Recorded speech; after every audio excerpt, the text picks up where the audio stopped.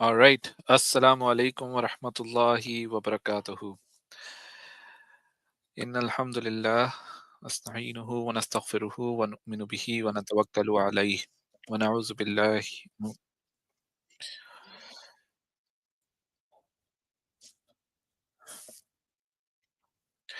All right, brother Ali. Assalamu alaikum. How are you doing? Wa I alaikum actually salam didn't wa rahmatullahi realize wa my barakatuh. YouTube was on, and I started hearing myself. I thought, Yeah, what's happening here? I was wondering why you paused for a second. Yeah. Mm. All right. So, how are you doing, Akhi? Hungry because of you, but alhamdulillah. All right. Yes. So let's give it about 5 or 10 minutes for people to jump on. We've got 11 people. Let's wait till about 30, 35, and then inshallah we'll start diving into this because this we've been going on with this particular series for a while now, and the intent really is for, especially for our Muslim audiences, as well as the Christians and even Jews who jump on. We want to make sure that people understand when they talk about the Old Testament or the Hebrew Bible, what they are actually talking about, right? Because a lot of people don't understand fully what it means to when these people refer to the Old Testament. What is the text that they're referring to? And this is the intention behind this particular series is to educate primarily our Muslim audiences and also the Christian audiences that we have on how they get that text, who actually puts it together, what actually goes on, who where do you get the source material from, and is the source material what you think it is, right? And that whole piece of it is being gone through this series, sort of have a very clear understanding of uh, what it means when Christians are talking about the historical method, the Bible being historically verified and a historical source, having historical sources, and why it doesn't add up to the standard or is up to the standard that we Muslims have, and what we Muslims believe they should actually be calling as the uh, um, as the Torah or the Injil, and why it doesn't really uh, add up to that standard. So yes, this has been for myself. It has been a very interesting learning experience as well because I had to do a lot of digging into different sources, and I've tried my best to put everything together. This is not. Uh, i- we're not going into details. We're not diving deep into some of these matters because a lot of what it is, even at a surface level understanding, the gaps are glaringly obvious, right? That you don't need to go too deep to understand what the issues are. What you are going deep into is where the comparison between different texts starts happening. And then you're basically talking about, oh, I have a 5th century text and a 7th century text, and the 5th century text says this, 7th century says this. Which one do I pick up? And that's where we will talk about the textual variances and how do the scholars and academics, the Christian scholars and academics, uh, what type of tools they use to determine A over B or A over B and C and so on, right? Because they've got to do a lot of work around that. So this whole piece is to identify what they actually have as a start, right? Before we can dive into that second part where we talk about what the tools they're using are, right? So, Ali, Akhi, how are you doing? And I know this would be primarily me going over a lot of the sources today, Mhm. right? But I'm hoping you can jump in where you see something that you can add to, No because worries. there's just so much in here. We're going to be talking about um, all of the sources that they have, which are non-Hebrew, which Mhm. includes the Greek Septuagint, and some of the other sources like the Peshitta, the Pentateuch, uh, the Targums, and most definitely the Latin Vulgate, because that's one of the most important sources when you think about the modern Bible, right? Because No. for almost it- 1,000 years or so, mhm. until the King James Version came out, the Latin Vulgate, and even after that, it stayed the standard, right? I mean, it's like what you said earlier, when not just Christians, when Jews and Christians say that their book is preserved, their book is the, you know, inspired by God or the Word of God. Which book are you talking about? Because many a times they've it's a situation where they've already concluded that it's the Word of God theologically. And it's through that theological lens that's when they start making those historical claims, actually thinking that it's based upon history. And this is a lot of times where a Christian would come up and they'll say that the crucifixion or these books, et cetera, are inspired. We would ask them, is that a theological argument or is that a historical argument? They don't realize that their historical claims that they're making is not is not only ahistorical, but it's actually the theological claim that they're making about the history, because they're basing the history off of the theology. And these are the things when you say that we're going surface level, you don't even know that half. And it's sad that many Jews and Christians, the average Jew or Christian, would not necessarily know this information. And when they do come to those claims, a lot of times you and I, and I'm not saying that you and I are experts because we're not. We're literally just laymen. And out of all the information that we found out that is available for everybody. We don't have some secret file. We don't have some exclusive access to certain things that only we can touch up. No, this Yeah. is information that we all found that is available to everybody. And we're living in an age of information, but we're all as ignorant as ever because we don't check those information. So when they make those claims, they don't necessarily know what they're talking about. I mean, even when it comes to your previous presentation, Achi, I'm willing to wager that if a Christian goes back and watches your presentation last week, they would have no idea about most of the things you say. They wouldn't. Most of the things that you have said will be new information to them. Even Yeah. things such as the Latin Vulgate, even talking about the Shapiro scrolls, the Dead Seas, like they would say all the debts, but they didn't know what that is. Looking at the Yeah. manuscript of the text, just all these different things, they would not know about that. And the biggest question is, why would they not know? This is history that they're claiming because it wasn't taught to them. So this is where I like to ask the question for Jews and Christians. For a Christian, do you really worship God, or do you just worship whatever the church tells you to believe? And for Hmm. Jews, do you really worship God, or do you just worship your race or your people? You just listen to whatever your people say, whatever they believe.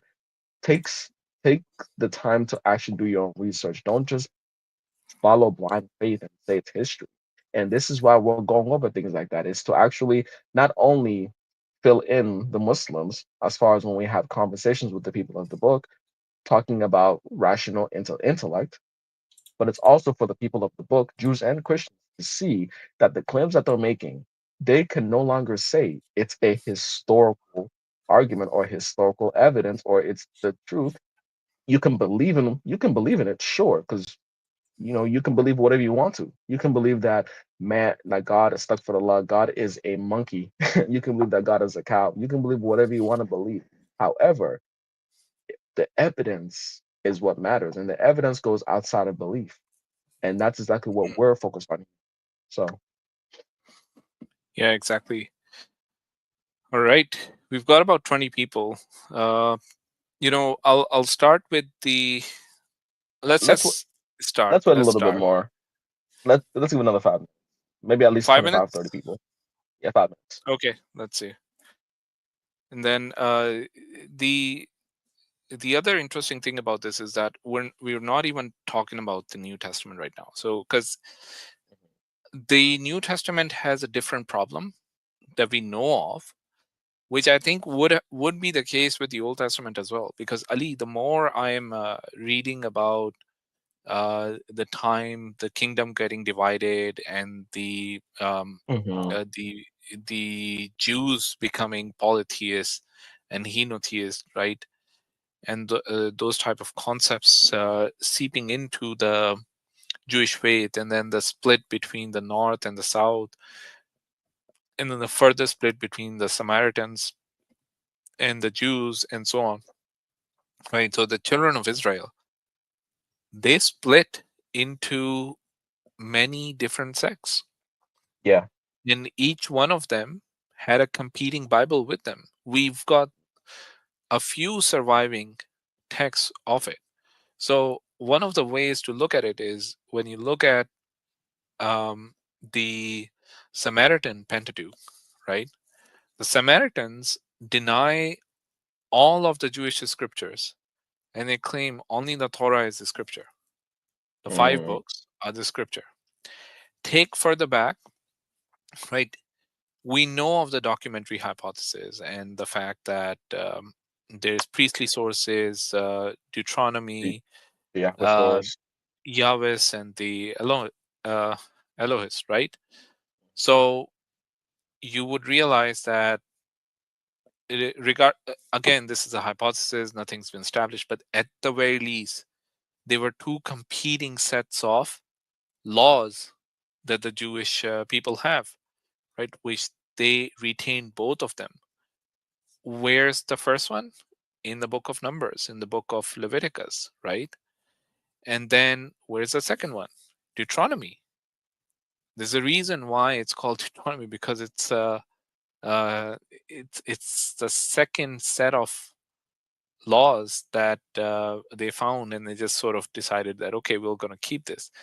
Now, which Jewish or which is Israelite um, tribe or sect was holding on to Deuteronomy as compared to the other books? We don't know, right? And Hmm. it's too far back in history for us to know. But a glimpse of what happened can be seen when you're looking at the Christian history. And in the Christian history, what do we find? There were over 50 uh, different gospels around the time, right? And a number of At the very least, gospels, yeah. yeah, and there were just as many sects. So each sect have their own gospel. Each one of them were basically saying uh, the other one is on the wrong path. This join me only. You don't need to look at any of the others, and this is the divinely inspired word of God, and so on, right? Mhm. There were tons and tons of um strife and disagreements between these sects. The people who we call church father today, right, were not necessarily that prominent of an individual. They were just one of the heads of the church of one of the many churches out there, Mhm. because the Mhm. other church, who the church father was, who their opponents were, we don't know anymore, because they've either been lost to history or they've been downgraded to some sort of a heretical sect. Okay, Mhm. had that other sect been successful, we would have had a completely different Bible and a Yeah, completely different set of scriptures. it's it's literally history is taught by the winners. Yeah, And exactly. in a sense, like I mentioned, me and history within, well, we'll briefly talk about the New Testament, then go back to the Old Testament. So in the New Testament, historically, when we talk about history, the dominating superpower was Rome. So, and the Romans historically have been known to be obsessed with writing things down. Not only have they been obsessed with writing things down, they've also been obsessed with making sure that any groups of people that they disagree with, they removed their records. They removed their history. They did that with Egypt. They did that with the Lusitanians. They did that with Carthage. They did that with a lot of the people that they conquered. Why? Because they would literally remove their records, remove their history, not only from the record books, not only from not only from the world, but from their own people. They would turn those people Roman, so they wouldn't even remember their history. That's one. And the second thing is too, well, they like to remake those other people's history in their image. That's why when it comes to Cleopatra, an Egyptian prince and an Egyptian pharaoh, what we know about Cleopatra came from who? The Romans. Another figure, Attila the Hun. What do we know about Attila the Hun? It came from the Mm, Romans. Even yes. something as going back to religion, the Ebionites. What do we know about the Ebionites? We know about the Ebionites from their enemies, people who think theologically. We don't have access to the for the most of that access to the Ebionite text. Why? Because they made sure that we didn't have those things. And this is what it means to control the narrative, control history in the ancient world. If Rome was on your side in the early centuries AD, you basically had access to history. You control them. If Rome was not on your side, then have fun trying to keep your own records safe. And that's what it is. So of course, when we talk about Christianity or the religion at that time, obviously it had to fit in with what Rome is comfortable with. If Rome was not Yeah. comfortable with it or Rome did not support it, that would not be the surviving narrative. That would not be the surviving text. Even like you mentioned earlier, Aki, with the 50 gospels. Why only four? Why was it only four gospels that were chosen? Why is it only Matthew, Mark, Luke, and John? Why not Peter? Why not Thomas? Why not any one of the other 40 plus? Why is that? So these are the things that Christians should start asking themselves. And this should just pertain to the New Testament. In the Old Testament, you also mentioned the split between the northern kingdom and the southern kingdom. Now, Jews would say that's the Holy Land. That's that land Israel has been given to them by God. So they're making a theological stance that this land has theologically been given to us by God. But the problem is, and this is in their own text itself, the reasons why the land split to north and south was not based upon religion, was not saying, well, these group of people started disbelieving, so they split. No, it wasn't religiously motivated. It was all politics, literally. So Yeah. you can see more of the political, secular framing of these types of language, these types of people. And even when I read the story myself, as far as how it got split to the northern kingdom of Israel to the southern kingdom of Judah, it was strictly just politics. It wasn't religious at all. And I'm trying to figure out, how do you remove religion away from something that God said you're supposed to have? So that's just one thing that should, at least, if you're sincere, make you skeptical to try to find out more information about. Yeah. All right. Let's start. I think we've got Yeah, enough we can people. go ahead. Yeah, we can go Right. ahead. I'll just start again. إن الحمد لله ونحمده ونستعينه ونؤمن به ونتوكل عليه ونعوذ بالله من شرور أنفسنا أو ومن سيئات أعمالنا من يهد الله فهو المهتد ومن يضلل فلن تجد له وليا مرشدا ونصلي ونسلم على محمد وعلى آله وأصحابه إلى يوم الدين أما بعد. فأعوذ بالله من الشيطان الرجيم بسم الله الرحمن الرحيم رب اشرح لي صدري ويسر لي أمري واحلل عقدة من لساني يفقه قولي. All right, so we're going to continue with the biblical sources and textual criticism of the Old Testament.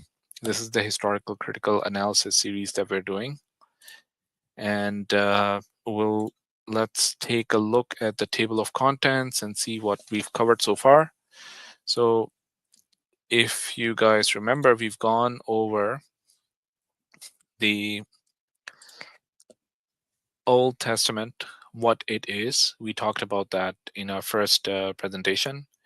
We went over the history of the Old Testament and of the Jewish people, because the two are pretty much overlapping and it's pretty much the same. And then definitely the Christian history sort of jumps into it post first AD, right? And now we're basically going over the sources of the Old Testament. We went over the Hebrew sources. Okay, we discussed the old consonantal text, the Dead Sea Scrolls. We talked about a few of the old manuscripts that have been found, which predate the Dead Sea Scroll as well. And then we talked about the Masoretic text and how it's sort of become the standard. Right now, today, what we're going to do is go over the non-Hebrew sources. All right. So just for a quick review, right? We talked about what's in the Old Testament. Okay. The Old Testament, as we talked about it, is the Jewish or Hebrew Bible. It consists of the Tanakh, right? And it contains a number of books, 39 in total for some of the Christians. Other Christians have additional books. We know the Catholics, the Orthodox, they have different books, but then that's not all. There are other books like Enoch, Jubilees, the War Scrolls, etc., which are um, in the Dead Sea Scroll. But there are other books outside of this, like some that the uh, church fathers refer to or are referred to um, in the New Testament or in the Old Testament. For example, the Shepherd of Hermes, that's a good one. Then we have what was it? The Book of the Wars of the Lord, Book of Jasher, Yeah. right? Book of Jehu. Some of these other books that are there. So, like, if you want to find a full list, it's it, just look it up online, Google it, or ask AI, uh, any of the AIs, and you'll be able you'll be surprised by how much they do not include in the Old Testament. That is just as likely to be part of it as anything else, right?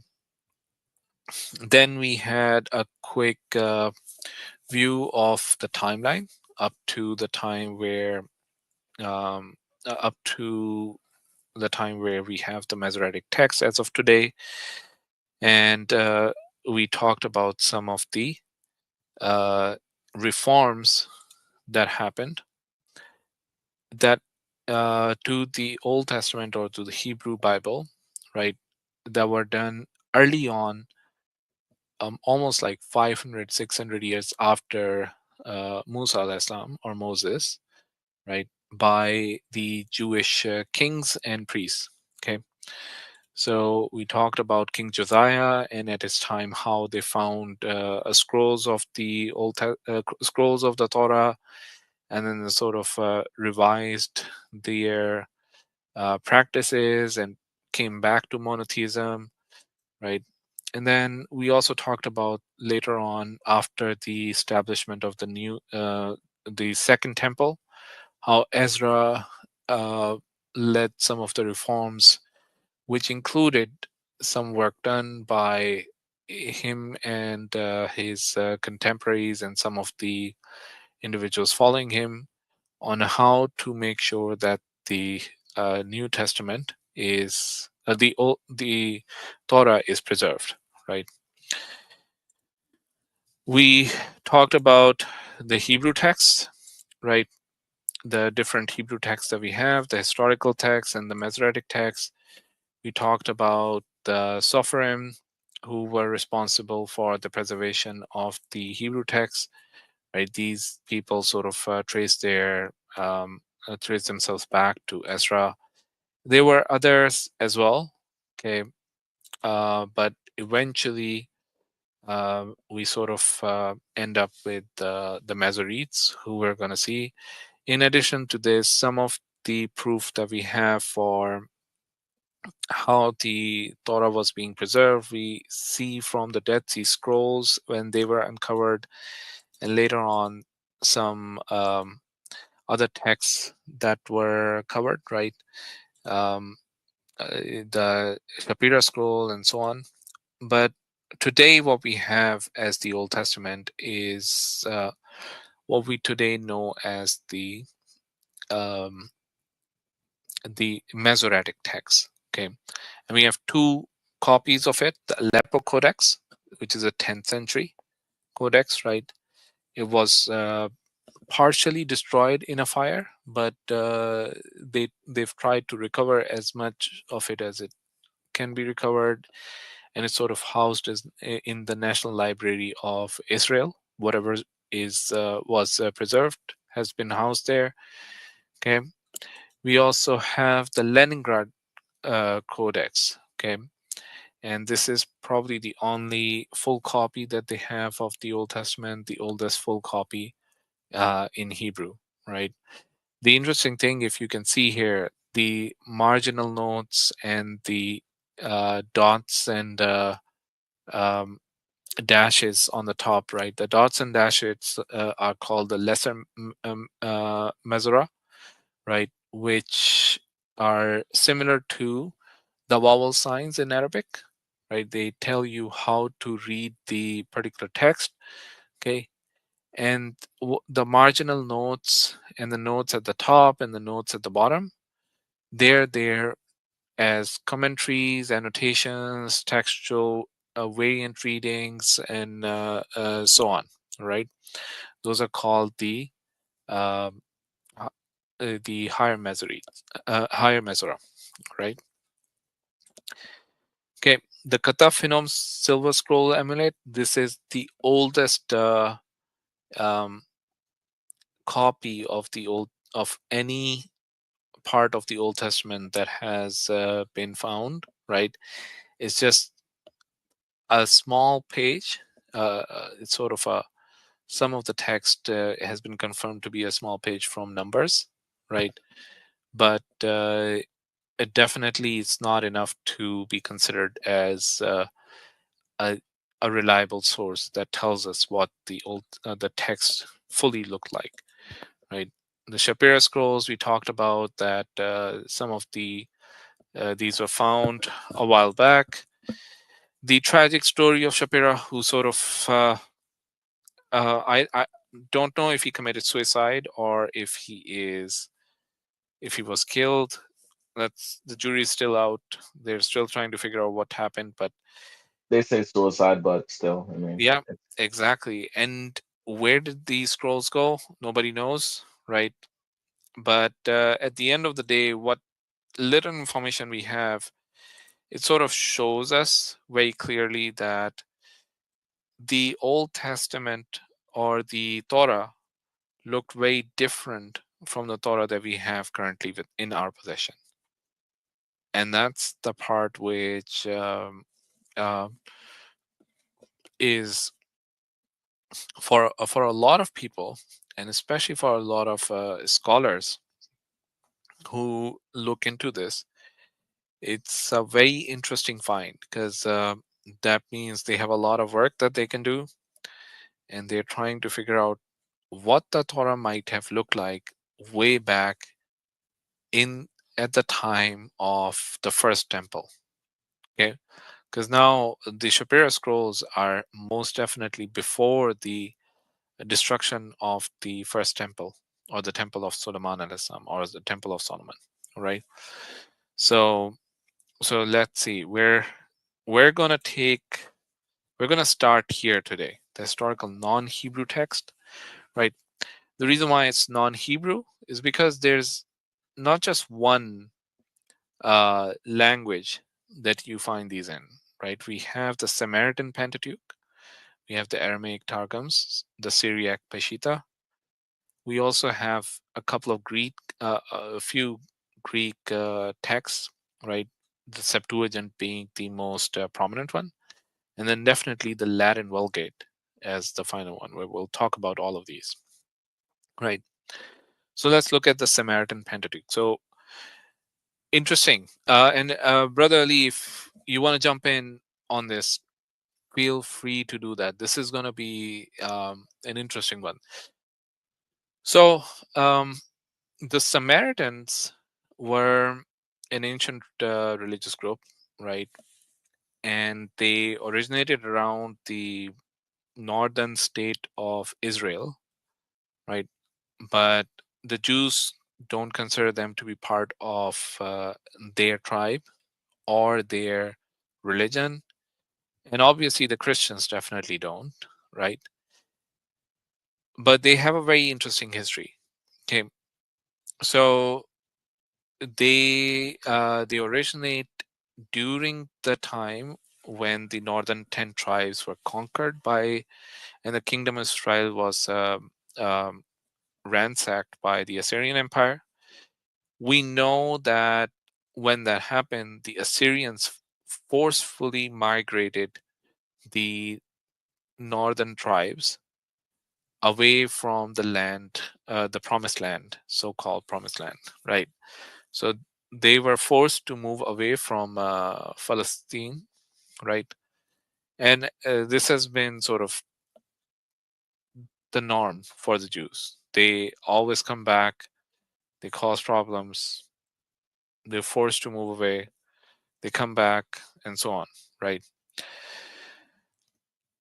So, what the Assyrians did when they forced these people to move out is they asked other tribes from other places they had conquered to move into this place. All right. Now, when that happened, a lot of the people ended up intermarrying, and uh, this sort of ended up with somewhat of a mixed race group, which were being called the Samaritans, right?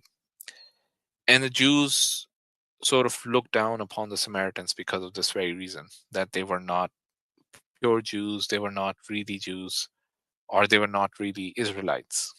Okay. Now, the Samaritans, on the other hand, they considered themselves to be the true Israelites, and they considered uh, the people who lived in the southern state or the state of Judas to be the heretical group. Okay, and they rejected all the other books other than the first five books of the Torah.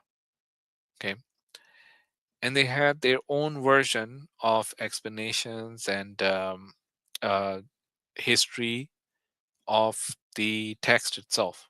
Okay, so that those five books ended up being called the Samaritan Pentateuch. Okay, it's sort of a different copy of the Samaritan text, which the of the Pentateuch, which the Samaritans preserved, right? And those today who still trace their lineage to the Samaritans and are still Jewish or are still Christians or Christian Jewish, they still consider that to be the valid version of the Old Testament. And they reject everything that's in the Christian Bible and in the uh, Jewish Hebrew Bible. Okay. Now, the Jews definitely consider the Samaritans as heretics. Okay. And there has been many altercations between them, uh, but there's also been instances of cooperation, particularly the instance where the temple was being rebuilt, the second temple.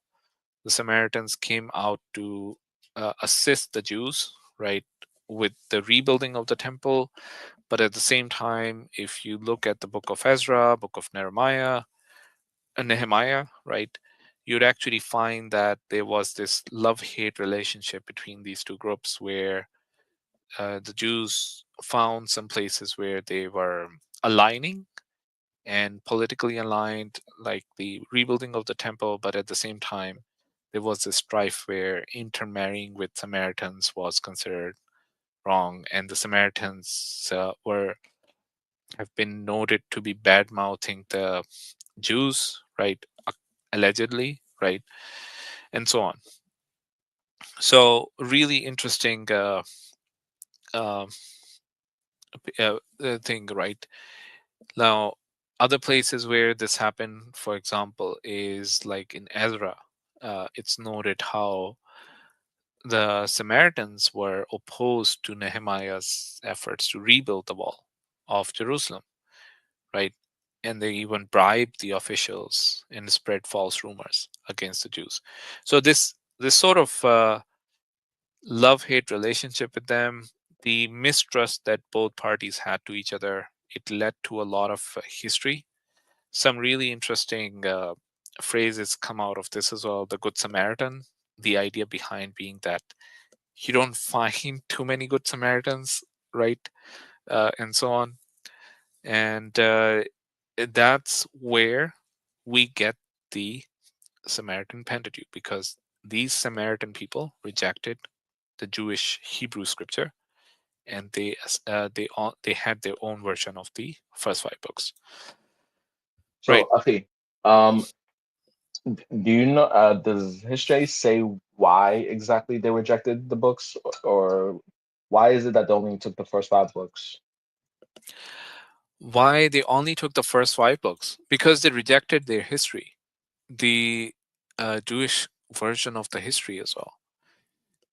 So that's there's not too much in there that I found on exactly why they did so, but it was the mistrust that happened. Because remember that for the Jews, right, the Jews were always very particular about their bloodline, that this is um, the right thing to do is to marry a Jew. Okay, for non-Jews, for intermarrying, all of that was prohibited.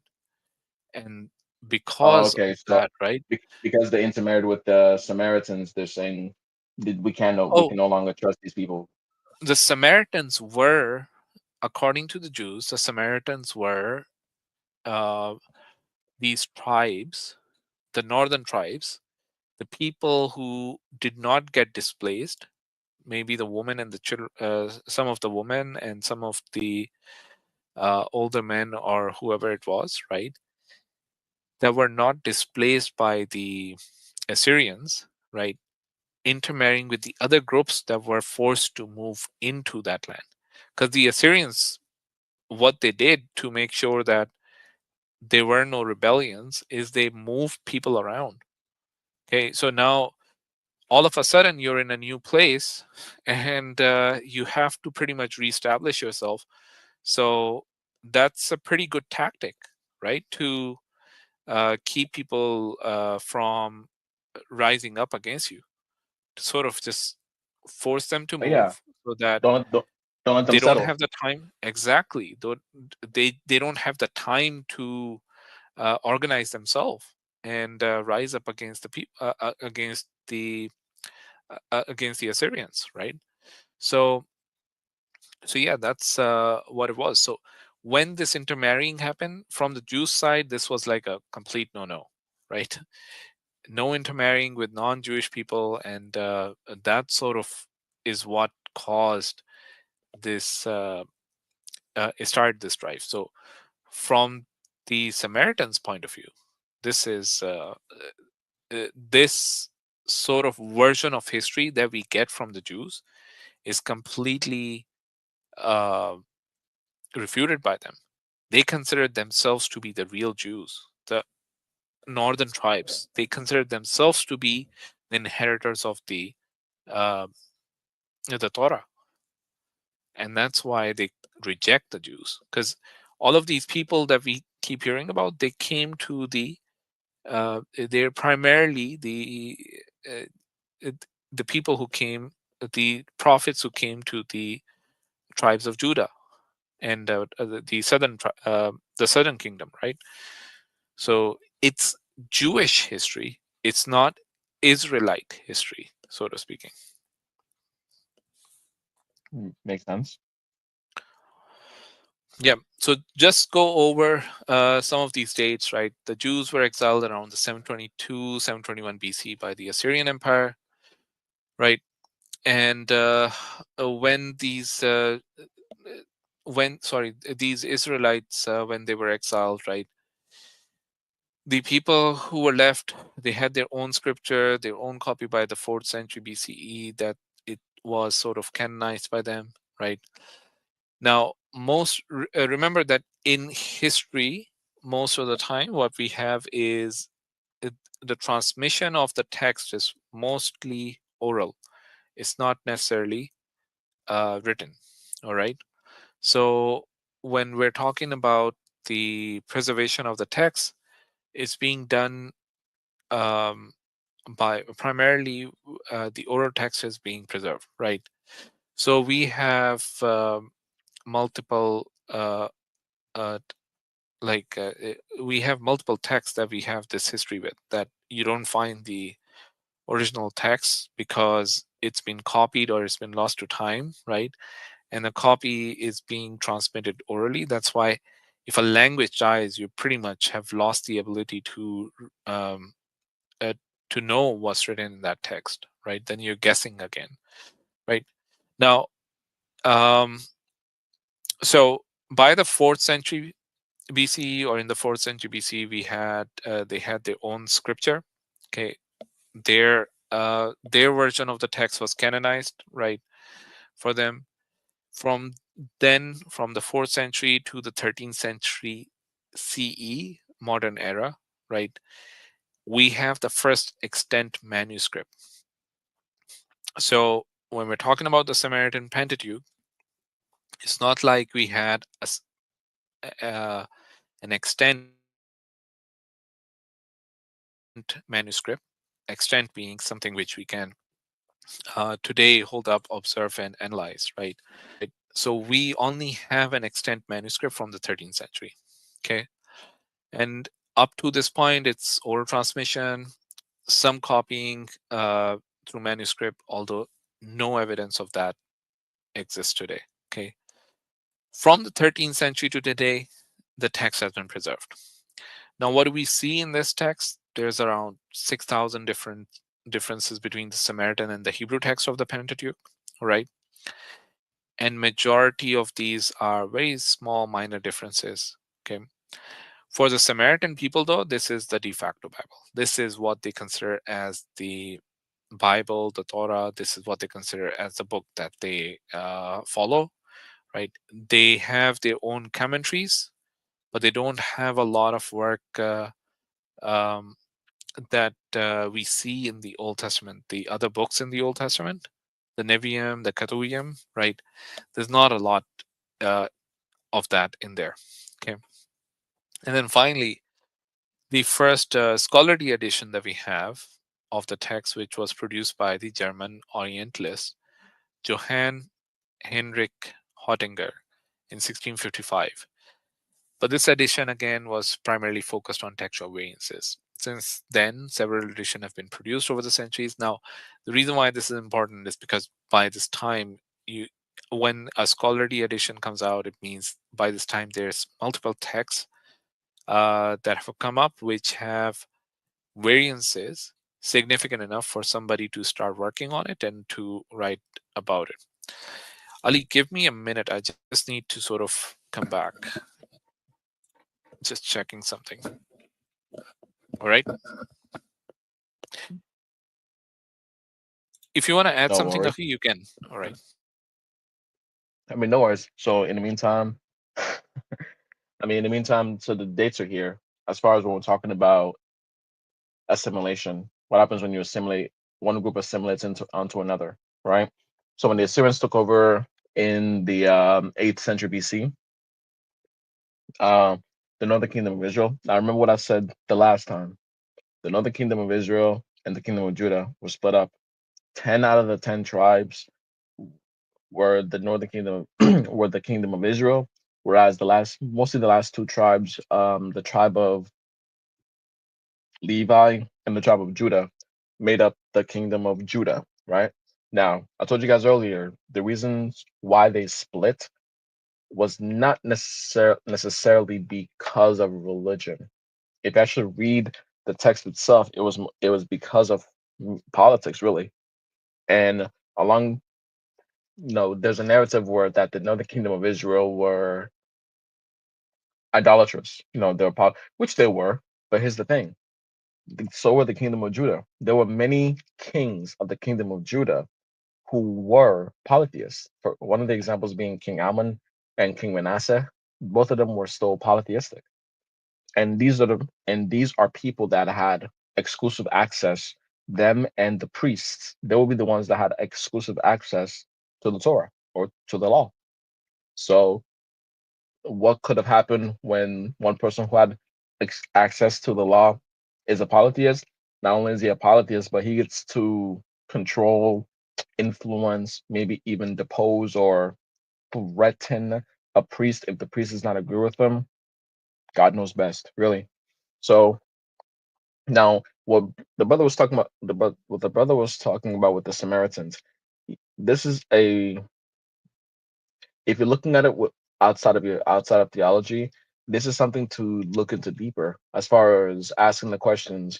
Well, you have two different groups. Both groups claim to be the rightful inheritors inheritors of the law. You have the Samaritan, the the kingdom of Israel that assimilated onto the Samaritans, and then you had the kingdom of Judah, and which by themselves, by the way, the kingdom of Judah would also be dethroned or conquered by another Sumerian kingdom, the Babylonians.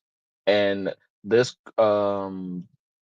this took place for about 70 years until the Persians came. So goes to show you about, can you really trust them too? Because by the way, 70 years is more than one generation. What could happen in one more than one generation?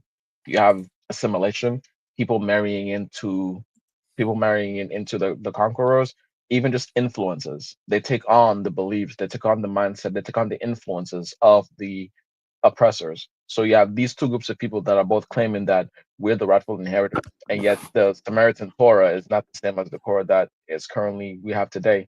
Now, one group can say, well, the Samaritan Torah is wrong. Another group can say the Aleppo Codex or the Leningrad Codex, they're wrong. But at the same time, if you're looking at it from the outside in, they both could be wrong. And this is what we're talking about. There's no certainty. They have no certainty. It's only guesswork. It's only assumptions because even they themselves don't agree. Are you back, okay? Yep. All right. No, finish up your thought, and then No, I'll that was continue. it. That was it. Okay. All right. Okay. So let's talk about what's in the Samaritan Pentateuch. All right. The Samaritan Pentateuch. The Samaritans accept the first 5 books of the Hebrew Scripture, and this is popularly known as the Samaritan Pentateuch. There's a slight difference here, not really much. The Pentateuch has 2 parts to the book of Leviticus, so instead of 1 book, it's 2 books, and there are 3 parts to the book of Deuteronomy. So when we're talking about it, uh, in the Torah, they don't have 5 books, they actually have 8 books. But those 8 books are synonymous with the 5 books that we have of the Torah in the Jewish Bible. All right.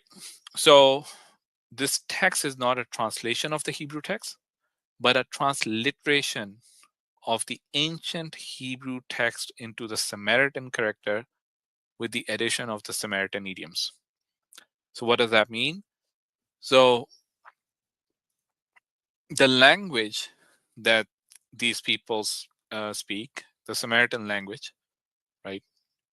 It's similar to how today we use the English characters to transliterate the Quran or to transliterate a lot of the other languages, for example, Chinese, Japanese, we transliterate Urdu words, Arabic words, and I think in African languages as well, we use sort of we do this transliteration. So that's really what the Samaritans did, because they wanted to be able to read the text, but they didn't have the Hebrew language as a living language between them. Now, for a lot of people, it's important to remember that it was really around 550 AD, right? That Hebrew sort of became an extinct language. Okay, there were still texts written in Hebrew, but what does it, how to read it, that was almost lost.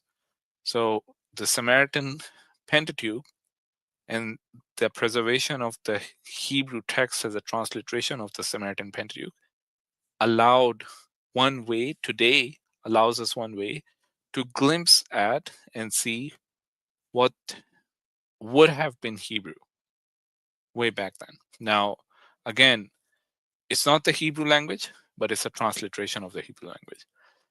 This text is not a translation. Okay, so most of the extant manuscripts of the Samaritan Pentateuch are from the 13th century or later. Okay, so this is, again, this is almost 2000 years after all of this split and all of this history is happening. Remember, 700 BCE compared to 13th century, 2000 years. Okay, it includes many several unique readings and additions, most significant one being the insertion of the name of God, Yahweh, in most places, than the traditional Hebrew text. So the Samaritans were using Yahweh more loosely than it's been used in the Jewish Bible, which should be alarm bells for a lot of, especially the Muslims, to sort of realize what's happening here. Because Yod He Vav He, as it is being used by as the Jews basically talk about it, or the Tetragrammaton, right? That is more common in the Samaritan Pentateuch. Okay. They also interpret certain matters differently. The Ten Commandments are different from the Hebrew text, with it specifically referring to the worship of God on the Mount Gerizim rather than a general code of ethics. They interpret the story of Jacob and Esau as being the superiority of the tribe of Ephraim, which they consider the true Israelite tribe. Okay. And also, they have a longer version of the Shema in Deuteronomy 6 4 to 9. Right. And again, you can look these up, these variances and the differences. It's an interesting read. I didn't put them in here, but anyone who's interested in that, they can have a look at what are the 10 commandments according to the Samaritans, or the Shema according to the Samaritans, and so on. Okay.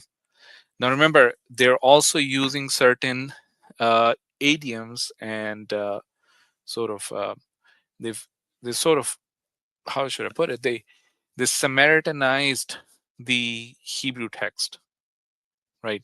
They used Samaritan idioms so that it's more understandable for the people who speak the Samaritan language, which is different from what the original language might have it have been understood in the original language.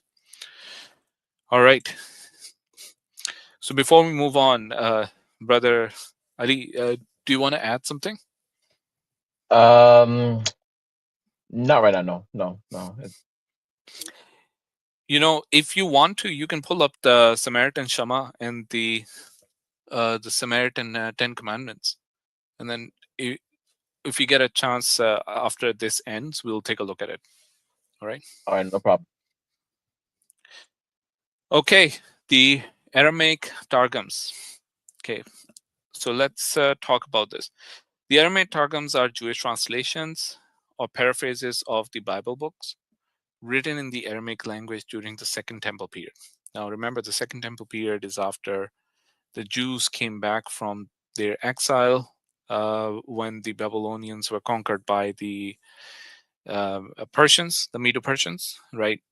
and they were allowed to rebuild the temple. So around 540 to 510, right? That's the time when this is happening, right? These texts incorporated explanations and commentaries of the Bible, incorporating Jewish traditions and interpretations. Now, again, I want you to keep in mind that by this time, Hebrew as a spoken language is lost. The Samaritans don't know how to read Hebrew. They have their own Samaritan Bible. And the Jews coming back, they don't know how to read Hebrew. They have their own text now in Aramaic. Okay. And Aramaic would continue to be the lingua franca for the Jews. That's how you call it, right? For the next almost millennia, right? Actually, 2 millennia or so, because they don't have Hebrew as a spoken language anymore. All right. So the Hebrew Bible was no longer commonly spoken by the Jewish community by the first century. Especially by the first century, we know that we have a lot of text around that time, and we know that the Hebrew Bible was no longer a spoken language in uh, the community. And these targums that we're talking about are what fill the gaps in understanding between the text and the community. So there are certain people, the rabbis, still had the text, and they had commentaries in Aramaic explaining the text, and with translation or transliteration or explanation or commentaries of the text in Aramaic, right? That says what the Hebrew would have said. And that understanding is what these scrolls incorporated. The Targums really were first written in the first century, but they existed previously as oral traditions. And they were used in synagogues for reading and interpretation of the Old Testament.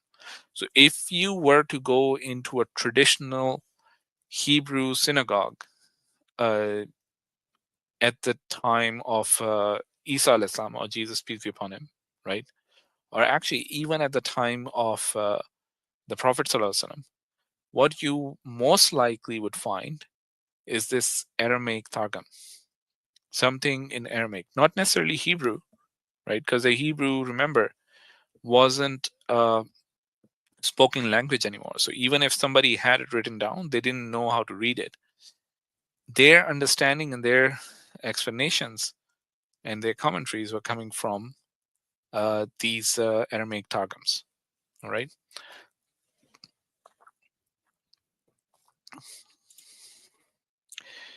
So their questions in the scholarly circles if these Targums should be considered as canon or not, right?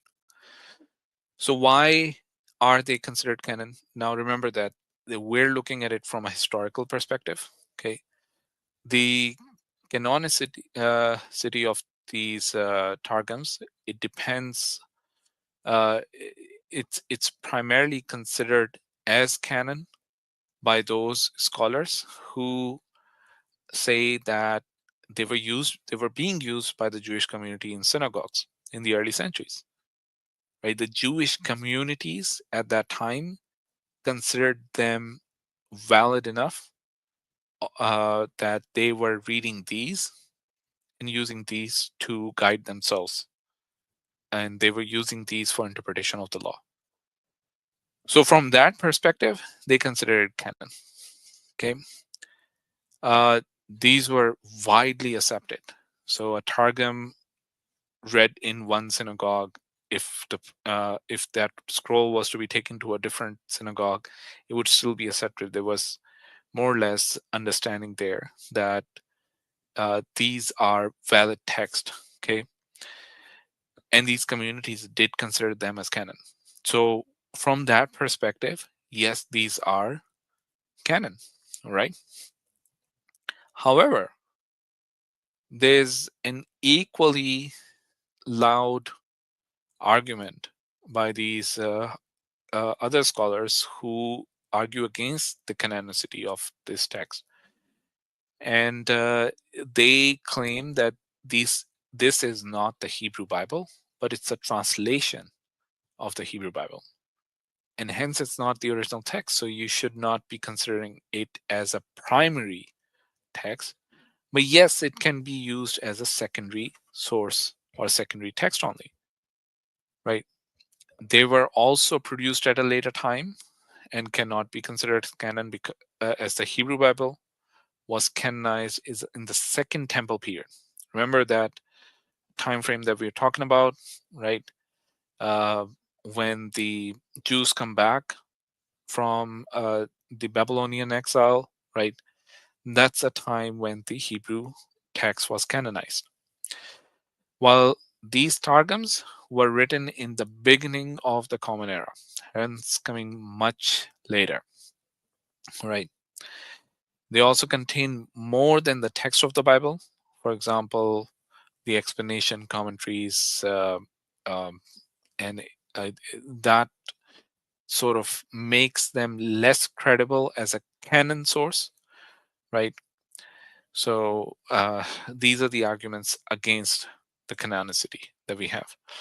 So what are the Targums? So some of the older Targums that we have are the Palestinian Targum or the Targum Yerushalmi, believed to have been produced by the Palestinian Amorians during the 3rd to the 5th century CE, right? Then we have the Babylonian Targum or Targum Onkelos, which was produced by the Babylonian Jewish scholars in the 1st to 2nd century CE. It is believed to be closer to the original text than the Palestinian Targum. The manuscripts of these Targums are not as well preserved as the Bibles, and as a result, only a few complete Targums are preserved to today. Targum Onkelos on the Pentateuch is one of the most complete Targums. Targum Jonathan on the Prophets, another mostly complete one, and Targum Neophiti on the Pentateuch, another mostly complete one. There are also fragmentary documents of Targums found in different places and are used to recreate the Targums. Now remember this one important aspect of the Targums. The Targums were not meant to be a complete copy of any of the books or any of the texts of the Old Testament. They were meant more as a handy tool to read in the synagogues as part of the sort of Torah studies that were being done, right? Or the sermons that were being given. They were meant to facilitate those, right?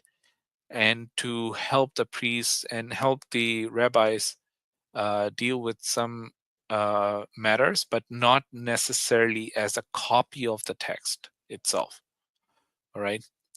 So these manuscripts that we have, we don't look at that as that we need a full copy of the Aramaic Targums for it to be considered as canon. They were different synagogues would have different copies of these texts, right, with their rabbinic explanations, etc., included in there, right?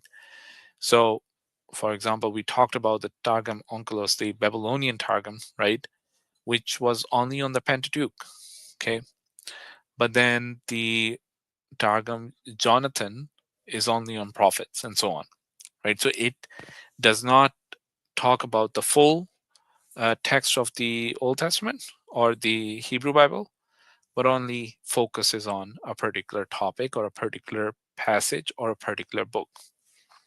All right.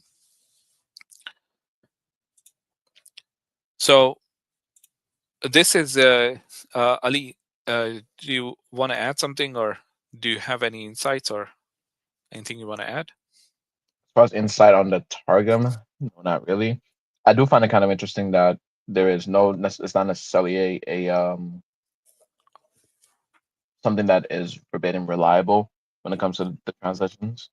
Um, and the just yeah, I'm not honestly, I'm actually at a loss right now as far as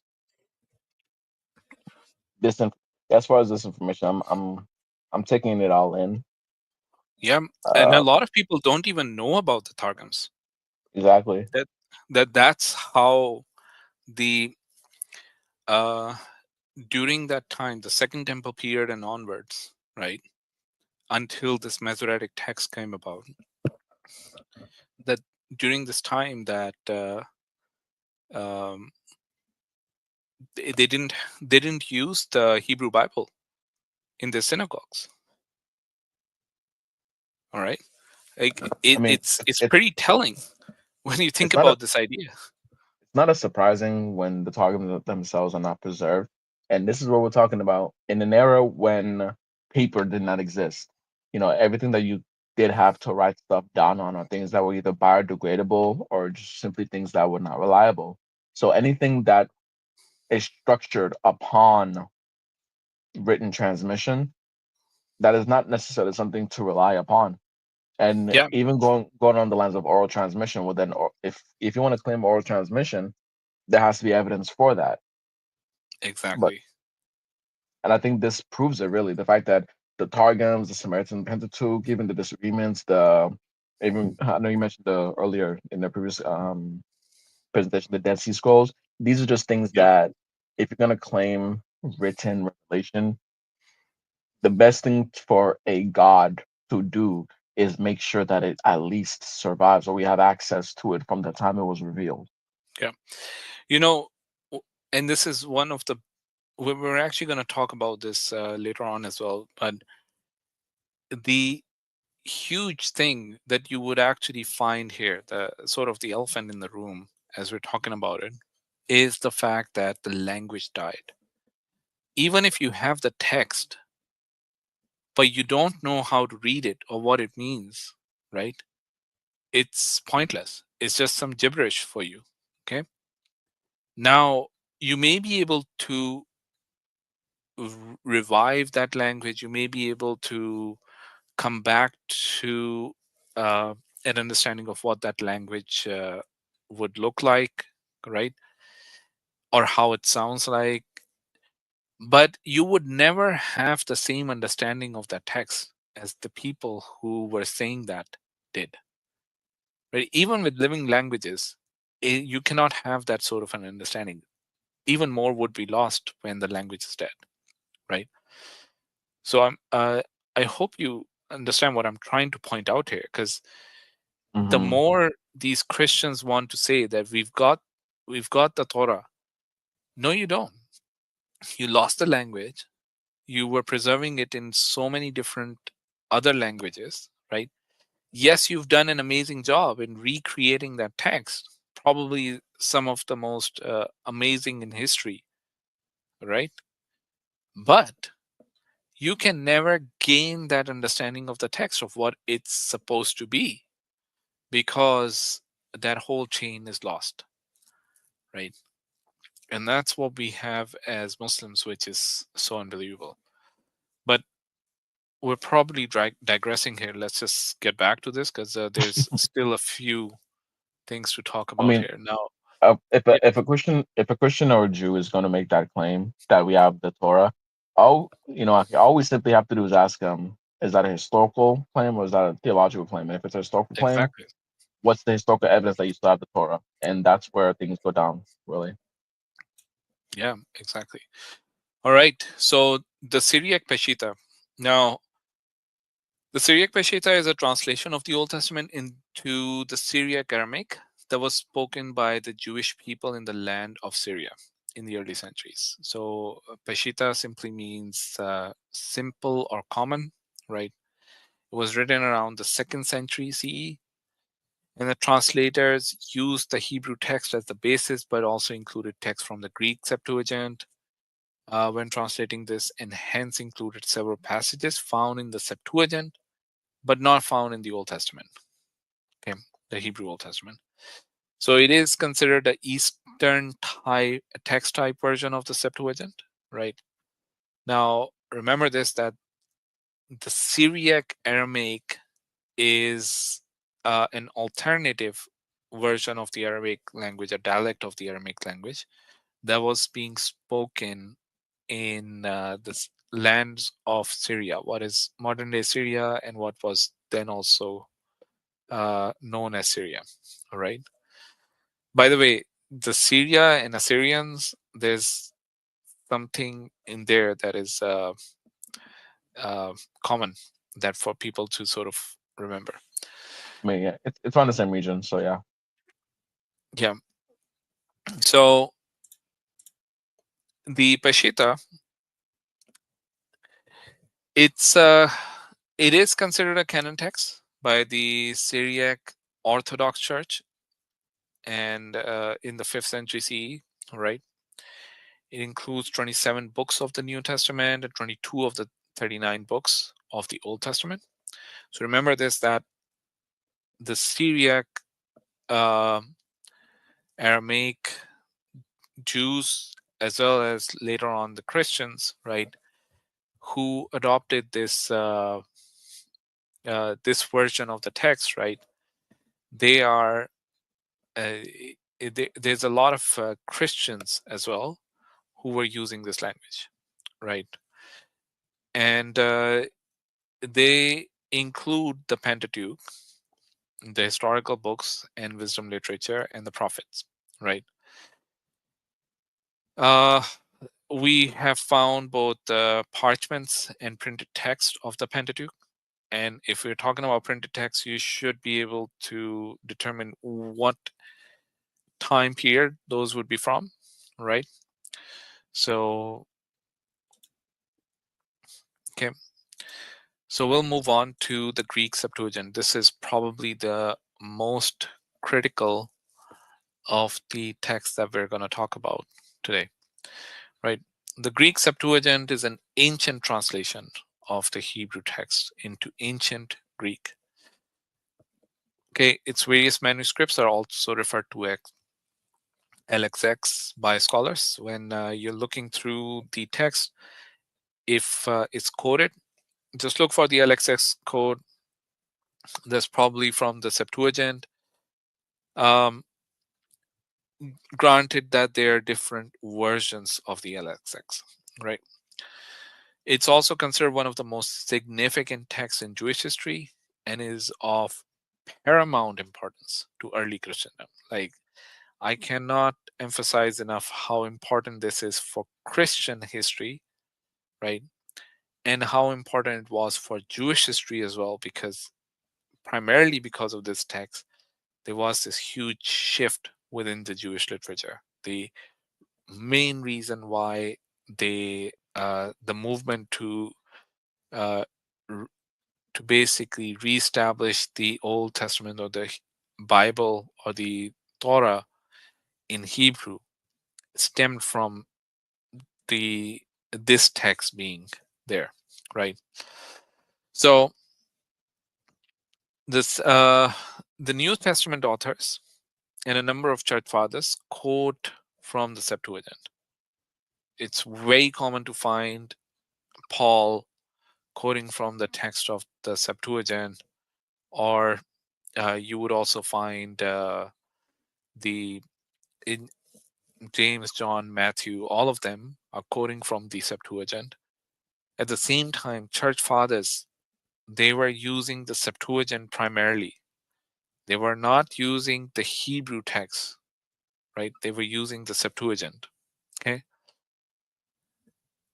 This can be seen by the fact that the Greek translation of the quotation in the New Testaments are closer to the Septuagint than the Hebrew text. The Septuagint incorporates the Greek thoughts and cultures of the time um, into the original Hebrew text. This can be seen in the use of the Greek terms and concepts in the Old Testament and the additions of the apocryphal books that are not found in the Hebrew text. Okay. So we all know that the Hebrew Bible, okay, had fewer books than the Septuagint, right? And that's where a lot of the Catholic apocryphal, Catholic deuterocanonical, or the apocryphal books, according to the Protestants, come from, right? Let's go back to this slide for a quick look. Okay. We talked about this before as well. Catholic books, Tobias, Judith, First and Second Maccabees, the Wisdom, Sirach, and Baruch. Right, all of these books, they are in the Septuagint. Okay, that's why the Catholic Church has them, but the Protestants Also the exclude them. Orthodox. Yes, the Orthodox also have them, but the Orthodox don't have all of them. You know that, right? Uh, the Orthodox don't have some of them. Yeah. No, the So Orthodox some, the Orthodox have more than the Catholics do. So the Catholics yeah. accept seven more. Yeah, seven more than the Protestant. Well, they accept seven out of the 12. The Orthodox, I believe, they accept all 12. I believe, as far as the deuterocanonical books. I know there's Are more you, as far as like the. are you saying something? Can you hear me? Yeah. So I'm actually going to bring up something because it's Can you guys hear me? just by looking at the Wikipedia article, it might be interesting because the Hmm. let me actually do this quickly because you would actually realize that so Protestants, Catholics, Orthodox, and the Hebrew Bible, right? The Protestant books are pretty much one-on-one with the Hebrew Bible. So really, what happened is the Protestant movement when that started, right? They basically said we're going to take whatever's in the Hebrew Bible and we're going to take what's in the New Testament. The Catholics, they have these 7 additional books. Okay, First, Second Maccabees, Baruch, right? And then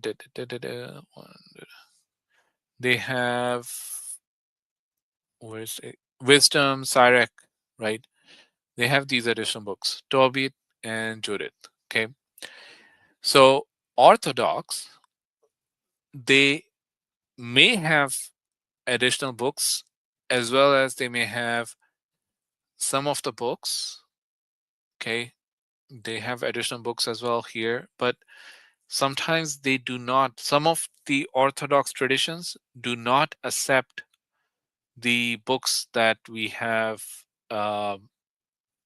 in the traditional text, or they don't accept parts of some of the books that they have in the apocryphal as well, right? So Okay. it's Can interesting you because each one of them you got to take a look at can you hear me? which one it is. One of the 11 Deuterocanonical, the Huh. 11, I think it is. It's not as simple as just a one-on-one or that they have more books.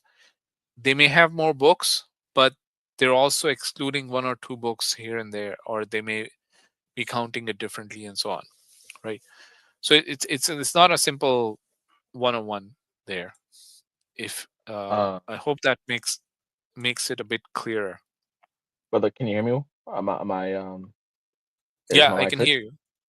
Yeah. Okay. But yeah, that's what yeah, that's what I was saying. I was saying as far as the Orthodox are concerned, they accept more than the Catholics do. The Catholics accept 13, whereas the Orthodox accept the 12 deuterocanonical books. Now, as far as the apocryphal ones, those are different ones, but the 12 deuterocanonical books that came when the Septuagint was, was being made, like in the early centuries BC, the Orthodox accept 12 of them. That's why I think the Orthodox is about 78 books that they accept. So as far as the apocryphal ones, yeah, I do I do agree with you on that one. All right. Okay. So the Septuagint was adopted by the early church, and the church fathers, the early Christians, were using the Septuagint in their debates with the Jews. And this was the main reason why the Jews started losing their trust. Now, definitely, the Jews never actually adopted the Greek language as their primary language for the transmission of the Hebrew text, right? They stuck to Hebrew. They felt that Hebrew was the language that needed to hold on to if they want to preserve their text, right? But uh, they still had the Septuagint was still an important text to them, right? They weren't just throwing it out. However, with the Christian church fathers and the Christian Jews, right, starting to use the Septuagint more in their debates, that's where this rift started happening, and the Jews started moving towards this. We will see later on, right? And we saw with the Masoretes that they started spending a lot of time trying to reenact the Old Testament in the Hebrew language itself, right? Okay, so let's move on. Okay, what's the history of the Septuagint? So there's definitely the mythological history and the history, right? This Greek Septuagint was translated around the 3rd century BCE. Okay, different books were translated different times. Okay, and this translation was done somewhere in Egypt, in Alexandria, during the reign of Ptolemy Philadelphus, right? According to tradition, the translation was commissioned by 72 Jewish scholars. The story is recorded in the letter of Aristeas, a Hellenistic document written in the 2nd century BCE, which states that the king desired a copy in Greek for his library. It started as a translation of only the Torah, the Pentateuch, but eventually it expanded to include all books of the Hebrew Bible. Okay. The translation was done over a period of time, and the date of completion is disputed as and is as early as the 2nd century BCE or as late as sometime in the 1st century BCE. So almost 100 years or 200 years or so, or almost 300 years that it took for them to translate the whole thing. And the real intent was that the king, the Greek Roman king, wanted a copy for his library, right? Is there another interesting story that you want to add for this one, Ali? Yeah, apparently, and this is Yeah. what when I was And doing Ali, research on. Go just ahead. so you know, I'm just going to take another 5 minutes. Give me a moment. Okay, You no can go problem. on with the story. No worries. So the story goes when it comes to the Codex Sinaiticus and the Septuagint. Apparently, they said the story goes is that the 72 Jewish scholars, that's where we get the term LXX, Sept LXX. The L is the L is a Roman numeral 50, So if you ever see an L, that means Roman numeral, that's a Roman numeral, that means 50. 50 X is 10, so 50, 60, 70. That's where the LXX or the Septuagint comes from. So the story goes is that the Ptolemy want commissioned 72 Jewish scholars. Now, why 72? Simple. He used out of the 12 tribes of Israel, he used six members. It just says members. I don't know, it doesn't necessarily say scholars or rabbis. It just says six people from the from each tribe of Israel. Even though there were lost tribes, but hey, apparently. So six people from each tribe of Israel. So 6 plus 6 times 12, 72. And the story goes is that each of these each of these groups, the six members, were to themselves, and they wrote down the translation of the Torah. And it just so happens to be extremely identical to every other ones. So all of the 12 tribes wrote down their own translations, and it just so happens to be identical to one another. So that's how it is. And now, why was there a need for this transmission? Well, that's because around the 3rd century BC, the Jews started getting exposed to the Greeks through Alexander the Great. Alexander the Great is really the man who opened Greek culture, exposed Greek culture, Greek thinking onto the East, non-Greek speaking states such as Israel, such as Persia, such as India, etc., right? And over time, that's what started really this what is called today as Hellenism. Hellenism is another way of saying Greek thinking or Greek philosophy or Greek or a Greco mindset. Now it started seeping its way onto Jerusalem more than you think. And what I mean by more than you think, so even when it comes to Jewish history, there's the Maccabean revolt. I believe I think it was in the third century BC, somewhere along the third century, second century BC, where Judah Maccabee, etc., etc. So if you ever hear first Maccabees, second Maccabees, the Maccabean revolts for the most part. So they're along the lines they were treating. They had a lot of issues with the Greeks even before the times of the Romans. So the Jews were going through their own thing. And by the way, Greek thought started seeping in to the Jews. One of the examples, they actually had Jewish officials who pref- adhered more to the Greek culture than the actual would Jews. And that's why over time you started having what? You started having Hellenistic Jews. Hellenistic Jews started way before the first century AD. It went back to the second century and even third century. So we can see this assimilation of exposure. Because remember what the brother told you. Greek Jews being a Jew is not a monolith. They believed in there are different groups, they believe in different things. So when you say the word Jews, it's like when you say a Hindu today. Someone from India, they may follow different aspects of the one religion. When we talk about the religion of Hinduism, right? Some may put more focus on Krishna, some may put more focus on Brahma, some may put more focus on Shiva. That's exactly what we're talking about here when it comes to the Jews in the early centuries BC.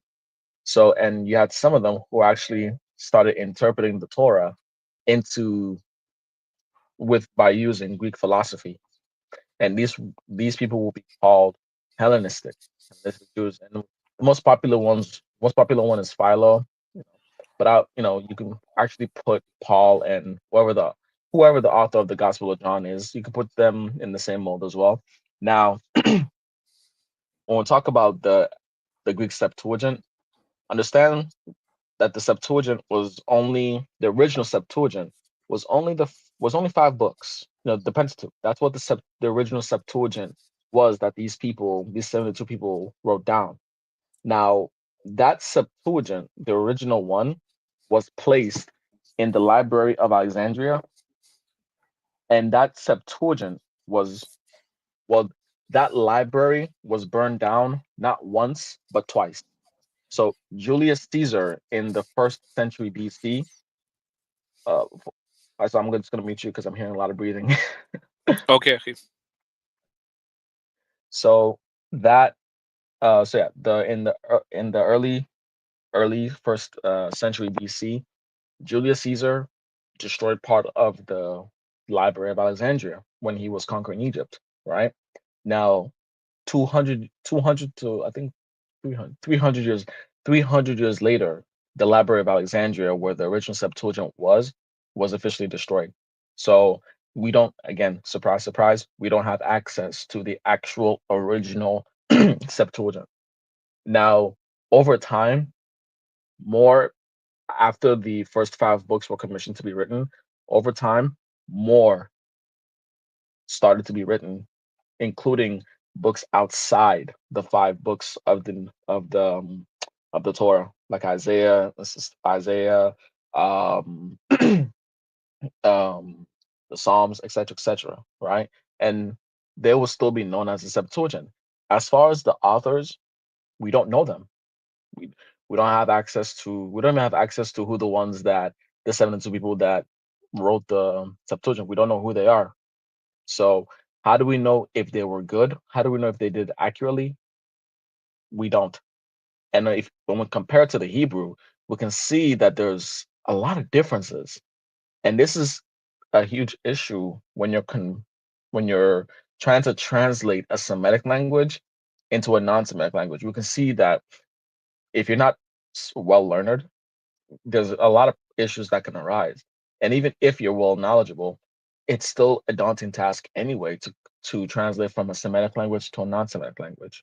So, and this would be eventually expanded to the Bible.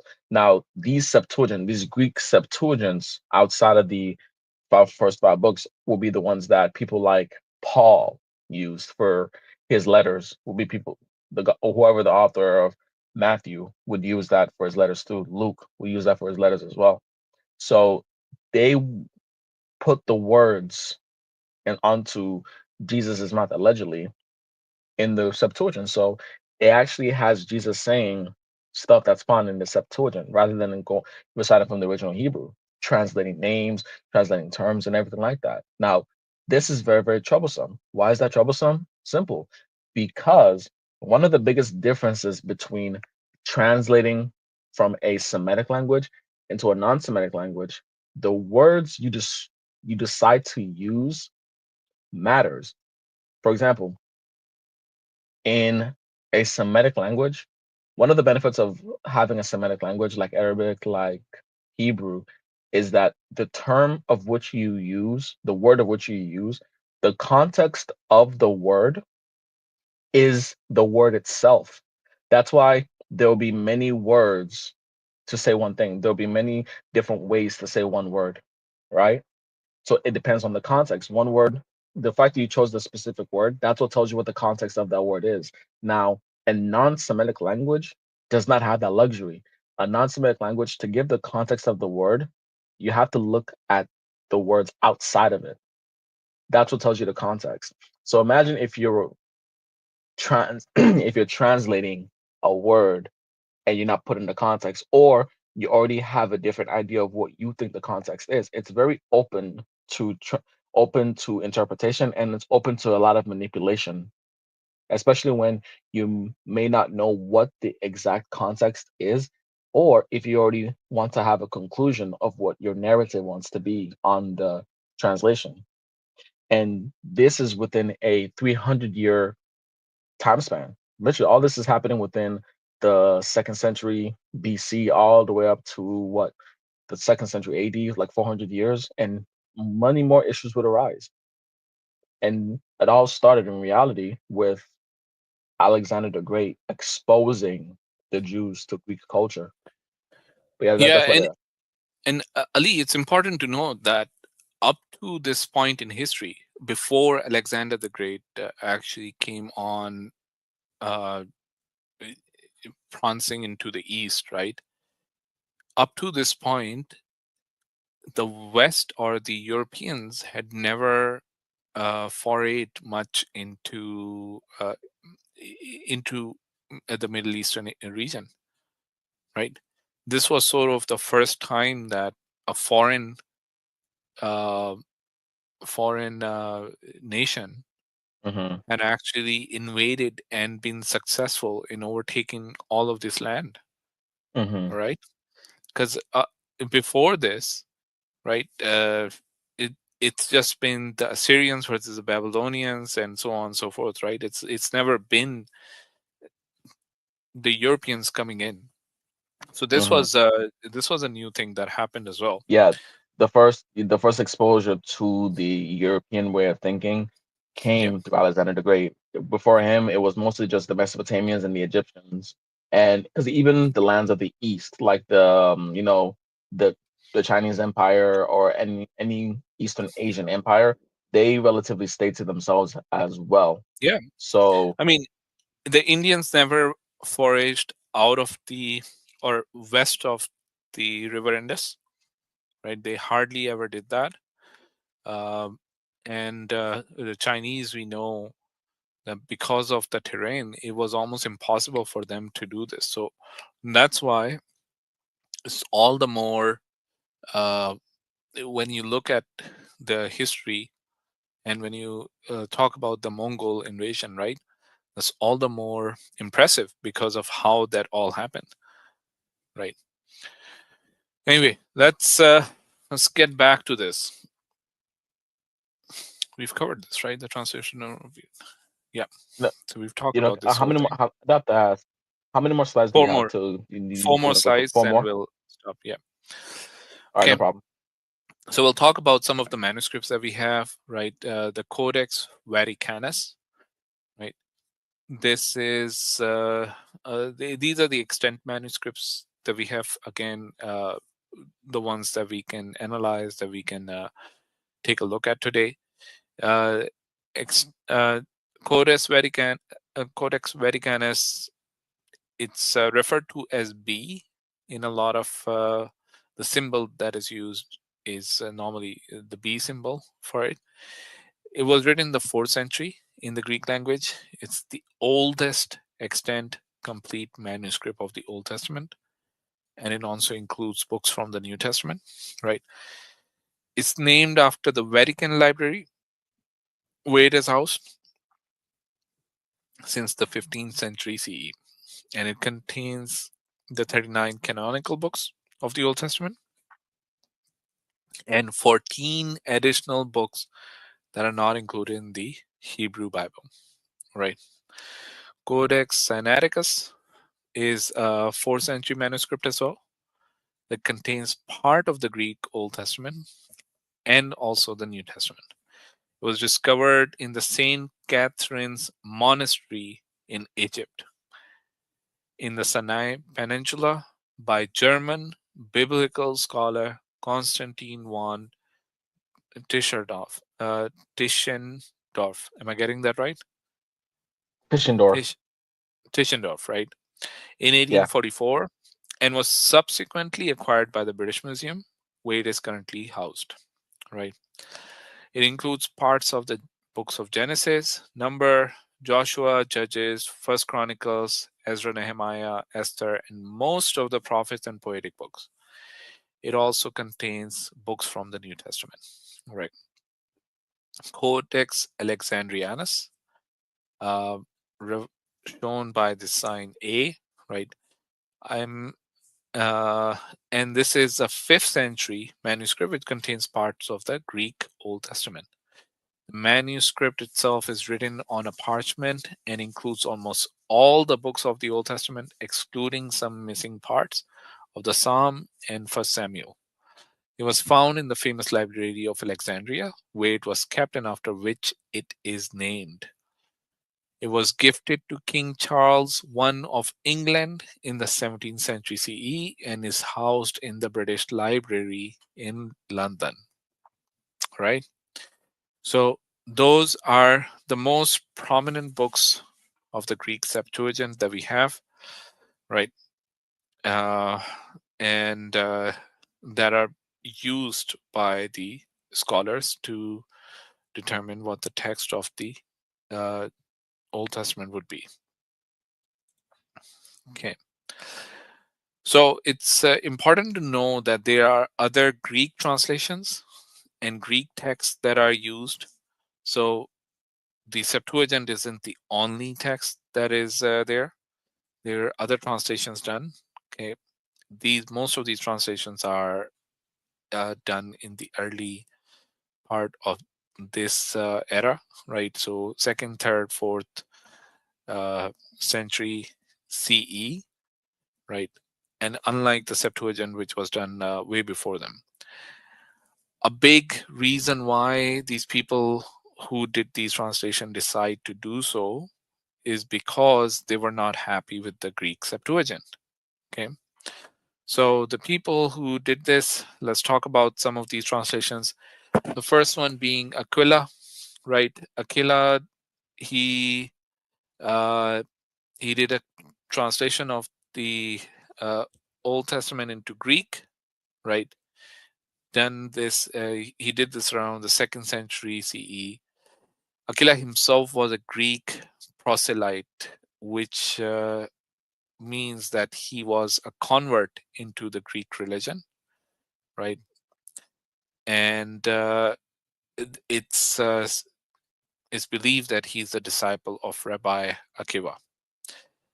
He wanted a more accurate translation than the Septuagint, and that can be used for polemics and apologetics against the rising Christian community.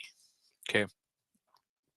Interestingly enough, Aquila had accepted Christianity before becoming a Jew. The translation is literal and precise, keeping a close correspondence between the Hebrew and the Greek with an attempt to preserve the words and orders from the original Hebrew. It's also very concise and hard to read, and uses difficult to understand and uncommon Greek words, right? So this was not preferred by later people as much, but scholars love this because of the preciseness of the language. Okay. Then we have Samicus, another second century translation produced by a Samaritan who converted into Judaism. And you would find that this is pretty much a common theme. Okay. So again, someone who converted into Judaism.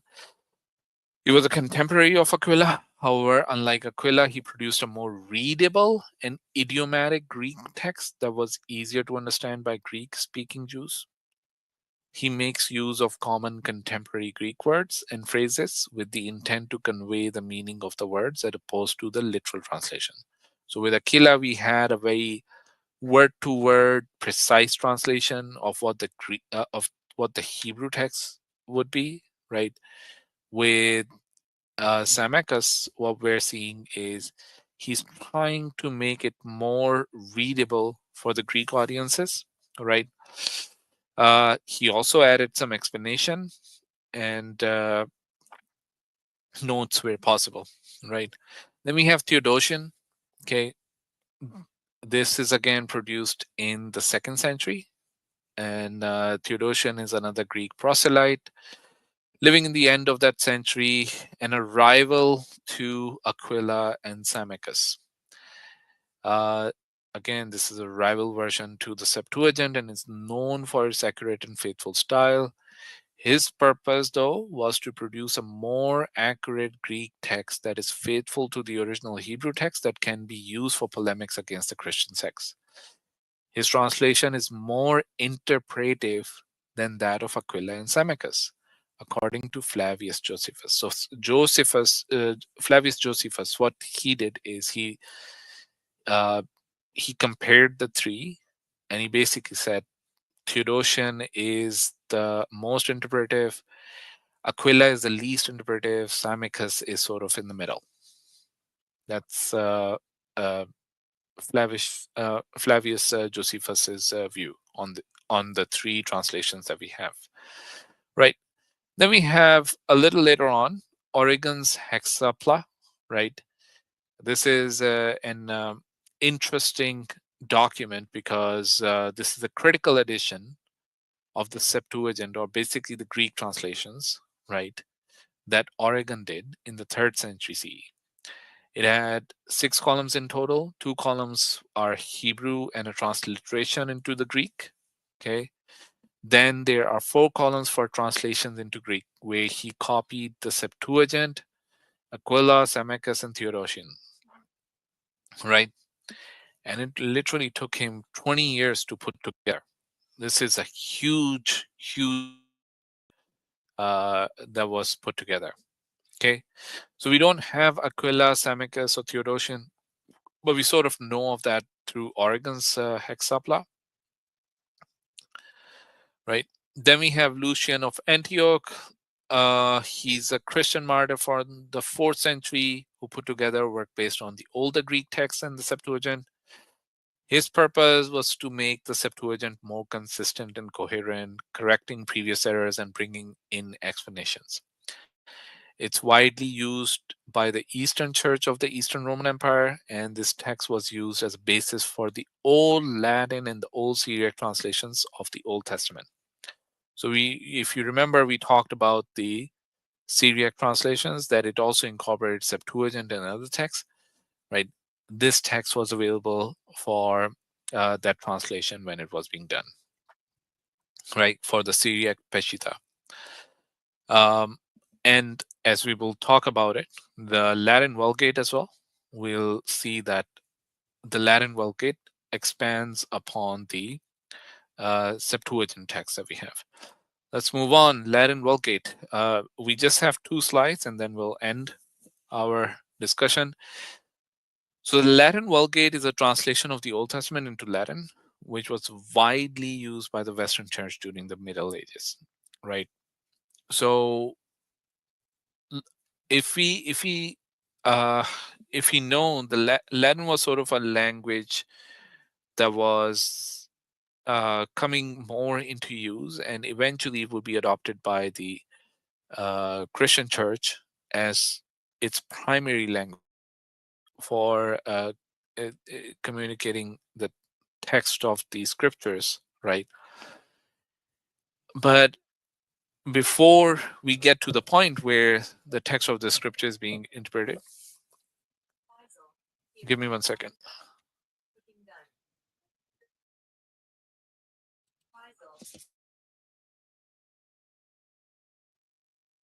Yep, this is what AI can do for you guys.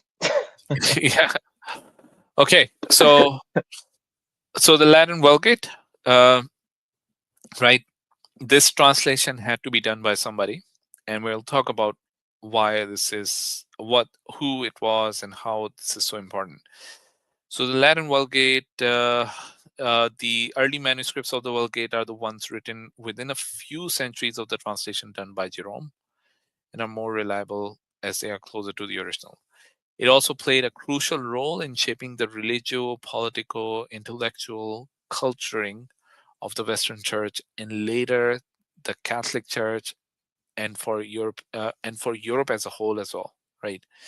This is a very significant document when you're looking at history, when you're looking into what happened in in Europe, what happened in the Western Church, right?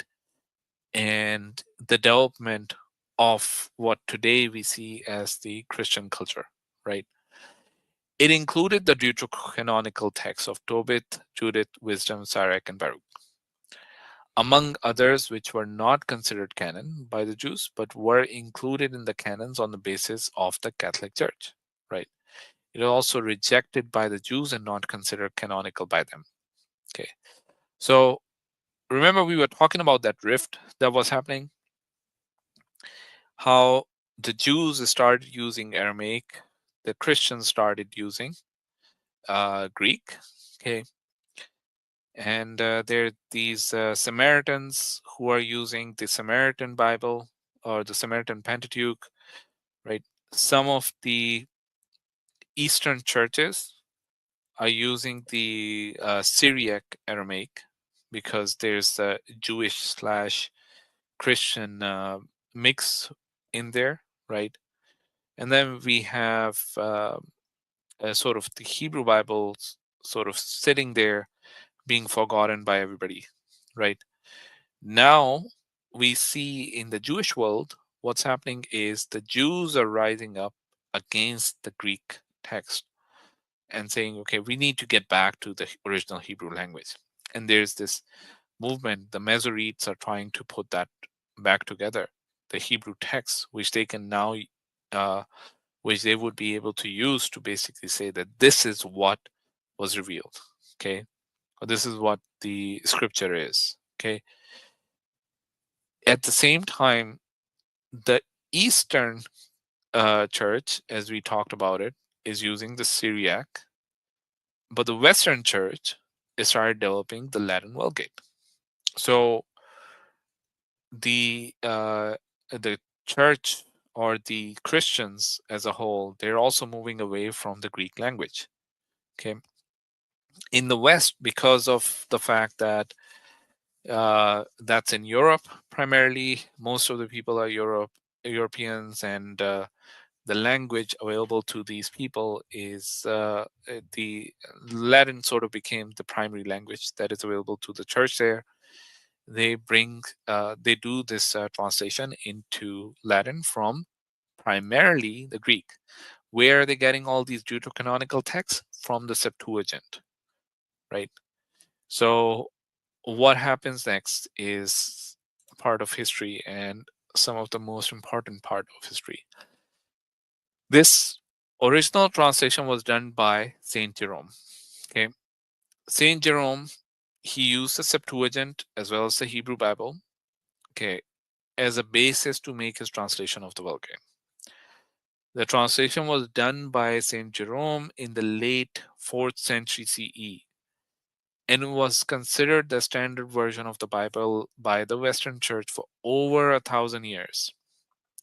The translation was not done all at once, but he first translated the New Testament, then the Old Testament. Okay. Also, it's important to note that the Catholic Council in the middle of the 16th century CE confirmed the Vulgate as the authoritative text. Now, this is also important to note because this, the fact that this became the authoritative text for the Catholic Church, it also led to some other changes. One of the big ones being the writing of the King James version of the Bible, right? This was the most widely distributed text in the Christian world, especially after the coming of the text, the printing press. All right, so this is really the history of the text of the Bible, especially the Old Testament, crunched into a few slides. There's a lot to learn from this. So we've seen the history, the tumultuous history so far of the Jews, right? We've seen how there were multiple times when the Jews were revising their text. They and even at the time when they knew the Hebrew language, right? They had pretty much lost the Hebrew text, the original text of their Torah.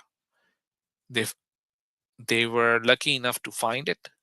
They started reestablishing some of the practices and do away with some of the paganistic rituals that came into or crept into their religion. All right. And at the same time, right, there was sort of this revival of the monotheistic faith that the Jews have been known for, right? However, this didn't last long, especially with the coming of the Babylonians. They destroyed uh, they destroyed their temple. They forced the Jews out of their land, and the Jews were exiled. And during this time, they lost the language. They lost the Hebrew language. All right. There was no political power holding the people in place and forcing them or giving them the incentive to know that language. And the generations that came later, they adopted the language of the places that they were living in, because that's a natural thing to do. You move to for example, if any one of you have emigrated before, you realize that you have to know the language of the people that you're living among, right? So these Jews, they started uh, speaking other languages. At the same time, the few tribes that were left there by the Assyrians, right? They intermarried with the other people who came into those lands, and they were later known as the Samaritans. They considered themselves the true Jews. The Jews who came back after the exile, they considered them as heretics and non-Jews, and they considered themselves as the true Jews, right? And then essentially, uh, these people who came back after the Babylonian exile and the Persians allowed them to come back, these people were now speaking Aramaic. The other people, the Samaritans, were speaking Samaritan, right? Neither one of them had Hebrew as a living language. All right. Now, after this, we've seen how the Greeks, uh, once Alexander the Great comes, Greeks conquer the land. The Hellenization of the whole land and the people, as we see it, the Jews, the traditional Jews, they sort of close in on themselves. trying to focus on the Aramaic language and the scrolls, targums that they have, whereas the Greek kings and the Greek uh, people, uh, they ask for a copy of the Old Testament in the Greek language, and we get the Septuagint at the time, right? Fast forward a few years, and we see that Christianity comes into play. When the early Christians adopting the Septuagint as their primary document, and the Jews becoming more and more divorced from the idea of seeing the Septuagint as a canonical text at all, right? And then they start trying to revive the Hebrew text itself, and the Masoretic movement starts later on in the fourth, fifth, sixth century, and then by the 10th century they have a text which they can call as the Jewish Bible, right? But in the meantime, we actually notice again that the Christians, they've started focusing on the Greek text, and then some of the people, as we see how the Greek language is evolving, the Christians, there's a split between the Eastern and the Western churches. The Western church adopting Latin, the Eastern church using primarily the Syriac Aramaic as their primary language, and they have their own versions of the text, right?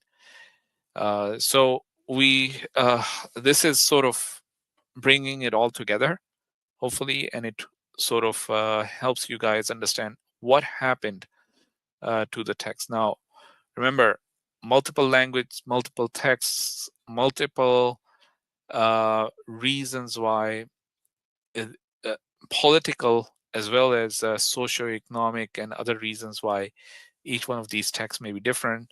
Plus, idioms coming into these texts which are uh, non-Jewish from other languages and so on. So a lot is happening. Hopefully, this helps you guys grasp what happened in the last 40 or almost 50 slides that we talked about.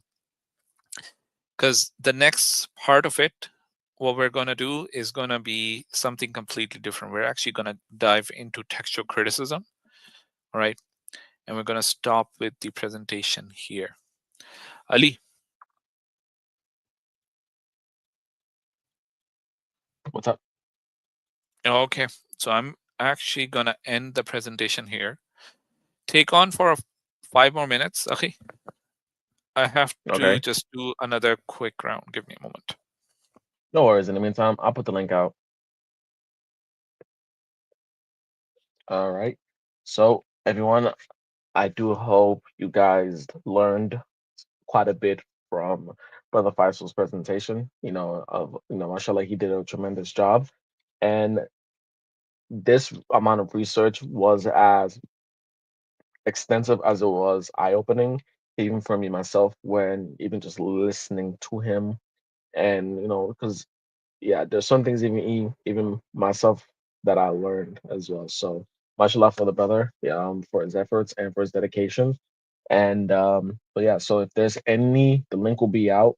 If there's any non-Muslim who disagrees, who has contention, who wants to respond, has any respond to what the brother has presented when it comes to any of the topics, or if they still hold to the claim that the Bible, the Old and the New Testament, is still reliable, well, the link is about to be out. Let them come in and bring their evidence for it. Let's see if they want to claim a historical method, that's something that we can test. But if they want to claim theology, well, even that too we can test. So the link will be out. Just give me one moment.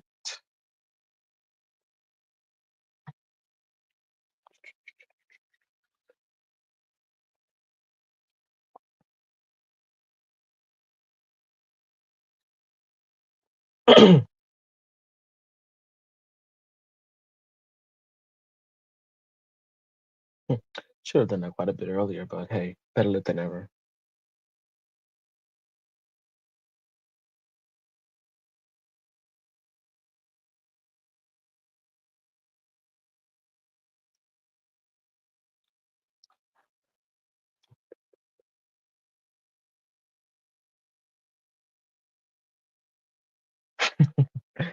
Actually, Mr. Doctor, the sun orbits the whole galaxy. It orbits around the whole Milky Way galaxy.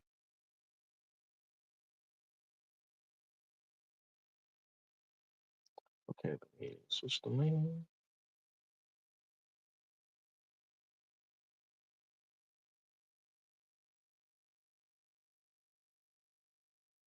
Oh no. So even if they want to, okay, even if they want to make the claim, the whole theological statement too.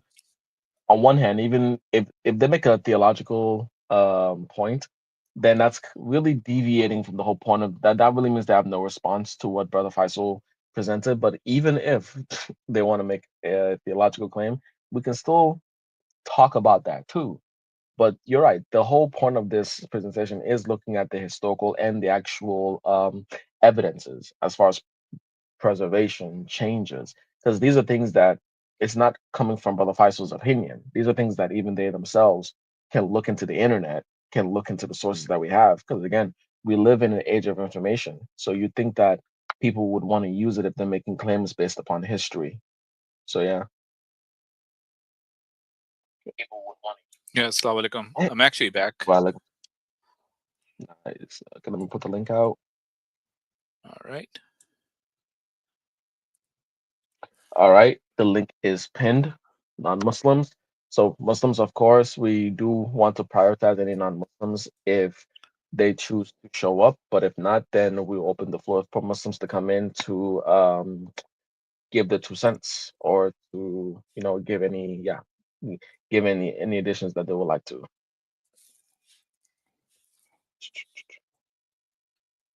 How's the roast, Akhi? Yeah, it's almost done.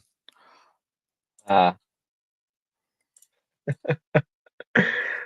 yo, it's been cooking for a while, man. It better be juicy. It better be juicy. It better be juicy, man. Because imagine all that prep time, all that effort, all that maintenance. No, it better be worth it, man. Because no, for me, I would have been upset if it was. All right, so we have someone We backstage.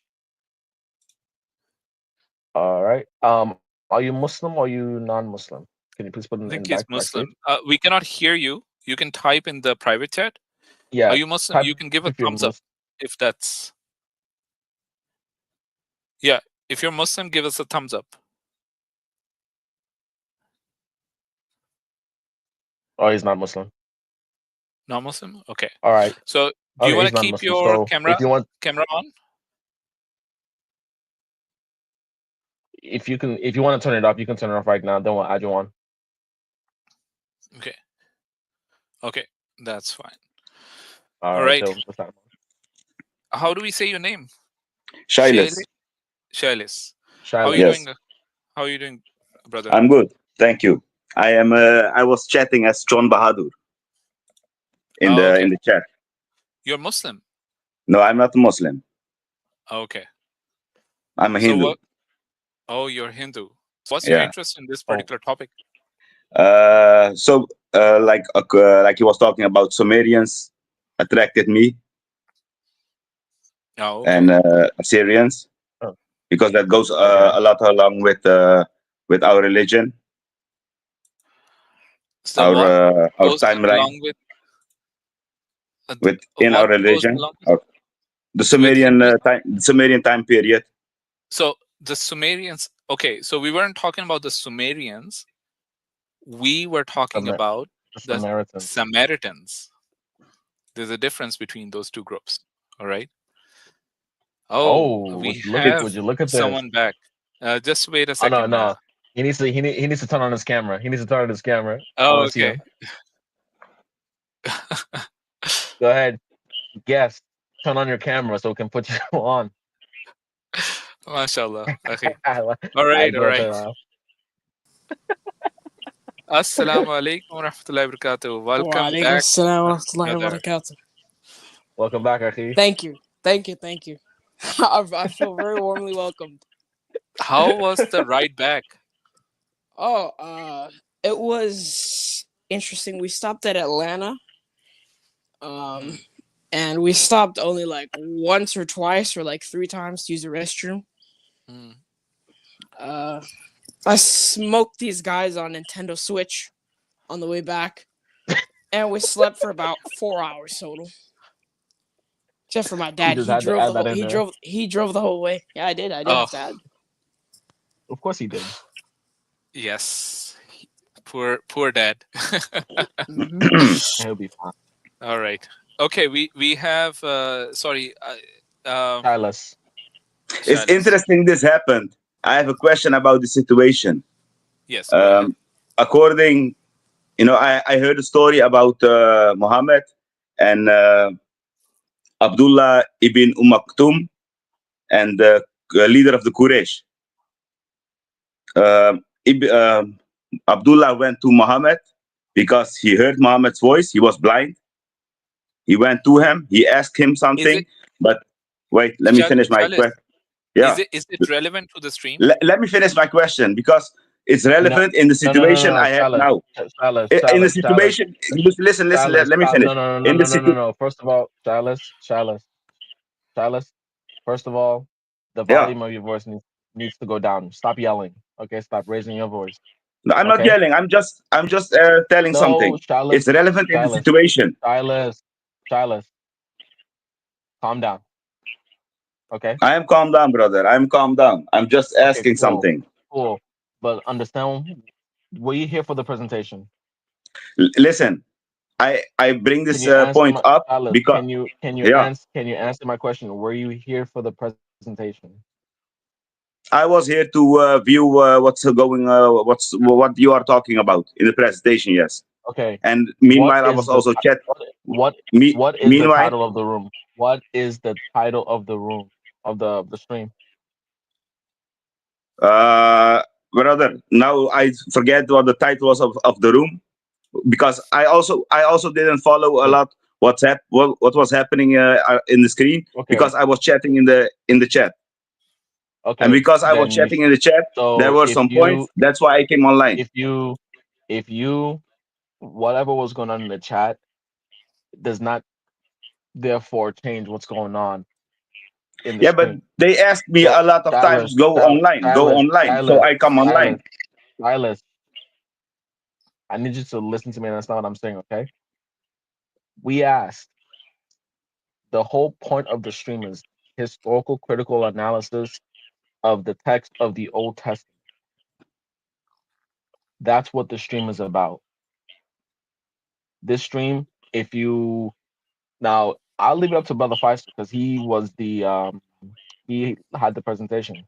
Okay, would you want to entertain this or not? No, unless it's relevant to the presentation today, because there's a reason why we do these presentations, and there's a reason why we have the open forum, sort of the open forum. Yeah, type, why should we make an exception?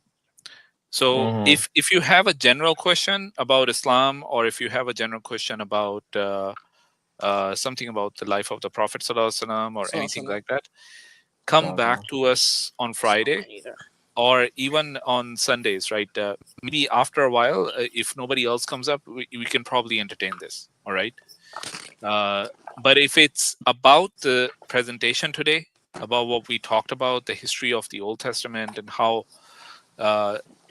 we've sort of finished up on a particular section today, right? We talked about the whole history of the Jews, then the Hebrew texts that we have, and the non-Hebrew texts that we have, right? And today we sort of concluded on this particular section, right? So I just want to know if you have something about this that you want to bring up. Bro, first I didn't want to talk about Muhammad or something, but in the situation, what happened, I start to talk about him. I ask a question about him. That's the only reason I bring him up.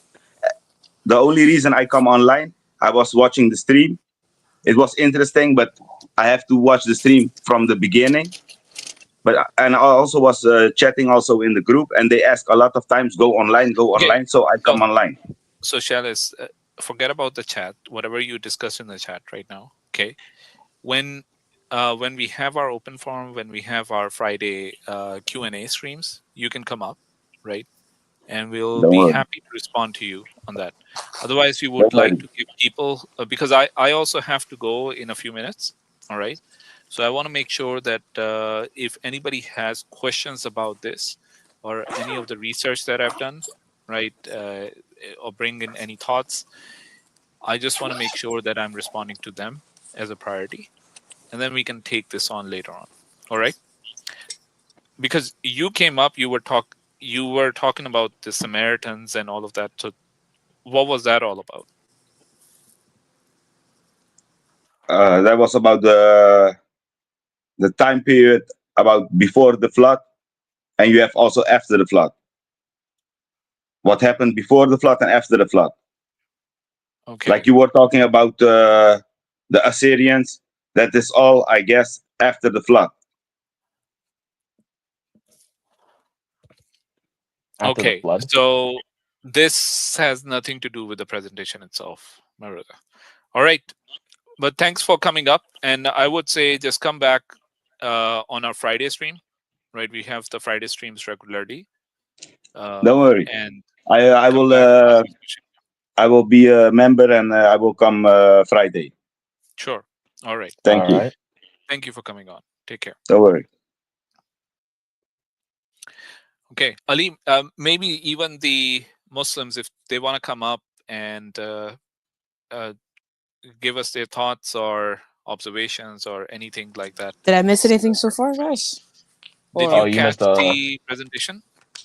lot. Yeah, I caught some of that. Yeah, Okay. I missed a lot. I see, Basically, okay. if I could summarize Price's presentation in just one No, sentence, I caught the presentation. I'm talking about like after the presentation. Oh no! After the presentation, no, you're fine. Okay.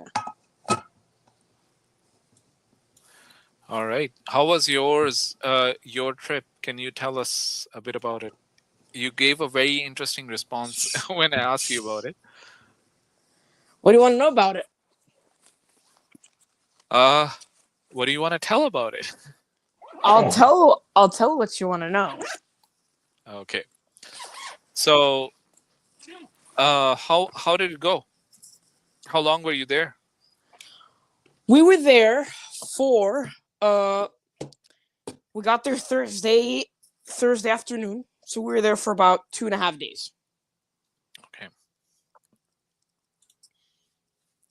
Thursday to tonight, and Well, we like, left at like 3:00 in the morning. On were today. you guys snowed in Yes, over there as well? So you guys were stuck. we were snowed in. Yes. All right, that's You know interesting. what?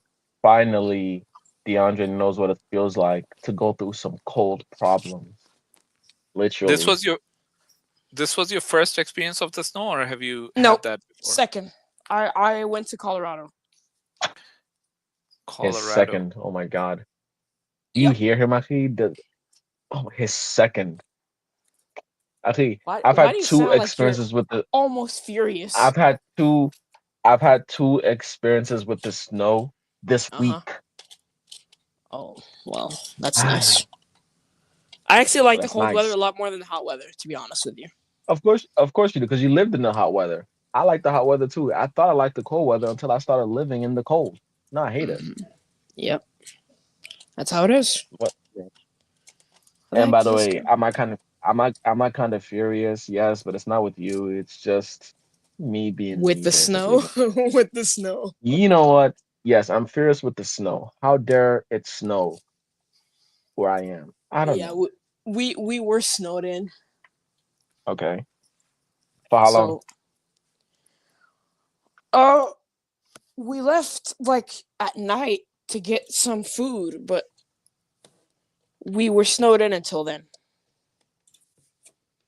Okay. And how did the competition go? The competition was on Zoom because the university closed for the snow. No pressure. See, the worst part of it is you drive all the way there, and the competition turned out to be on Zoom. So we find a lobby in the middle of nowhere in the hotel, and we just set up there. And we get there, and it's ridiculous to have to call in coaches from other teams to act as judges because they didn't have enough judges. Some people had more judges than others. It was What do crazy. you mean some people had more judges than others? Some people were scored by more judges than other teams. And how does that even work? I don't know. Honestly, Simple answer. that's a hard thing to swallow. Like, did they end up with more points, or were they averaging the points out? What were they doing?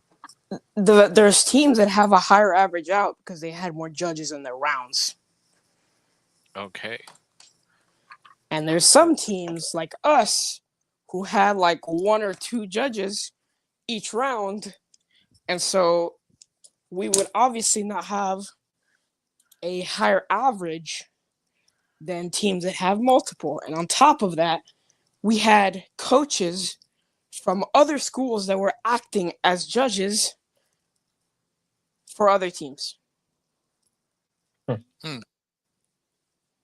Very confusing situation, honestly. Yep. Very. So, okay. So I'm just waiting for one little thing that I want to make sure. And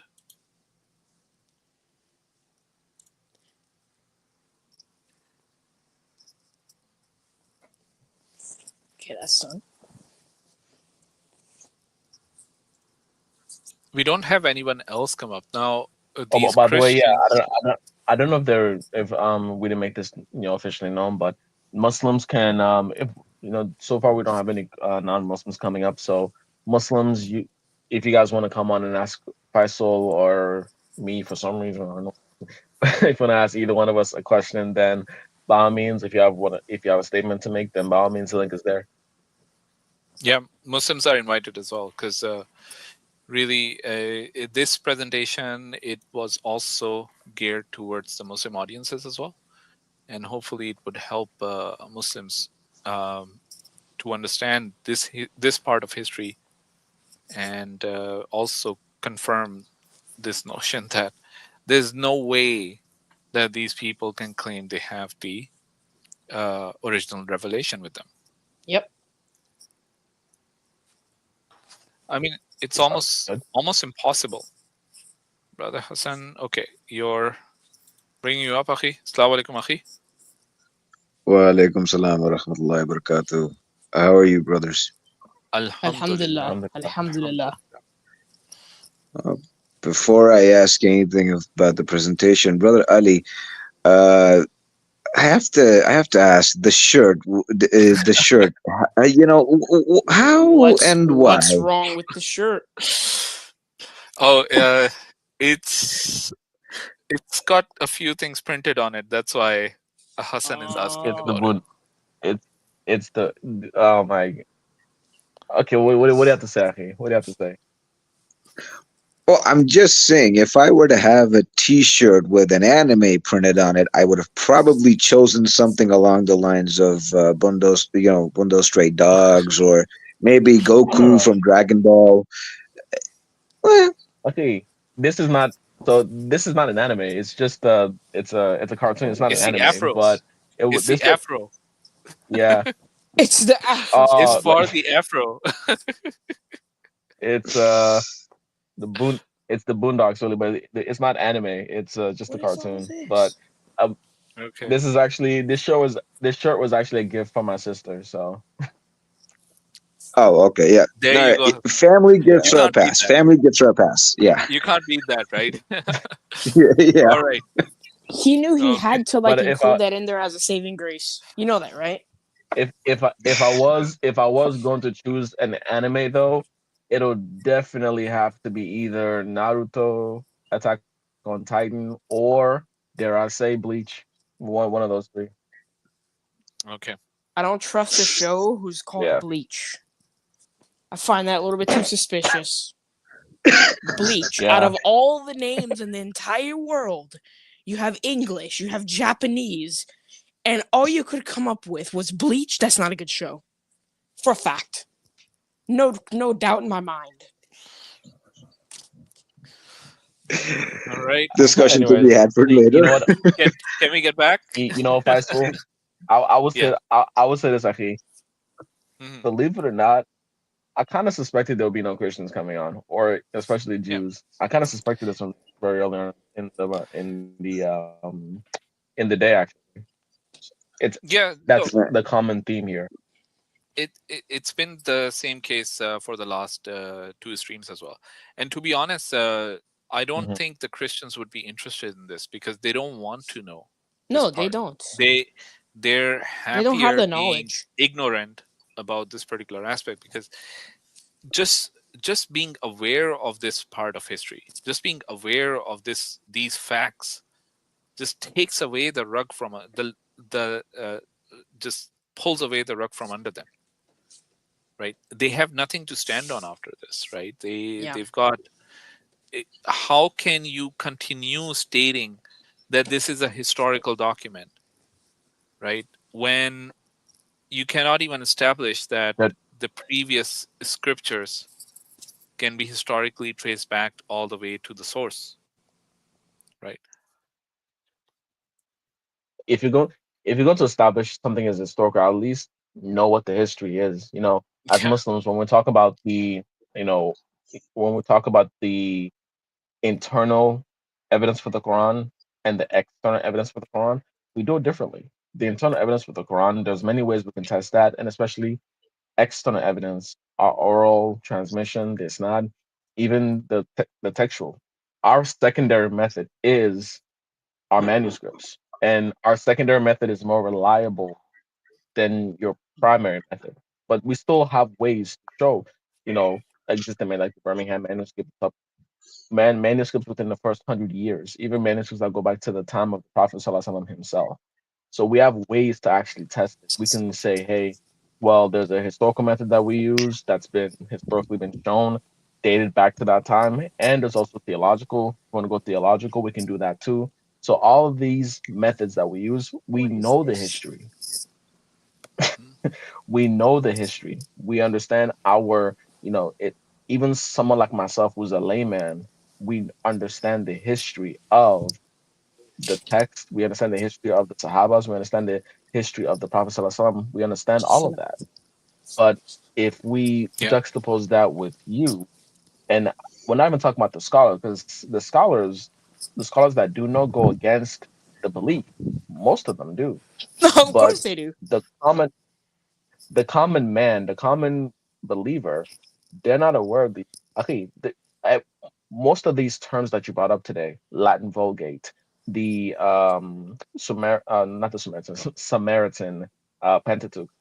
I'm pretty sure they're not aware of these. That a lot of them are not even sure that a lot of them are not even sure that it even existed until today. If they were actually was Yeah. to look over your presentation, and not even the fact that imagine the earliest manuscript, the earliest complete manuscript of the New Testament, Codex Sinaiticus, Codex Vaticanus. It has multiple books that Christians don't hold as authoritative.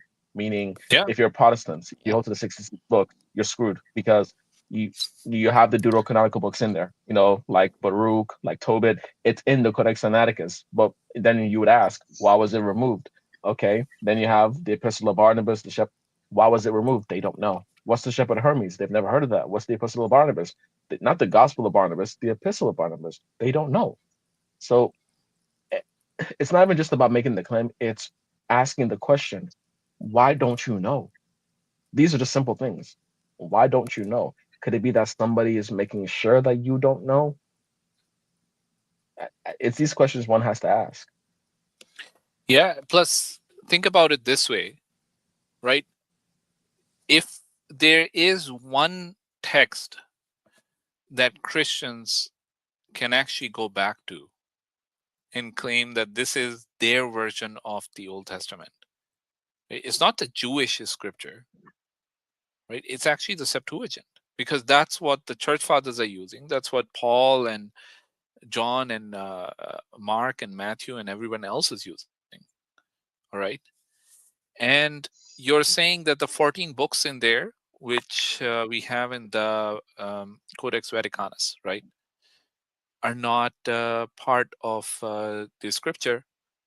That just boggles your mind when you think about it. That the very people who claim these, um, who claim these church fathers as their own, who claim these uh, books, the New Testament books as their own, are the ones denying the existence of those books when their text and their very books prove that that was part of what their church fathers and the forefathers, their predecessors were reading.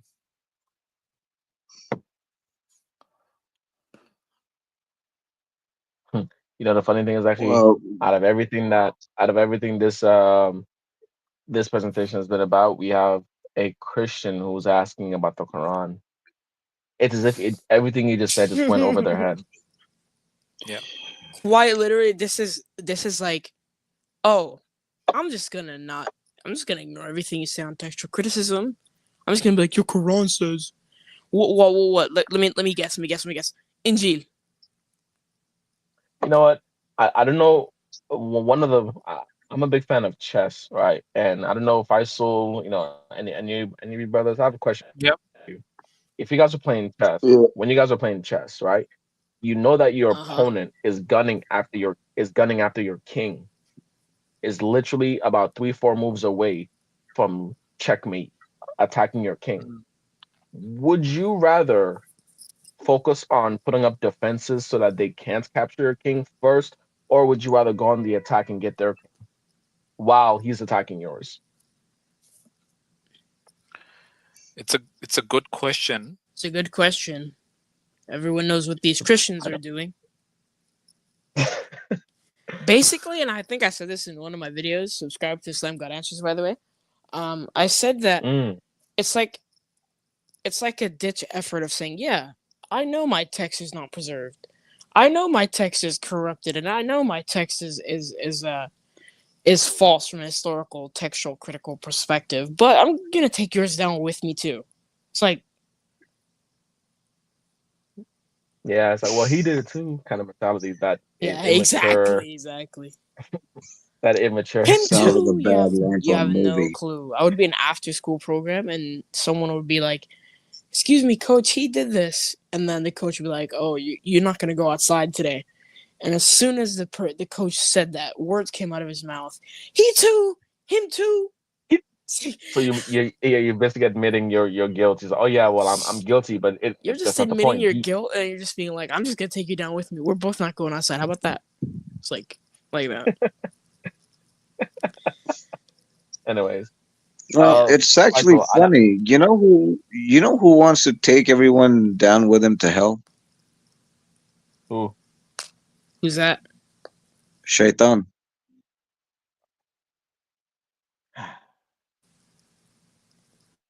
you know what?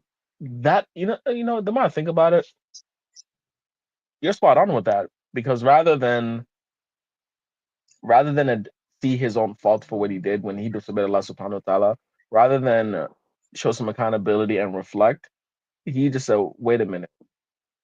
Not only did he not take accountability and admit his and show that he was wrong, he blamed Allah Subhanahu wa Taala for it. He said, "No, it's your fault. I did this." That's not what he said. It's your fault, and rather than be mad at what I did, I'm gonna take all my anger and I'm gonna say, you know what? If I'm doomed to hellfire, rather than save myself, I'm going to drag your people with me. So you're right about that, I think. Yeah. That's interesting. It's a really good One question comparison. I had Hmm. when we talk about the Septuagint and its usage, one has to wonder regarding the other texts available, whether it's the Masoretic or otherwise. Would you say that, as far as validity goes, overall, would you say that the Septuagint, even though its usage is far more out there, the validity of the Masoretic text supersedes that of the Septuagint? in the eyes of Christendom? Yeah, for That's actually a Christians, very good you know, question. let's leave that to you. Faisal, go ahead. Go Yeah, ahead.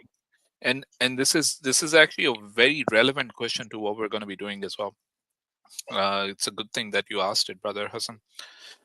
So as of today, how things are, pretty much it's universally accepted by pretty much every academic who's working on Old Testament criticism that the de facto text is the Masoretic text. All right. And Septuagint is seen as a very important text. It's seen as a very relevant text, but it's not the de facto text that would be accepted as the closest to the original, right? So if it's just between the Septuagint and the Masoretic text, most of the time it will be Masoretic text that would be accepted, unless there are other witnesses. For when I talk about witnesses, it's the other documents that we've seen, right? For example, you see something in the Septuagint, but exactly the same is written in the Aramaic Targums, or it's written in the Peshitta, or the Samaritan Pentateuch, or some of the other texts that is available.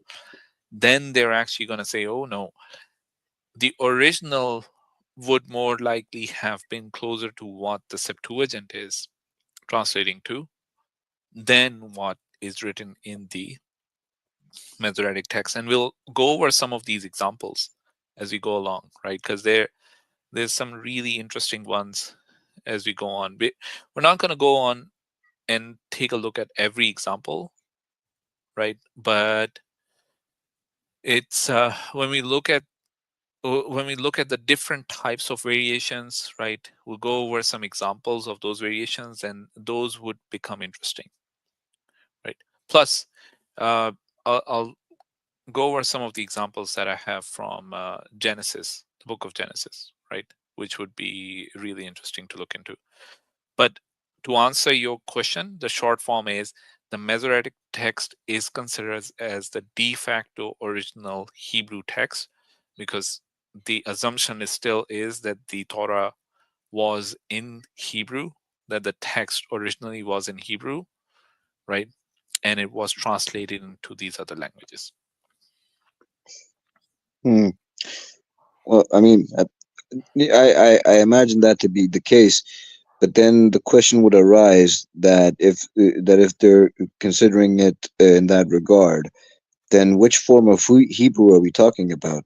Are we talking about Ifrit or Lashon HaKodesh? Yeah, and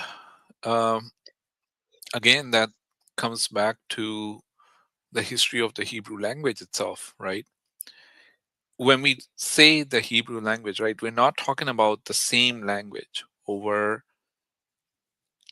this almost 3,000 years, 3,500 years, right? First of all, the question, Hassan, that you need to understand, my brother, is the first question that you and I should be asking is, was Hebrew the language in which the Torah was revealed? Right?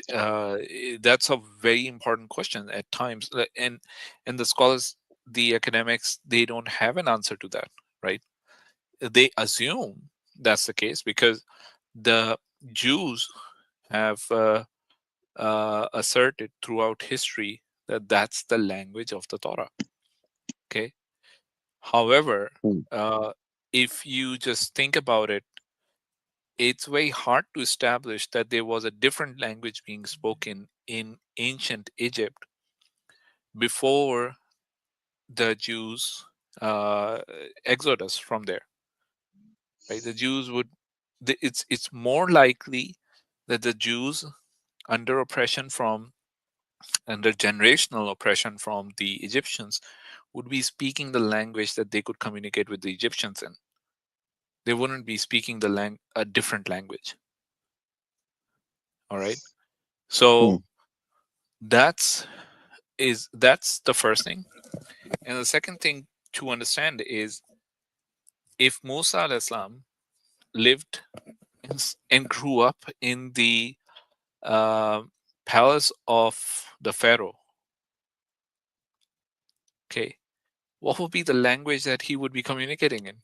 What would be his primary language? Ancient Egyptian. Ancient Egyptian, right? He grows up in the palace of the Pharaoh. More likely than not, he's speaking ancient Egyptian as his first language. Okay. He may, if there was a different language being spoken, he may have known it because his nursing mother was his real mother, right? So, and wallahu alam, a lot of this is speculation, right? And my guess is just as good as any other of these historians' guess, right? Because there's literally no evidence whatsoever about this. Okay.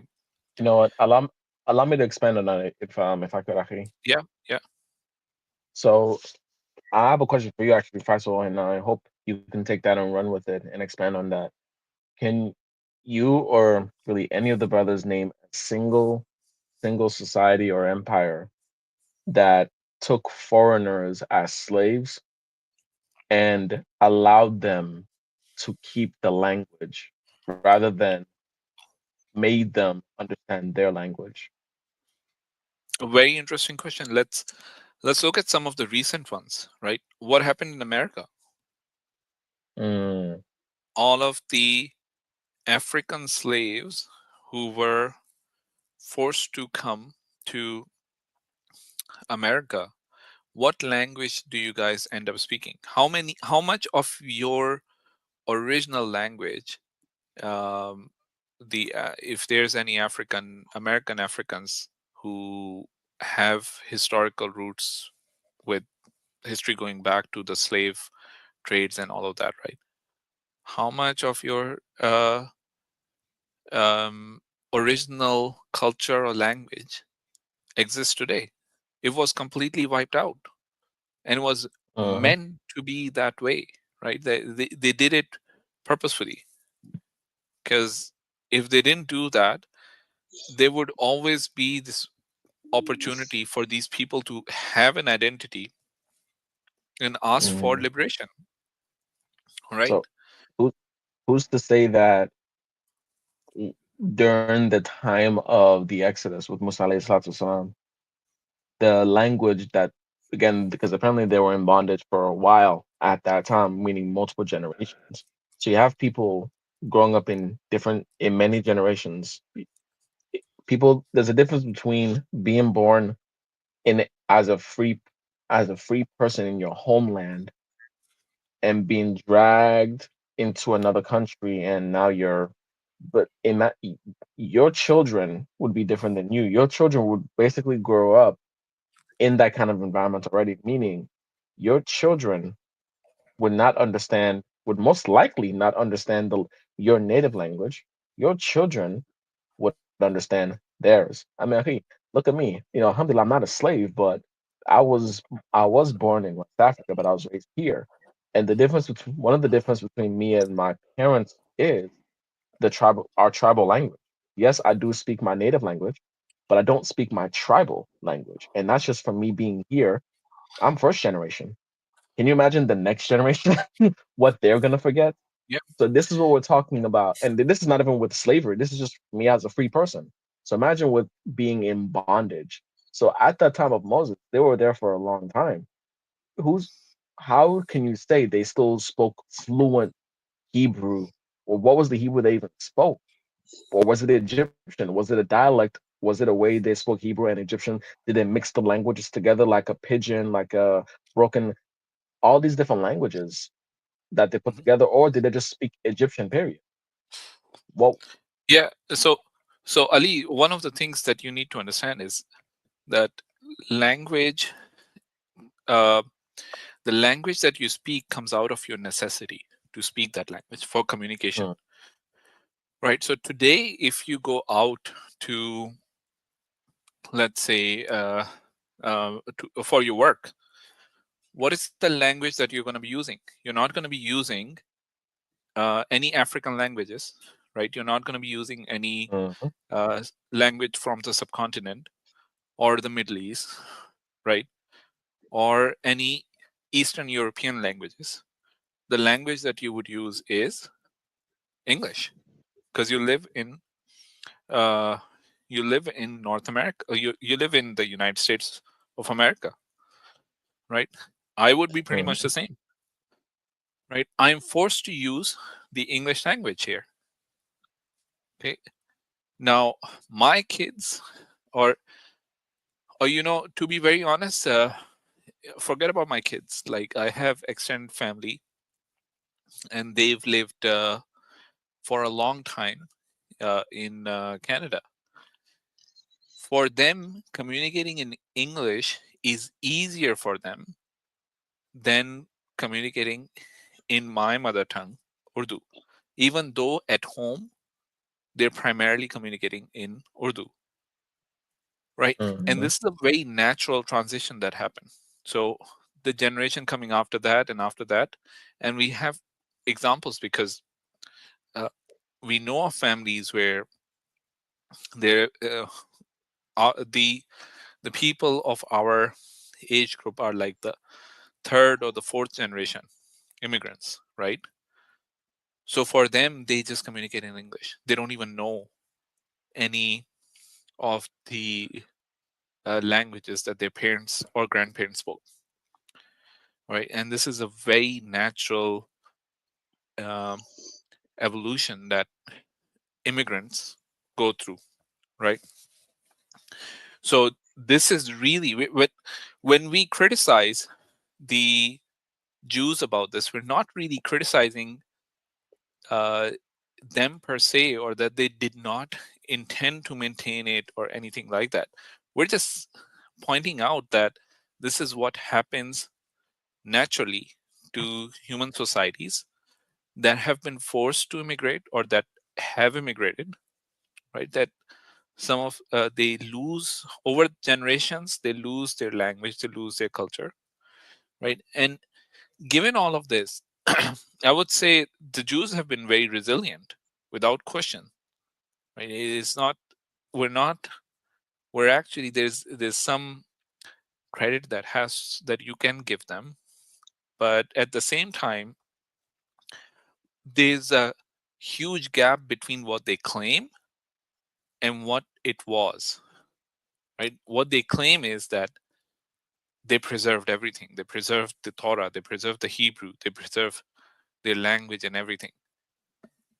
They were very lucky with a lot of the preservation, and maybe some of it might even be uh, the act of Allah Himself, right? But overall, what they claim that they have everything is completely untrue, because they've gone through all of this whole tumultuous period of almost like 2000 years until the Muslims came and rescued them, right? So up to that point in time, these Jews, they didn't have any place to call home. It's really in the Muslim world that they actually were able to thrive and backstab us eventually, right? You know, okay, I apologize for interrupting you. Everyone on the chat, please. I don't want to repeat the same thing as I did 2 days ago. Okay, please don't entertain any non-Muslims, because the more they ask questions, the more they make these comments, and we respond to them, the more they're gonna feel the need to not join and click the link. So everyone, Yeah. please, if they make please, if you see any non-Muslim making a claim, urge them, encourage them, advise them to either click the link and have a conversation, or to stop making claims, especially claims that they know nothing about. And if they persist, time them out. Please, Mons. Stop entertaining everyone, stop entertaining them and just advise them to click the link. That's it. Oh, by the way, Ali, are you gonna stick around? What's your plan? Yeah, I'll be on for a little bit, maybe until like another maximum a half an hour more if we don't have anybody. But I'll be around for a little bit. Okay. So I mean, if there's any Muslims, any of the brothers or sister, they want to come up and ask questions about the presentation itself, or they feel that or they have any comments or any advice, let us know. Let me know specifically, so that we can go ahead and if there's any clarifications that need to be done, we can make those clarifications and so on, right? And I think if in the next 10 minutes nobody comes up who has or who sort of has any questions on the presentation, open up the panel, I guess, if you want to. Yeah, no problem. And by the way, and for new questions that just joined in, well, will I block you if you speak the truth? You will be. Yeah, by the I'll tell way, you what. What's up? sorry, I actually realized Brother Hassan's answer. I just want to make sure that I sort of go over it now. Brother Hassan, Okay.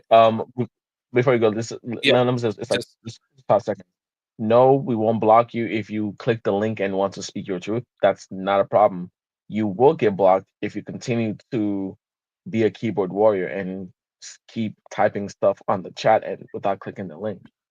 So letting you know that right now. Go ahead, Faisal. yeah, yeah. So Brother Hassan, so that's the first thing. Whether it was Hebrew or ancient Egyptian, that's the first question that we should be asking, right? Then after the Exodus and when they had settled in that land, which they consider as the promised land, right? And the establishment of the kingdoms, okay, and the flourishing of the kingdoms during the time of Dawood al-Islam and Sulaiman al-Islam. I personally believe that it was during this time when they were able to establish a society that they had some sort of a language which these Jews can call as their own, right? This is only my personal opinion here, because at this point, they had the stability and the need for a language which they could consider as a common language which they could communicate in. Obviously, it was not Egyptian, right? Because wherever they would have come over, other languages would have come in over the 2, 3, 400 years, right? Words would have gotten in. It would be a very different language from the Egyptian language, all right? So this is also the time where the scripts change from what they claim as the Mosaic script, right? Which would have been most likely Egyptian hieroglyphs, because there was no other written language at that time. Okay. So even if it was in a language which is not ancient Egyptian, it would most likely have used the same um, characters, same alphabets, or same symbols as the hieroglyphs that we would have. And then essentially, by the time we have the first temple, we have this Paleo Hebrew, which we talk about, right, in the Shira scrolls and some of the other places, right? That was the language which was being used in the two kingdoms, at least, right? If not during the time of Dawood al-Islam and Sulaiman al-Islam. And then we know how Paleo Hebrew sort of changed into the ancient Hebrew. Primarily, I would say because of the works done by Ezra and Nehemiah, and when the text was sort of sorry, not the text, when the temple was rebuilt and all of that work was done, because that rebuilding of the temple and reestablishing of the Jews in that land, right, was a key pivotal moment where Aramaic sort of started coming in and becoming more prosperous as a language. And at the same time, the text was becoming more canonized, because we saw how those people that the traditions put together by Ezra and all of that led to this this part, what it led to give rise to what we today see as the Old Testament, right? Because the Dead Sea Scrolls still have some sort of a common root going back some time. We don't know exactly what Ezra or they put together by that time in around 450 BC, but that's pretty much the time where things would have been put together, and that's the ancient Hebrew or the historical Hebrew that we know today, right? That we see in the Dead Sea Scroll and so on, right? And fast forward again, and we find that the language that was being spoken was Aramaic at this time. It was not the Hebrew language. So even if it was put together, they had forgotten how to say certain words like Yod He Vav He. They didn't know how to do that.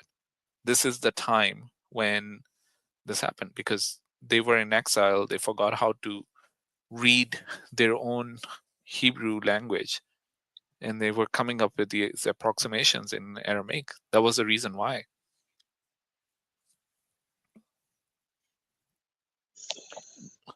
Well, considering that this is the way that events unfolded, would it be fair to say that takeovers and invasions like the Roman Empire or the Babylonians under Nebuchadnezzar, all of this factored into them losing their language again and again?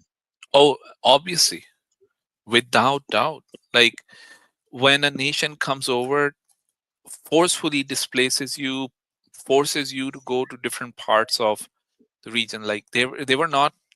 It wasn't like all the Jews were being told, "Oh, you go from uh, what the promised land is. If you go from Jerusalem and you go to, let's say, modern day Tehran, and you're going to settle over there. That's the only place you're going to settle." No, they were forced to disperse everywhere the Assyrians were, right?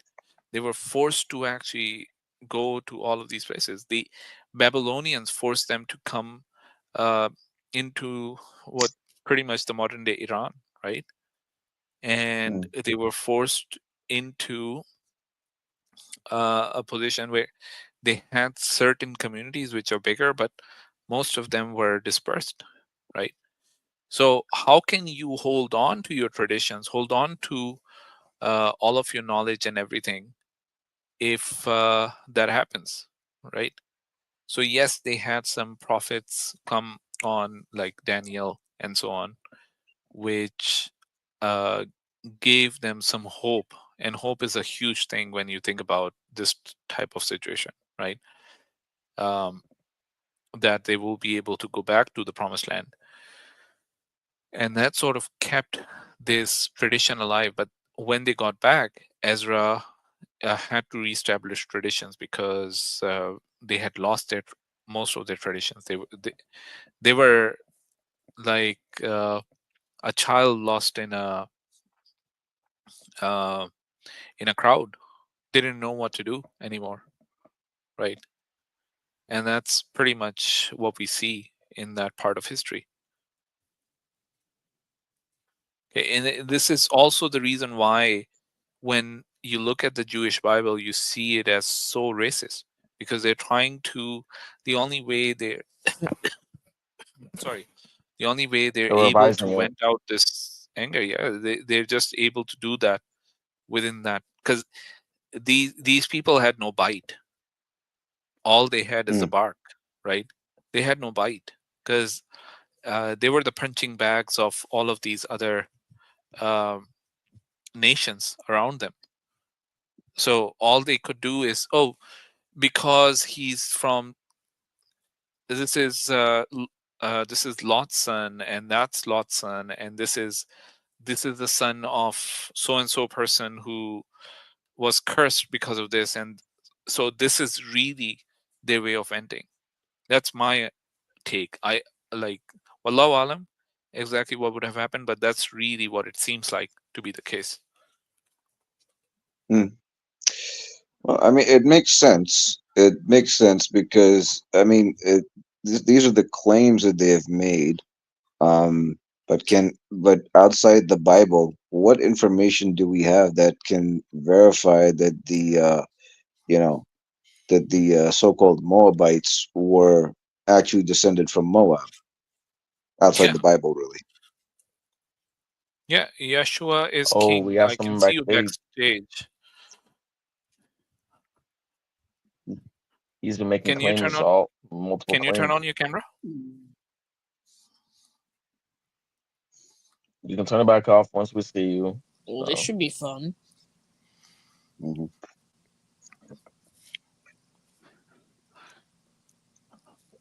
You know what we can do, Ali?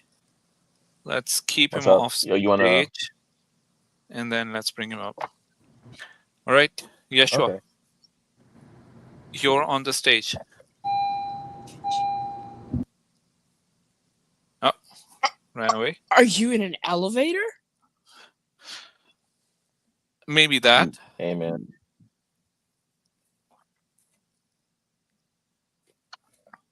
I'm not surprised. Yeah. Okay. Well, Anyway, that's it. sorry, brother Hassan. You were saying something. Oh well, before I actually I actually lost track of my chain of thought. You The were way talking about Brother the Ali Well, said, Moabite. you're asking about the yeah, Moabites. Any evidence outside the Bible? yeah, yeah, Well, considering the fact that, so if I'm not mistaken, the Moabites go all the way, even predate even Moses, correct? Well, yeah, it predates Moses. So yes, unfortunately, ev- evidence is out. We don't even have evidence outside the Bible that Moses even existed. So that's why it's kind of tough when we talk about historical claims when it comes to 3,000, those are 4,000 years ago minimum. So ec- outside biblical evidence, I'm not so sure. I don't think so. I haven't heard of any evidence to say that this group of people called the Moabites exist, especially since that, well, where are they today? Even people such as well, I don't know if there's even evidence that the Amalekites, but anyways, because they were wiped out, but either way. So that's the problem when you look for evidence outside of these claims. Because if you were to ask someone who's an atheist can legitimately say, "Hey, I don't think Moses existed," and they have a legitimate claim because in order to say that Moses existed, you have to either believe in the Bible or the Quran. If you don't believe in either one of those books, there's no logical reason for you to say Moses, this guy named Moses, at least this is to at least 3,000 years ago existed. Yeah. And You know, personally, you can kind of make that same case for Jesus. That's why even certain scholars make that same claim that they don't think Jesus existed, because on one hand you can say, well, some people said that he existed, but there's no really first hand accounts that go back all the way to him that says he existed. So it'll be far fetched because evidence, people keep saying, oh, this person existed. Yeah, but however, if you're looking for primary accounts, you can kind of make that claim when you use that. So when it comes to what you said about the Moabites, it's a matter of belief, really. No one can really say, hey, I historically believe the Moabites existed. Okay, what's the evidence for that? I haven't seen anything so far, but that's just not mine. yeah. By the mm, way, just an interesting piece. How many of you are aware who's the oldest um, biblical figure that has been confirmed historically? From what I understand, the oldest, it would not be David. It would be, no, my best no. guess is,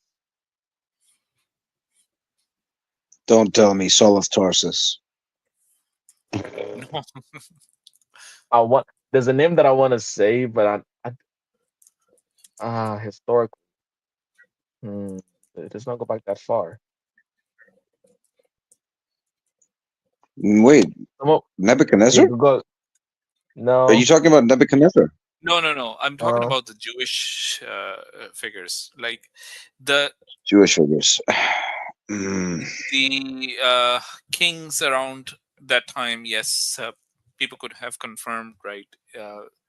Like Nebuchadnezzar, you've got archaeological confirmation of him and so on. But I'm talking I'm about gonna be. Jewish I'm gonna be so figures. so Herod mad. doesn't. Sorry, So I'm gonna Herod know it. wouldn't qualify. Herod King wouldn't Herod qualify. wouldn't qualify. Herod is Okay. who? No, he's a Jewish king, right? King. So yeah, he Yeah. would qualify. Yeah. Yeah, but is he really, or do you think it just goes back to Herod? No, If we're it doesn't talking go back to purely Herod. on secular terms, perhaps, because if we're talking purely on secular terms, then the accounts would have to match up, right? If you're saying that there are accounts in other civilizations confirming Talut or Saul, that's another story. I don't know about Saul or Talut, but the oldest one, just to not keep you guys waiting, is King David. All Dang it! right. I was. Dang it! So, Now I'm but kind of this mad is because a I very literally just said it recent, wasn't King David. Ali. It's a very recent discovery. It's not something which like they knew for from a long time. It's only in 1993 that they were able to confirm this. Right. So up to 1993, David was still up in the air. Nobody really knew, and it's not even a full-fledged confirmation. It's really that the House of David was found on some of the coins, and sort of they uh, that sort of leads them to the idea that yes, he is. And there are some other confirmations, but really he's the oldest figure that you can go back to historically. I mean, Wait, so uh, if that's the yeah, case, then that means that biblically speaking, strictly biblically speaking, the Yeah. people who can be confirmed with secular sources, with regards to the Bible, would be exclusively from the line of Dawood alayhi salam. Yeah, pretty much. Wow. So so the Jewish history can sort of be traced back to at Max David, right? Now, you and I, we definitely don't agree with just secular sources because, as we all know, the absence of evidence is not necessarily yeah, but evidence of absence well, itself, right? So the fact that we have not found it yet doesn't necessarily means that it's not there, or it didn't happen that way. Now, what's interesting to note here is that it's just it just allows us to put a lot of things into the right dates and times, that things would have happened around this time, or sort of bring it closer to those dates. So the idea that Daud al-Islam was alive around 1000 BCE, yeah, the 11th it makes century, a I'll lot more say. sense. Yeah, there's a lot of reasons to sort of agree with that. Again, just on secular information or secular knowledge or secular sources, right? That you can sort of agree, okay, that might have been the case, but we don't know exactly for sure when it would be, right? It's just like that. But for Musa alayhi salam, or for anything before that, you don't know exactly. And then again, it's speculation, right? We're guessing. And sometimes I feel that as long as it's not impacting you theologically, I think it's okay to sort of use this as a basis to expand your formation. I don't think it's It's similar. It's similar when we say that around the time of if you were living in the first century AD and you heard that Isa alayhi salatu wasalam was crucified, just because believing he was crucified at that time does not take you away from the fold of Islam at that time. Yeah. Because for one, there are people who believed he was crucified, but still didn't think he was God. Yes. So there's a difference. There's a difference with that. It doesn't see this notion that because I believe because someone thought he was crucified, that automatically means he was resurrected and he's God. That does not mean that.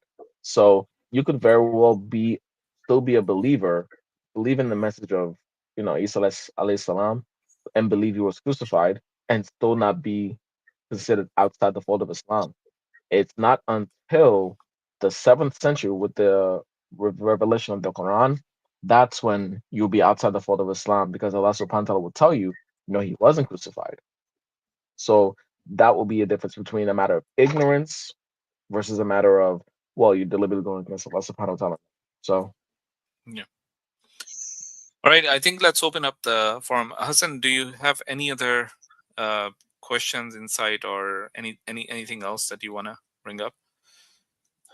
No, nothing that's related to the presentation. I think I'm done. I think I'm done. Yeah. Just one thing, Brother Ali.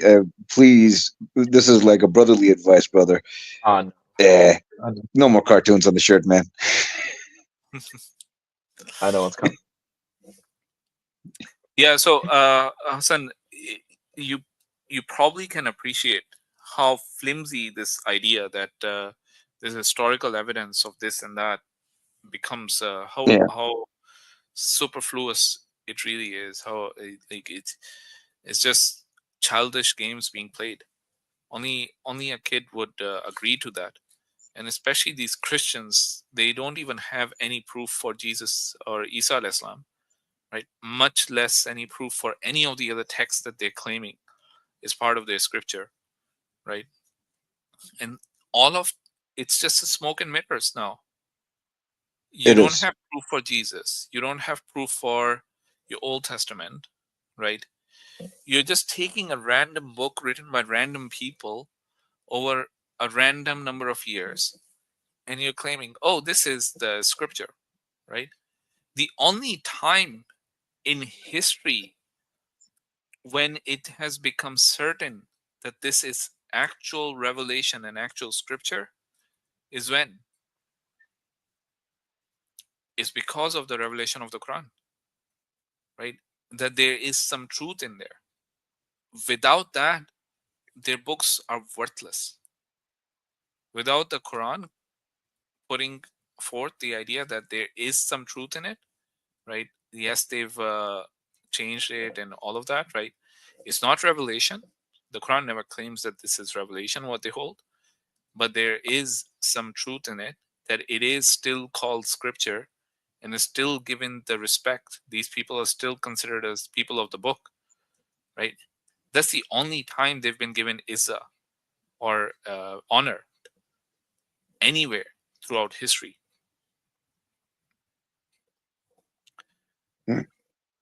Agreed. Yeah.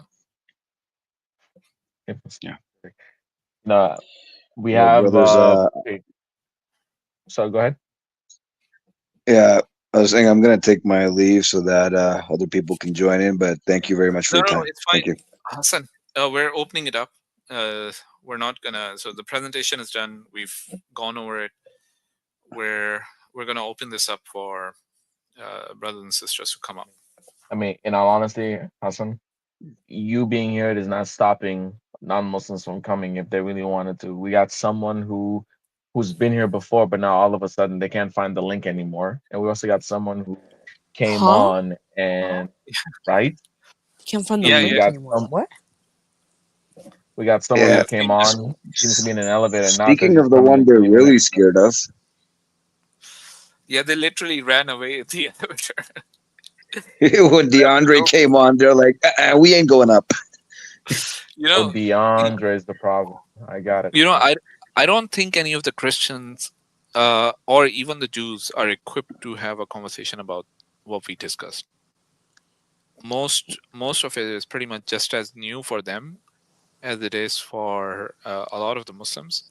Yeah. Right? And the very Yeah. fact that this just takes everything away from them, the idea that they have a book which they can rely on. They have no historical footing for the Old Testament, much less the New Testament, which is built on the Old Testament. Right. Something just crossed my mind. Hmm. The implication of the line of David being the only verifiable line. That technically negates all other 11 tribes, doesn't it? And the line of David isn't even. That's not even the idea that it's the full tribe, because David is just one of the members of that Yes. tribe, right? But really, Yes. so remember that this is, again, we're just looking for historical sources, right? So And there by the is way, really nothing. Yeah. sorry, part of the history is also the reason why when we talk about the tribe of David as well. Well, think about it for real.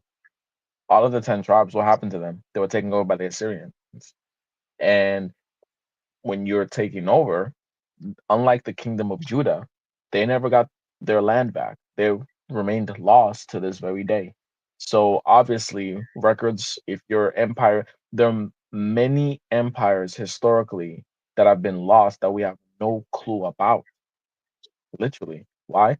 Because when they've been literally genocide, we have no idea about them. Like even during, like for example, during the reign of Genghis Khan. Genghis Khan in the 12th century, dude committed genocide twice. Literally, he destroyed two groups of people. We have no idea, if not for the Mongol accounts of about them, we will have no idea if they even existed. And this is just in the 12th century AD. Imagine like 1700 years before that. So if your country was overthrown, well, how would there be any historical record that you even existed from your people rather than some other people talking about you? Which, when we look at it, that's how we look at stuff historically as well. Now, unlike the northern kingdom of Israel, the southern kingdom of Judah were fortunate enough to have their land back, to have their basically to have their own to have their land back. And when they had the land back, we don't know if they changed certain things. And one of the examples I want to give is this. You know, okay, how long, the book of Isaiah, right? How long do you think the whole book was written? You know, whereas we said the Quran was written in a period of 23 years. How long do you think the whole book of Isaiah was written? What time Oh, period? like, What time span? Not you, not you, not you, not you. I meant oh, okay, Hassan. okay. You said not you like four Ah, times. I understand. Not My me. apologies. السلام عليكم ورحمة الله وبركاته. Wa alaikum Wa assalam wa alaikum rahmatullahi wa salam wa barakatuh. rahmatullah. Nah, no problem. I wa was joking. alaikum salam wa rahmatullahi wa barakatuh. Wakey, wakey. Shush you. No, I'm not gonna hear anything from you. You know what? Wakey, Okay. kind of wakey. in, What are you guys I'm, talking about? I'm, It's yeah, gonna be sleepy for me in like I'm kind less of than an hour. intrigued as to what happened there, but let's actually talk about that later. Brother Hassan, Okay. what time span do you think the whole book of Isaiah was written? Uh, well, it's surprisingly enough, I discussed this a year ago, and now I've forgotten it. Um, I believe it was close to 150 years. About 200 years. Oh, Yeah. thanks for Yeah. reminding me. Exactly. So now, and literally from Isaiah 1 to 39, it was written at one portion of time, and then I believe for the rest of it was written in another portion of time. So can you imagine those who are again, you're seeing things 200 years later and you're finishing it? What are you doing to the old stuff? Why does it take you 200 years to finish one particular book? Could it be there's revision going on? Could it be there's self-fulfilling prophecies that's being fulfilled? That even the book of Daniel as well. It took 100 years to it took hundreds of years to actually finish. So these are evidences where people can actually say, you know what, let's make this longer. Or if they're trying to finish it or they're extending it, it's just me speaking logically. Who's to say that they're not going back and changing certain things? And one of the most egregious examples that I want to give is the story of Ishmael and Isaac. The idea of removing Ishmael from the covenant itself. Could that be something that was done at that time, or could that be something that was done when the nationalistic mindset started coming in, the hatred of the Arabs started coming in later on? Could they have literally? Because imagine this: imagine you're going through a bloody rivalry or a hatred of these group of people, right? Yet your own text that you believe is from God praises the quote unquote the father of these people, even though he wasn't the father of, but praises someone from that line. So are you going to take that sitting down, or are you literally going to go and try to say, nah, well, technically, guys, he was never part of it when you're speaking that much of a nationalistic vibe? Most likely, if you're taking the religion out of it, it will not be far fetched to say that you're going to try to go back and reinterpret the covenant or reinterpret the whole role of Ishmael and change it. It would not be too far fetched to do so because you're living at a time where you have a hatred. You not only you have a nationalistic mentality when it comes to your people, but you also have a hatred of this other group of people. And what's one way to instill propaganda? Literally, hey guys, he was never part of the covenant. They go as far as to call Ishmael, astaghfirullah, a wild donkey of a man. That's how much they're willing to The go. rabbis say worse things, as I've mentioned before. Exactly. There are certain rabbinic opinions that stuck for the law that say that, like I've said this before, I think, on the Deuteronomy 18:18 stream and in other places, I think, that some rabbis, they say that Ismail alayhi salam was supposedly, they say that he was burning sacrifices to idols. And some other people say that he was forcing himself upon women and doing what the people of Khomlut did. So those people are maligning him. And obviously a lot of rabbis disagree with that. But I mean, how are you gonna you're just gonna say that when it says Ishmael made sport with Isaac, you're gonna say that means he was burning incense to idols. That makes no sense. That's just like, it's a clear sign that that interpretation is filled or influenced by some form of hatred, some form of wanting to Propaganda. malign this character. Yeah. So and dare I say, and this is something I'm always going to continue to bringing this up, and I want a Christian or a Jew to come and talk to me about this. This bodybuilder, this woman who was probably obviously on steroids, Hagar, walking with a 17-year-old man, at least a person who's at least the age of 17. Not only having him on her shoulders, walking with a grown man on her shoulders, walking in the middle of the desert, but also with supplies. So she is literally walking for God knows how long in the middle of the desert with a whole bunch of supplies, and he being on her shoulders. And then after a while, this 17-year-old man obviously couldn't take care of himself, and she had to place him underneath a bush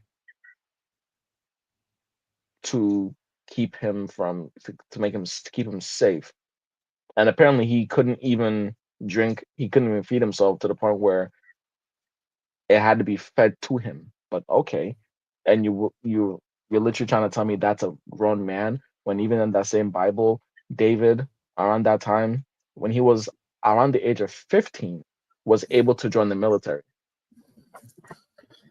And this Ali. and this came 100 years later, by the way. Yeah, I cannot wait till we get to those passages. I In can't our- wait either, bro. I really can't. Yeah, one thing I It's like- gotta ask, and I've always been curious: how the hell did she find a bush in the middle of the desert? A lush green bush. Was there an oasis there? Well, there was eventually, because his name Ismail means Eventually. God heard him.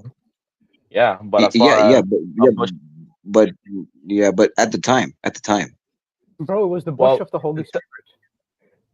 Well, to be honest, Hassan, Yeah. you can have a bush in the middle of a desert, sort of. yeah, You can but you have can, that. but you can, but technically, we're talking about a barren land, right? So that bush, what would it be? Twigs and two leaves. Probably. Just saying. But the thing is, when you're looking at it, right, there's just so much else that is wrong with this particular passage, that these type of things are not even like, you don't even get to these type of details.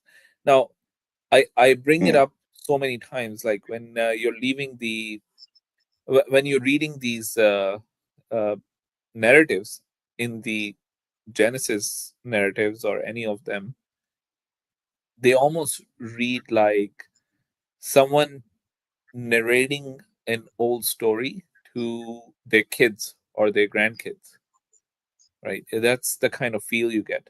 You're sort of making it so simplistic that kids would understand, so simplistic that it's almost a caricature of the truth, right? When you read these, especially like the narrative about Ismail alayhi salam laughing at or making fun of Isaac alayhi salam and so on, some of these narratives are like nonsensical. The idea that Jacob was able to snatch the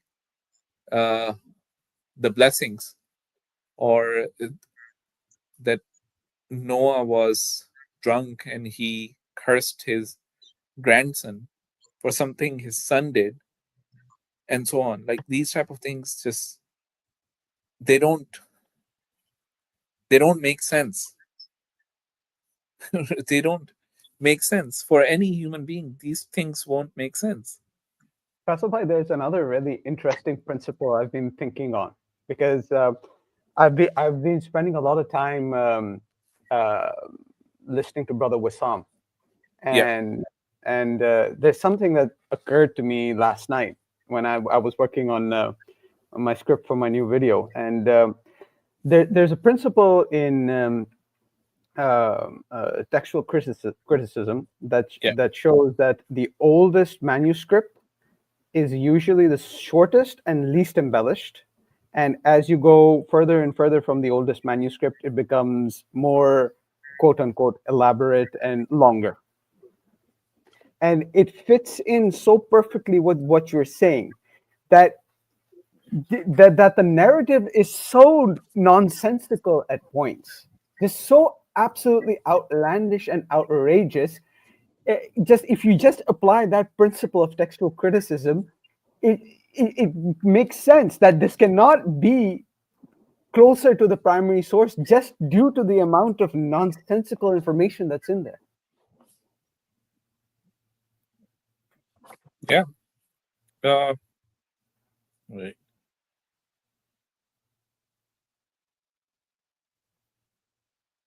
Like, even if you look at this entire thing Good. about Hagar, and and even if you look at information not matching up, like, ages not matching up, sizes of armies not matching up, lapses of time not matching up, on the one side, and you just look at information that at the very least should be preserved. These are the basics of things that okay, exact things that people said, they can change over time. They could maybe the inherent meaning of those things remained. Okay, fine. But these are the basics of information. How many were there? How long of a period was there? You know, the very basics don't even add up anymore. It shows that, you know, it cannot be even anywhere close to the primary source anymore. That these have been inserted to sort of Absolutely. for somebody trying to make sense of it, right? Absolutely. And over time, because the same thing changes again and again. So first one person tried to make sense of it, then the other person, God knows how many years later, said, whoa, wait, no, this makes more sense. And now you have two accounts of the same thing. Yeah, pretty much. All right, so I'm actually surprised you're still here, Loki. Yeah, I'm just gonna head out. I think this is if any of the Christians come up, I have the conversation with them. I think I'll call it tonight. I have an early start. Yeah. Tomorrow, inshallah. I mean, I do have to go to work as well, but I'll keep it for like another 50 minutes. I have to go to sleep. Bro, you all right? You know what? We're all exhausted. I still don't like you right now, DeAndre. What? I still don't like you right now, DeAndre. Why is that? Because you live in warm weather. That's why. Oh. All right. Okay, Juan. We've got snow tomorrow. Right, just to give you a sort of a brighter tomorrow. We've got snow tomorrow, quite a lot. And, well, you the know, snow is piling up on the side. You set yourself up for living in a whole different country that's colder than ours. So you know what? You set yourself up for that one. Oh yeah, but at the same time, come back to Lahore. Come back to Lahore. We'll give you Kashmiri chai and pakode. It's becoming the part of life, right? I have a place nearby where we can go skiing and snowboarding if you want to. We were gonna go. We were gonna go skiing in Colorado. We didn't do it because they were gonna have like, they were gonna have this. They were okay. So, yeah, go on. Sorry. No, before I finish, okay. This is technically when it says there ain't no snow in this desert. Well, in this desert, I don't know what specific desert you're talking about. In this desert, but I don't know what you're talking about. But can you brothers? I have a question for you, brothers. What is the world's biggest desert? I know the answer to that. Antarctica.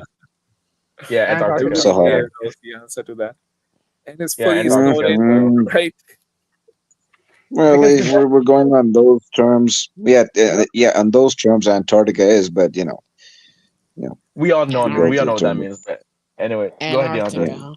Yeah, no, we were gonna go skiing. But we didn't have. By the way, I'm gonna call it a night, Juan. All right. All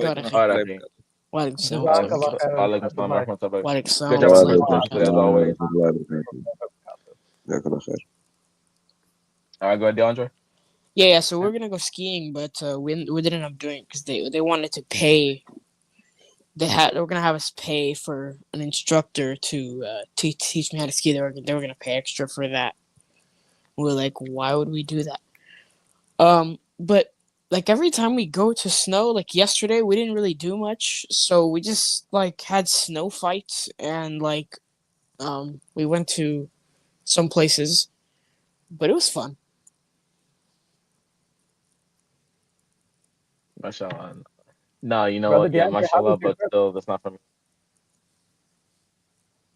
What are you talking about?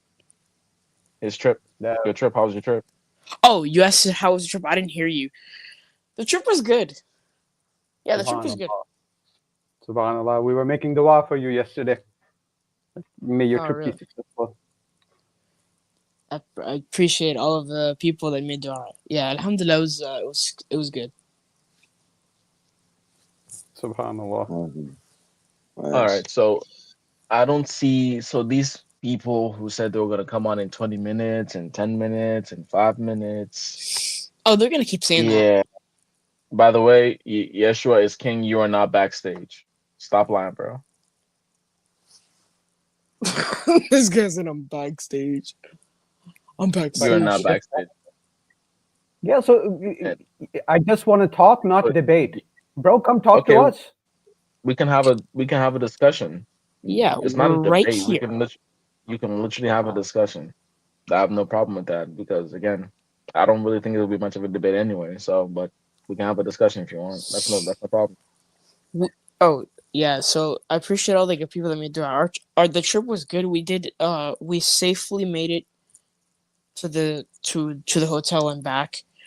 And yesterday we just we went to a couple places. We had some terrible food though. Like a lot of the food that we had was good, but some of it was terrible. Like we went to a bakery and they had a mochi bun. It was disgusting. Have you had mochi before? What? Whoa. Mochi was disgusting? Yes. Bro, mochi is next level. Good mochi is next level. Well, I They mean, had it a depends, I mochi guess. bun. It was disgusting. It was terrible. And then we went to another place. And I had lamb and it was good. But Nice. my mom ordered a tuna taco, which was terrible. And my dad ordered a duck taco with peanut slaw, and it was disgusting. Nah, that sounds good though. That sounds really good though. Not the duck taco, yes. Slaw, no. It was terrible. But duck and peanut is a bit of a classical pairing if you look at it in the kind of way that it's used in cuisines around the world. But it was I don't know if they didn't make it right. They probably didn't. Probably because some of the. Oh god. Wait, when you say slaw, is it like a creamy slaw? No, it's literally just peanuts in there. That's it. Huh? Oh, that sounds Yeah. weird. Peanut slaw. That sounds super weird. I don't know how they made it, but it was terrible. It was disgusting. Yeah. Now it doesn't sound that good. The day before that, though, we had some good food. We had fried catfish, we had baked beans, French fries. Wow. It was really good. Nice. You know the funny thing is, actually, Yeah, what's up? I haven't had French fries. So there's two foods I have not eaten in years. One What of are them those? is ice cream. I haven't had ice cream in more than 5 years. Actually, I had ice cream today. Of course you did. You live in the warm weather. Of course you did. But anyways, No, but we were in Georgia and we stopped by a ice cream burger place to eat lunch. yeah, I haven't had ice cream in more than 5 years, and I haven't had what was the other food I've not had? French fries. French fries? Yeah, French fries. Yeah, the last time I haven't had French fries. Believe it or not, I haven't had French fries in almost 10 years. 10 They're- years? Wow. Yeah. Okay. That's Ali, too long. Ali, you What's up? live in Texas. You live in Texas. Don't tell me you haven't had fries in 10 years. I don't live in Texas. He doesn't I live in used to, but not Texas. anymore. Oh, you used to. Okay. Yeah, I used But to. not even then, anymore, though. French fries, not one French fry in 10 years. Nah, That's because nuts. when I I nah, had a 'cause French it fries less was than 24 hours ago. nah, but it's I there's a- mean, let- I guess 10-year diet. Okay. it's not a Nice. diet. It's just something that I stopped doing because 10 years ago, still. Well, was I in the military 10 years ago? Yeah, it was about that time. So yeah, Did it's my you actually deploy or were you just enlisted? nah. I was a reserve. Oh, okay, reservist. The reason why I didn't go active is because of my mother. I didn't want her to cry. So, anyways, Well, subhanallah for that. yeah. So I see Good move. Dr. Aaron Abraham. I'm gonna, mom comes first. But anyways, That's an interesting Um, name. so I'm gonna add you on, Aaron Abraham. Let's see. Aaron Abraham. Okay. All right, Dr. Aaron Abraham, you're on the stream. How are you doing? Shalom, salam alaikum. Wa alaikum. How you doing? Wa alaikum. Walaikum. Why you are saying wa alaikum? Are You you don't want to Muslim? say shalom? Are you Muslim? Are you Muslim? No, not at all. Okay, so Now, we say wa alaikum to non-Muslims when they say salam. Only to Muslims. We return the full salam to Muslims. Yes. You know So the meaning salam of. only to Muslim and rest of the world is go to hell. wait. Do you know what walaikum means? Everyone. So, Aaron, here's what we're gonna do. Okay, what you're not going to do is raise your voice. You want to have a discussion with you. Okay, we're not. You're coming in hostile. Okay, tone it down. Let's have a conversation. But let me ask You you. started. Let me.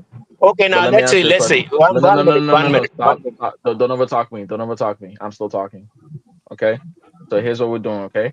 Let me ask you a question. What when Yeah, we I speak, came. I know that you will remove me after some time.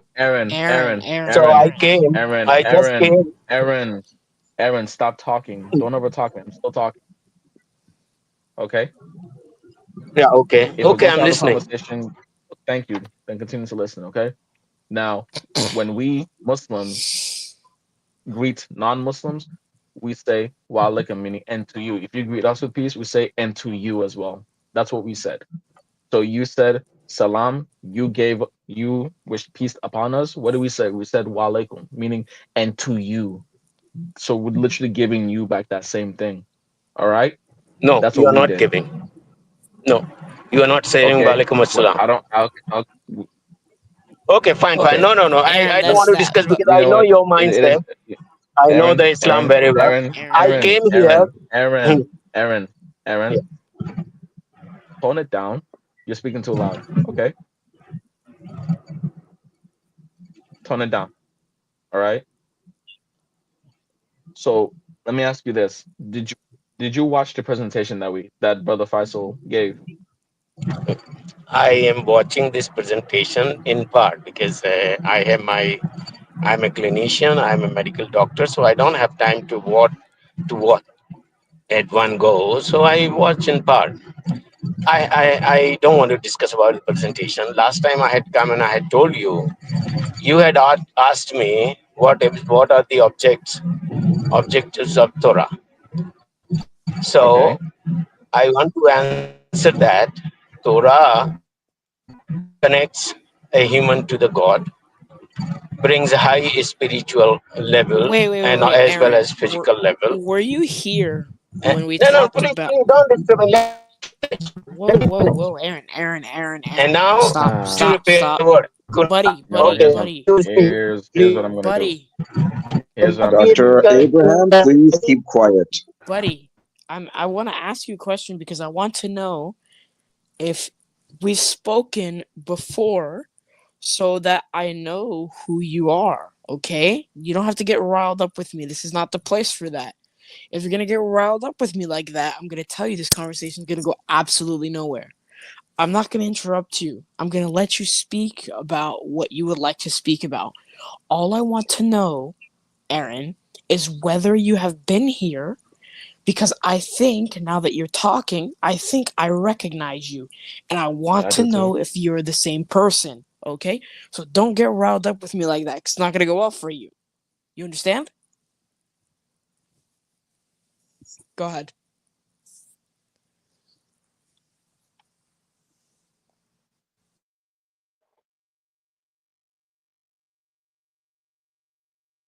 Aaron, he left. Okay, well, that was nice. Very. Remind me, Brother Ali, this is the Indian Jew, correct? Yeah, I I think I that was recognized him because he was on one of our streams a couple of months back, and he was talking about Torah being moral, and he was talking about how the Torah is true because it's moral, and we're like, well, that's not intellectual. That's just being like, okay, well, it has good things in it, but that may be true, but it doesn't mean it's from God.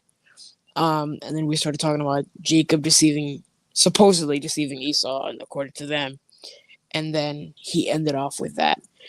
And I only interrupted him to find out whether that was him or that was someone else, because I came into the conversation thinking he was a Christian. So I wanted to know what he was before we started diving into theology, because if he's a Christian, which is what I thought he was going to talk about Quran. He was going to be like, "Oh, your Quran," whatever, or he's a Jew, so he's interesting. So he's back. He's back. okay, Aaron, are All you right, ready to Aaron, have a conversation? you can turn off. You can turn off your camera if you want, Aaron. Hello. Yeah, I'm gonna mute myself because the last time I spoke to this guy, it didn't end well. It didn't end well for him. So I haven't spoken to this guy yet. good luck, guys. Yeah. Jazakallah khair. All right, Aaron, you can turn off your camera if you want. Okay, I guess he doesn't want to. I guess he likes to leave it on. I'm driving in. If you want to, I'm it's up to you, driving bro. in Judea. You don't want to see Judea? Judea? Aaron, we're not here for that, okay? Yeah. Either you're gonna have a conversation with us, or we're gonna bid you a good night. Okay, it's that simple. So, are you ready to have an actual conversation? Because if you get riled up at me like that, You want be to over. You see some scenery of Judea? No, we want to have a conversation. Yeah, I'm done. Aaron, either you're gonna have a conversation with us, or you're gonna keep trolling. All right.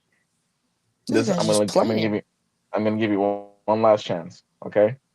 One last chance. Up to you. You talk, please. Okay, go ahead. All right. Awesome. Go ahead, DeAndre. Okay. So, Aaron, have you been on our streams before? Yes or no?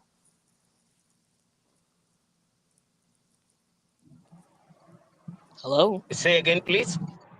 Have you been on our streams before? Yes, you have. Okay. Yes. So, a couple of times. What? Okay. Beautiful. So, what have you come up here to discuss today, Aaron? Last time I had come, I told you, Mr. Ali had asked me, tell me,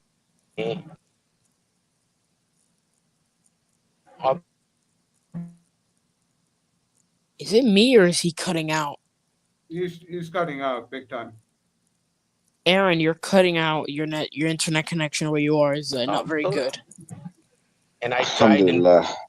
Otherwise, I don't have time. So let's. So I thought I'll tell the objects of Torah, and I've told you 4 things. The object. What do you mean by that? Connection to God, the human connection to God.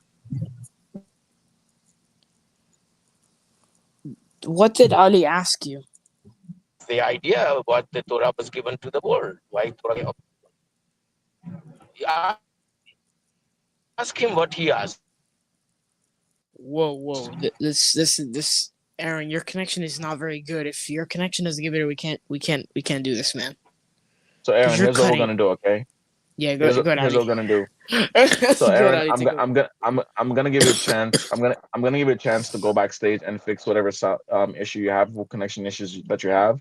In the meantime, I'm gonna let in another. We have another guest. So, Aaron, while you're backstage, fix whatever issues you have. If you want to leave and come back, that's fine. But we're having trouble hearing you, okay? So I'm gonna put you backstage, and whenever you're ready, Aaron, just give me send a message in the private chat saying you're ready, and then we'll have you on. In the meantime, we see Yeshua is king. So you know what? Let's do this. I've been waiting for this actually. Oh, let's have him on. This will be fun. Can y'all hear me? Yeshua. Yeah, we can hear you. Yes, we can hear you. Okay, yes. How y'all doing tonight? We're doing well. All good. Alhamdulillah. Good. Blessed, brother. I'm just I'm in Philadelphia. I'm in Pennsylvania. Where y'all US or y'all overseas? I'm in the US. Okay. US. Yeah, I came across the channel because I heard one of the brothers, I think it was the host, saying that we have no historical evidence of the crucifixion of Jesus, so it just took my interest. I didn't really want to come here to debate. Okay. I didn't have I'm not coming in no negative energy or nothing like that. You know what I mean? Okay. Well, one thing, it's like I told you back when you were putting all these information. I got it, bro. I got it. It's like I told you earlier when you're putting a lot of information up on the chat. We don't do keyboard warriors here. We don't make claims in the chat. The link has been up, so if you want to have a conversation, like I told you before, let's have a conversation. What's up? So we're not about debating or aha, I got you moment, or roasting you or whatever. We're literally in the mood to talk and to actually seek rational and objective evidences for the claims that we make. Right?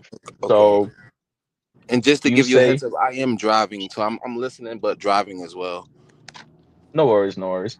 So you obviously you're a Christian, right? Can you tell me if you're Yes. one second, you're a Christian, right? Are you a Protestant evangel? Like, what are you? What are you, a Catholic?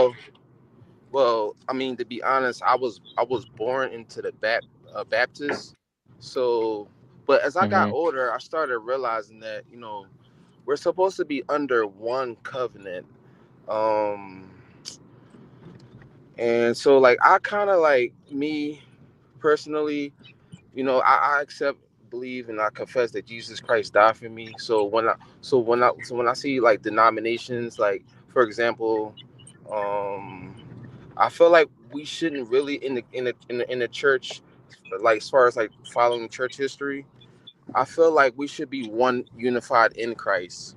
So as long as another church says, "Hey, we believe in the same, you know, grounds of like Jesus Christ," then I can fellowship with other churches if that makes kind of sense. So basically, you're non-denominational. Not to say that I'm not denominational. Let's just say I follow Christ and I follow the way. Not more like I can't go to churches or I can't visit other churches. I will fellowship with other churches, but I don't like want to say, hey, this denomination is right, this denomination is wrong per se. Like almost like how Muslims like there's like Sunni, Shia, like and so it's not like if I can get down with anybody that says, "Hey, we accept and we believe in Jesus as a Savior and Son," then I can fellowship. So, you don't me the way I look at it, we're one in Christ. We're Okay. supposed to be one in So okay, Christ. okay. Yeah. So for one, is there a name I can call you, bro? Like an actual is there a name I can call you? I just follow the way of Christ. So and No, so no, no, we is should be there called your the name? way. Yeah. Oh no, your name, your Oh, actual name. my actual name. So wait, we all giving out real names or Just make up a I mean, name. bro. Just a No, no, name to call you. SMK. okay. Okay, it's okay. I got this. I got this. Like I'll even. Okay. I'm up front. My name is Ali. Okay. Okay. That's actually my name. Okay. Yeah, so I'm So Eric. Eric, it's a pleasure to meet you, Eric. Yes, So I'm Eric. okay, cool. You told me. Now let me ask you this: how many books of the Bible do you believe in? Do you believe in 66? Do you believe in 73, 78, 81? How many books do you believe in?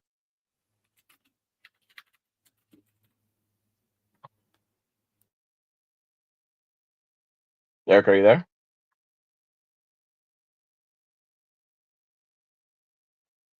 Eric,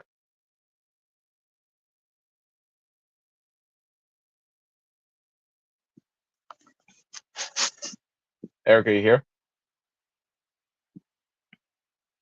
Did he fool the coop? No, he's still here, but I don't. He's not muted or anything like that.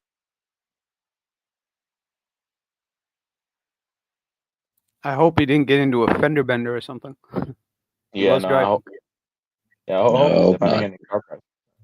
Hey, can y'all hear me? Yeah, we can Yeah. hear you. So, did you hear my Okay. question,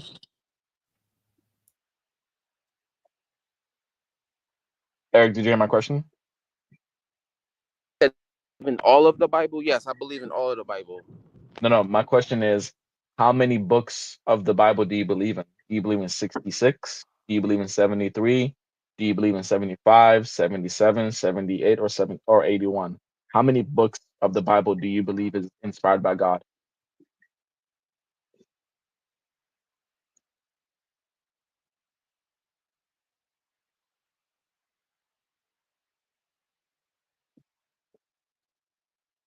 Hello? Hear me? You know what it is? I'm switching to my GPS while I'm talking to you, going from YouTube to Waze. So I'm sorry if I'm slowing down the show. No, Well, it's not really that's not really a problem, dude. Well, actually, I'm not gonna lie. It is because we need to have a conversation. So Okay. if you're not able to have a conversation, do you think you could well, if we can't have you cutting off basically because it will interrupt the flow of the flow of the show and the conversation. Hmm. Okay. Yeah. So Yeah. I guess when I get home, I can kind of like talk to you a little better because I did want to talk to the one guy that was. But yeah, so how I guess I'm gonna just ask questions in the chat or whatever about the show, whatever. But well yeah. how about this? Okay, Mhm. we have streams every Friday, Saturday, and Sunday. Okay. So Mhm. how about if Friday will be a better time? So if you haven't subscribe already to Dots Connected Mhm. and stay in touch for our Friday streams. That's where we have an open stream. You can come on and you have a conversation, continue our conversation with me or somebody else if you want, but in a better circumstance. If right now is not that good for you, I don't want you to be unsafe. I want you to know where you're going on the road. So I'd rather talk to you later than I feel like we need to rush things or have a conversation that's not going to be fruitful. Yes, definitely. Because I definitely want to talk and engage. I want to be able to engage. I definitely understand your point Exactly. here. Exactly. So Yeah. I remember you. If you come on Friday, I'll invite you on myself and we can continue our conversation. Okay. Okay. Appreciate that. Thank you. So yeah, we're on. You live in Philadelphia or you live in Pennsylvania, right? First Yeah, of I'm in all, the Philly. Eagles. First of all, the Eagles suck. I'm not a Philly fan. I can't stand the Eagles. But congratulations on the W today. But whatever. You already know. And Yeah, and man. You second of guys seem all, so. You guys seem respectful, so I'm gonna come back, man. Appreciate you, man. no worries, no worries. And we're on Fridays, Saturdays, and Sundays around 8 p.m. EST. So by 8 p.m., Okay. just hop on, all right? Cool. Yeah, I appreciate that. Yeah, I'm already subscribed. Thank you, man. All right, my dude. You have a good night. Appreciate it. And if you get home, if you're listening, if you get home relatively quickly, we're still around for a bit. Oh no, So you can I don't always. think we're gonna. I don't think we're gonna be around because Yeah. what time to close up? Oh, And really? that's actually we've been on for almost 4 hours, man. Like I gotta go to That's work true. tomorrow. Yeah. That's true. That's true. Yeah, I think the presentation was pretty long as well. Yeah, no worries, no worries. See, brother Hak is here. Assalamu alaikum, akhi. Assalamu alaikum wa rahmatullahi wa barakatuh. Assalamu alaikum wa rahmatullahi wa barakatuh, Brother Huck. Whenever he's here, he'll unmute himself. All right, so let's see if we can have Abraham. Abraham, if you're still Assalamu available, alaikum warahmatullahi wabarakatuh. wa Wa alaikum salam. alaikum Wa alaikum assalam assalam wa wa rahmatullahi wa Wa alaikum barakatuh. salam wa rahmatullahi wa barakatuh. All right, Abraham, if you're still backstage, if you're still here, let's have you on. If you're not here, then but I'm gonna add you on. See if you're still here. Abraham, are you here? Yeah. Okay. Now the connection Okay. would be better. All I'm right. driving in a bit. All right, no Hopefully problem. it is. All right. All right, so DeAndre, want to continue the conversation with him? Sure. Okay. Abraham, what did Ali ask you last time? Mr. Ali had asked me what are the objects of Torah. This was his question. Ali, In fact, did I you had ask him answered that? last time also. Yeah, I asked him what are the objective reasons why he believes the Torah is reliable. And I asked him this question many times, and not one thing he said was objective.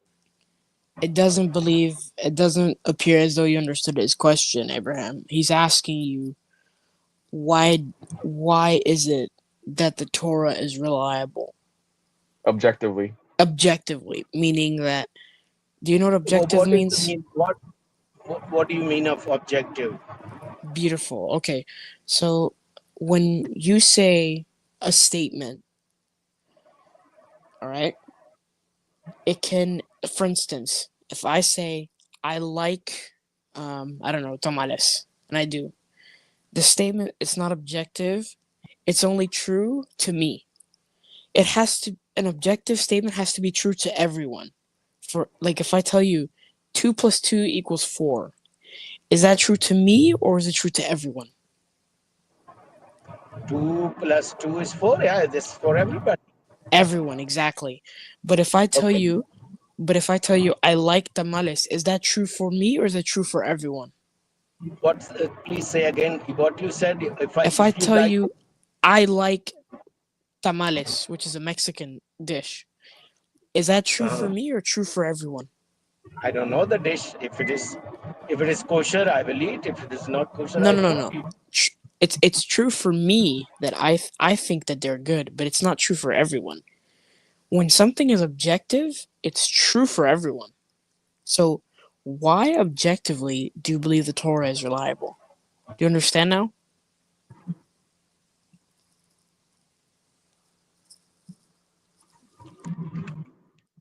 See, if you want to say true is true, true is true.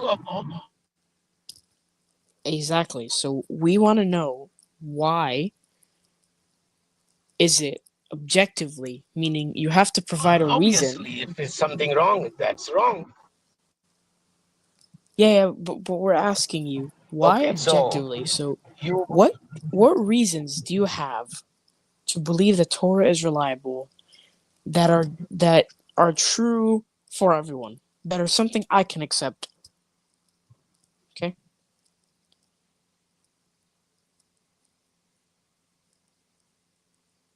Do you have any of those reasons with you?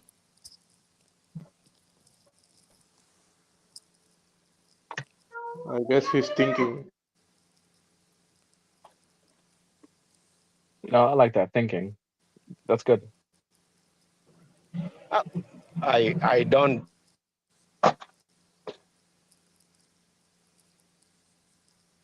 you follow these all things, then you prepare the world.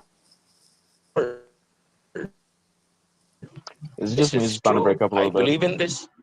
That's You said that, but why do you believe the Torah is true objectively? So you can't say I believe in the Torah is true because I think it's better for me. No, that's not objective, because that's only true for you. You have to give me something that's outside of what you think. It has to be something which is just true that can be proven that the Torah is reliable. Do you have anything Brother is like that? actually asking you to prove the reliability of the Old Testament, the Torah. He's not asking that it's true if you accept it. Not that's not the point. I guess you didn't get the point. Yeah, it's fine. It's fine. No worries. Jazakallah khair. Abraham, do you understand what we're asking you?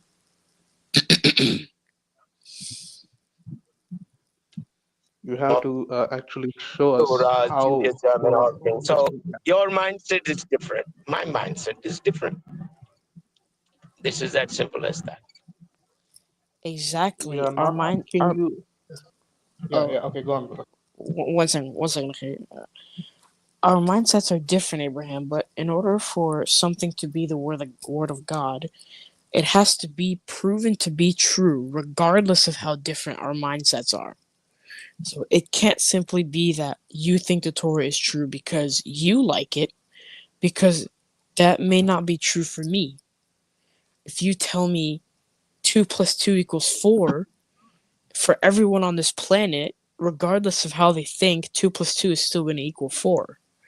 So do you have a reason for why the Torah is reliable that is not I think this is how it is? Yeah. Okay. So this goes on and this will go on. You will keep asking me how we will prove that this is true or something like. Listen, Mr. DeAndre, this is faith. This is understanding. And faith and understanding makes a human. He keeps he decides his future, his direction, and everything. You have faith in something which you will never. I've been listening you all. Always you praise your system, your God, your Allah, your Quran, your Prophet. Shalom, Boker Tov. Maslam khe. Ani midabir Anglik. Yom Tov. Okay. You know what? Okay. This is fun. So this is what is it will go on. I will keep talking like this, that I believe, I have faith, I believe in that it was given to Moses, the Torah, and you will keep asking what's the truth in this. Okay, fine. So if you believe it's not true, I have no objection. I have no problem. If I say that I don't believe in your system, in your faith and belief, you shouldn't have any problem. Now, you will criticize Torah. I've been listening to Mr. What's his name? Faisal. Partly, off and on, when I have time, I listen to his stream. I really Aaron, Abraham, dude, your connection learn from him. is All awful. right, DeAndre, I got this. Okay, we Good. wasted time long enough. So Yeah. Abraham, Oh, he's far gone. yeah, no, he's gone. So Abraham, here's what we're gonna do. I'm learning is Abraham, can you hear me? what she. Okay, so come back. Yeah, come back on. We have streams. We have streams on Friday, Saturday, and Sunday. So come back on Friday, okay? All right. So you have a good night. Yep. I'm guessing he has no objective reasons. So he doesn't. He doesn't have any Literally, objective reasons. That's the least of his problems. Yeah, the moment you say, "Hey, you have your faith, I have mine," that's basically saying you believe what you want to believe, I'll believe what I want to believe, which is, anyways. So Yep. I think All right. before I actually lose any of my brain cells before work tomorrow, I think this is a good time for us to close down. Now, unfortunately, I do wish. Well, I would say Yeshua's King did come across as, I thought it was going to be one thing, but so far he came as very respectful. So that was pretty good. Now, That's pretty cool. Now, as far as, hey, DeAndre, your friend is in the chat. Which one? Catalin. Oh my gosh. No. Catalin. Just no. Ali, you Neil, that's right. Ali, you were there. Yeah, Neil told me that Catalin is no longer. Yeah, he wasn't sincere. No, he's not sincere. Yeah. So, anyways, I'll leave it at that. But anyways, I think this is a good time for us to close down. I do apologize to you, SMK. I know you wanted to say you had a lot some knowledge you wanted to say, but unfortunately, Can I just make a point for the panel?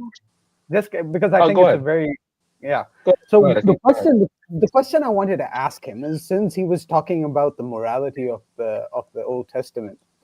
So the first thing I wanted to ask him is that, can morality be contradictory, or does it need to be objectively accepted as a whole? That can you say, no, I don't want to take this part of morality, but I'll take this part of morality. So if he's going to say that, yes, the morality preached in the Old Testament is perfect as a whole, then you need to question him on that morality.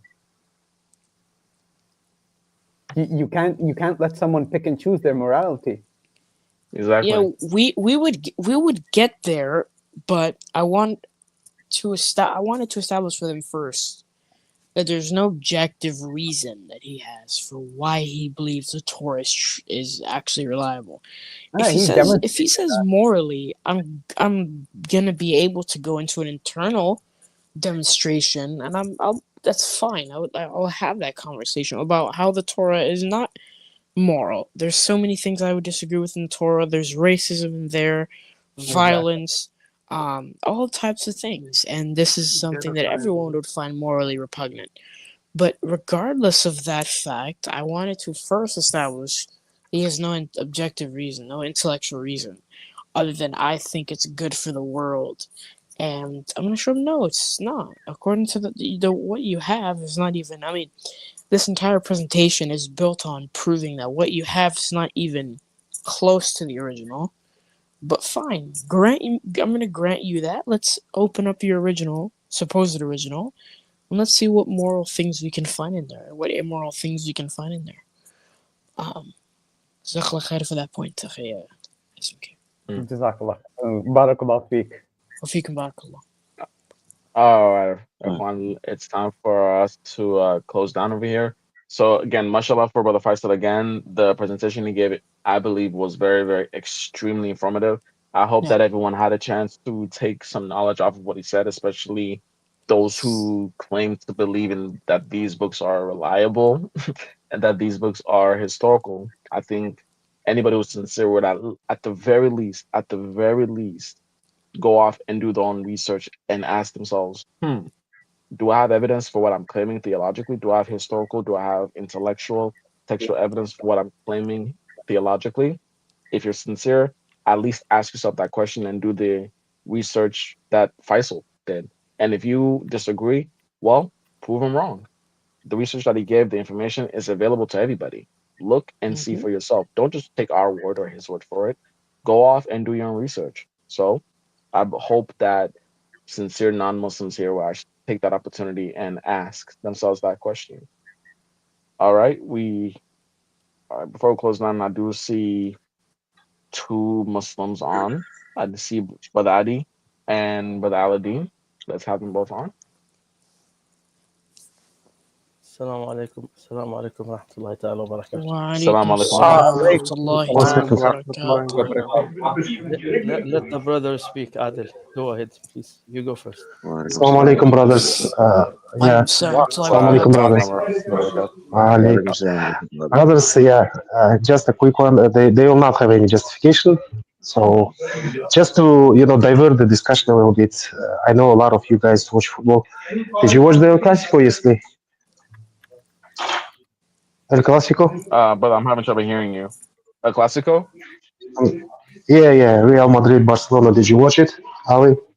Yeah, I did. Yeah, I think who's Real Madrid fan here? I'm not. No one. I'm not a Real Madrid fan. Yeah. Last time we discussed football, I forgot to tell that I was a Barca fan since 1998. Wait. Oh, so you're telling me now you came on just to do some trolling because you thought I was a Real Madrid fan? Is that what you're telling me?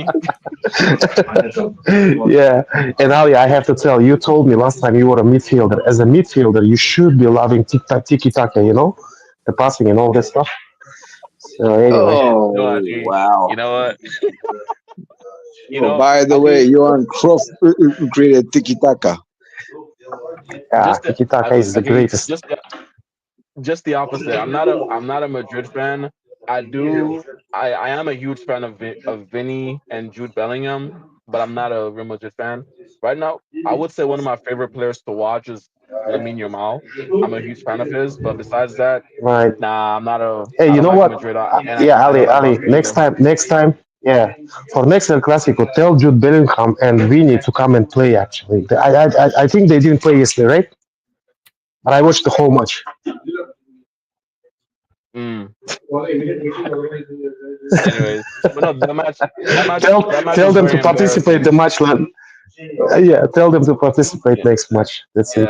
Yeah. The match was brothers, I just wanted to. If you're a Madrid fan, the match was very embarrassing anyway. So. Yeah. Anyways, brothers, thank you very much for everything. Just to divert your thoughts, and you always do a great job. Assalamu وعليكم السلام ورحمة الله وبركاته. جزاك الله خير. وعليكم السلام ورحمة الله وبركاته. So my turn to speak now. Can I speak? Of course it is. Go ahead. Yep, go ahead. Go ahead. Wow. I see. I just made some noise in your live chat box. I just made some fight. So I joined you here to continue my fight on the panel. Brother Ali, I have a request, inshallah, for your channel. I hope that you will accept my request. When are you planning to have a full-time, long live stream about Islam? Do you have any questions about Islam? Do you want to ask us about Islam? Do you want to discuss about Islam? Is there anything that you do not understand Islam? Come and ask us. Mm-hmm. So when are you planning to do only Islam? Islam as in Islam. I mean, we don't have to put. I mean, that you get my point. So Do you have No, any I do. plan to I do do understand something your. like that, please? Okay, I do understand your point. Okay, every Okay. week we have a open. We literally have an open Q&A. Literally, we have a on Sundays. On typically, this is just our something just happened this weekend, but typically on Sundays we have an open panel where literally Q&A, Islam Q&A. Anybody can come and ask questions about Islam. Literally, it's all on Sundays for the open panel, and on Fridays as well. We have open panels, not an open panel, but we have on Fridays Islam Q&A. Come and ask questions, literally.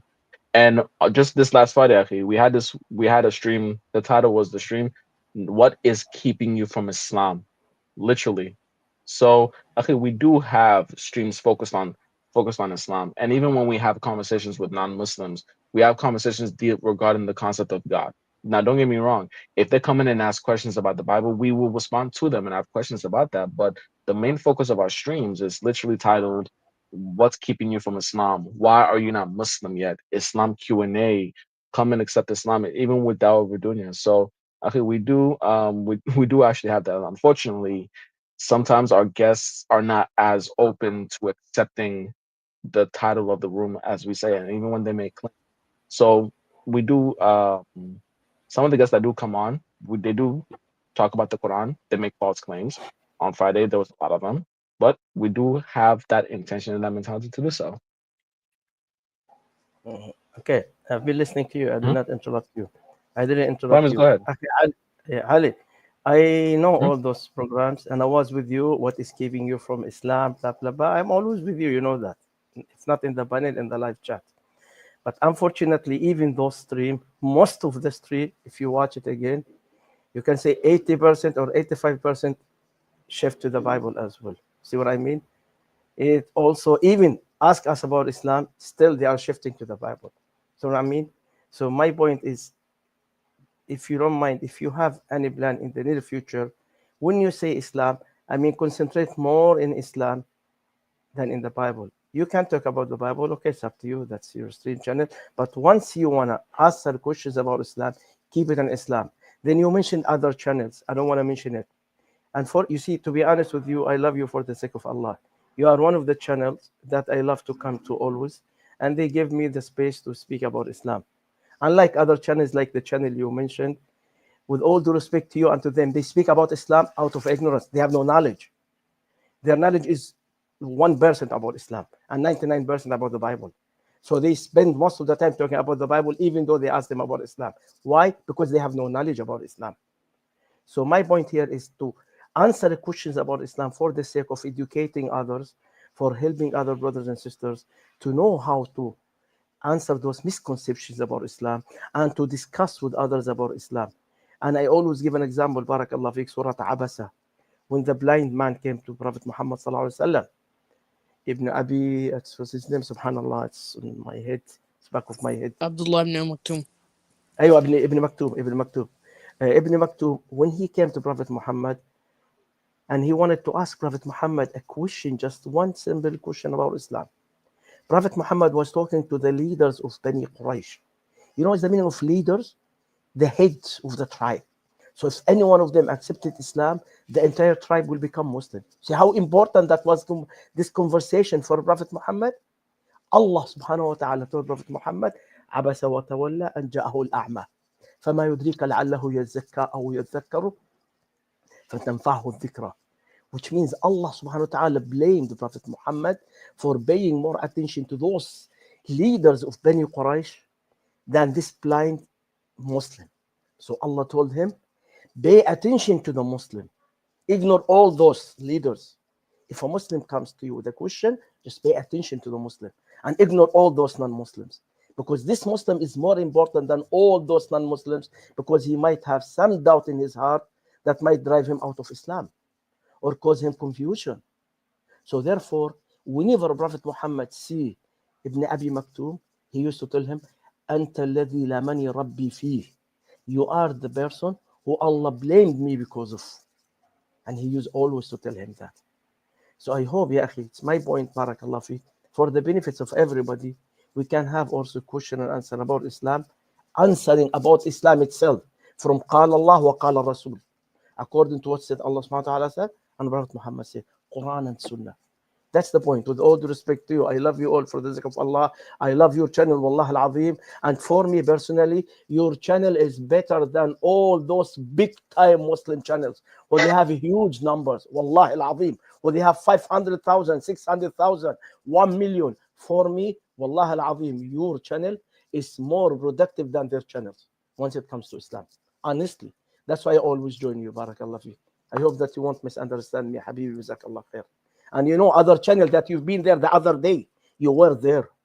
They answered questions about Islam and they made mistakes. You were there.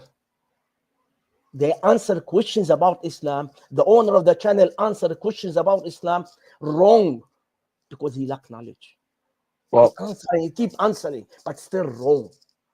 Not that perfect answer. So please, before you speak about Islam, educate yourself. Seek knowledge. Iqra. First thing came to the Prophet Muhammad, Iqra. Then Allah said, Al-Qalam. اقرأ باسم ربك الذي خلق الإنسان من علق اقرأ وربك الأكرم الذي علم بالقلم. اقرأ, recite, learn, study. Allah connect اقرأ with pen, qalam. So when you combine both of them together, that means Allah subhanahu wa ta'ala was training Prophet Muhammad to seek knowledge, education.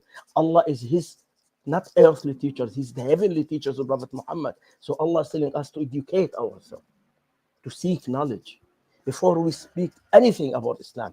And I repeat, Ibn Taymiyyah rahimahullah, say Ibn Baz, he said, if you talk about Islam without no knowledge, it's one of the greatest major sin in Islam. So you have to educate yourself. When you speak about Islam without no knowledge, you make more harm than good. Wallahi. You are jealous, you are angry because they attack Islam. So therefore you want to answer. But out of ignorance, you do more harm than good. So therefore my point here, I hope that you can present all those, any misconception, just bring it here, throw it. We can discuss about it. We'll give the details. Everybody will learn from it. It's like Allah khair for giving me the space. Now you may kick me out.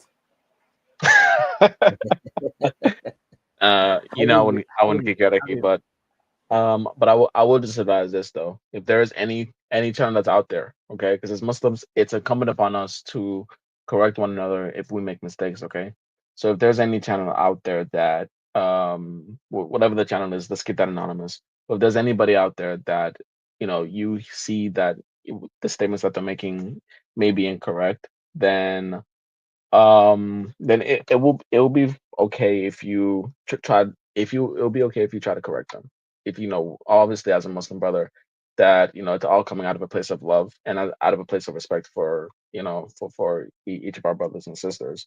So if they ever see, and this is something that we all should do, like if I say something that is incorrect about Islam, then I'll hope you, Brother Aladdin, SMK, DeAndre, and anybody in the chat, you guys will correct me on that. So, and this is one thing that I actually do love about Islam, that we hold each other accountable on that, and we help one another. So, okay, if you see anybody that may say certain things that it may be incorrect or may not be, that may be surface level, then I would hope someone as brilliant as yourself would go and in a way educate or try to correct the brother with love, as always, Aki. Okay? No, Akhi Ali, you see, you accept that, but other channels, they even block me. I don't care, it's okay, alhamdulillah, Rabbil Alameen.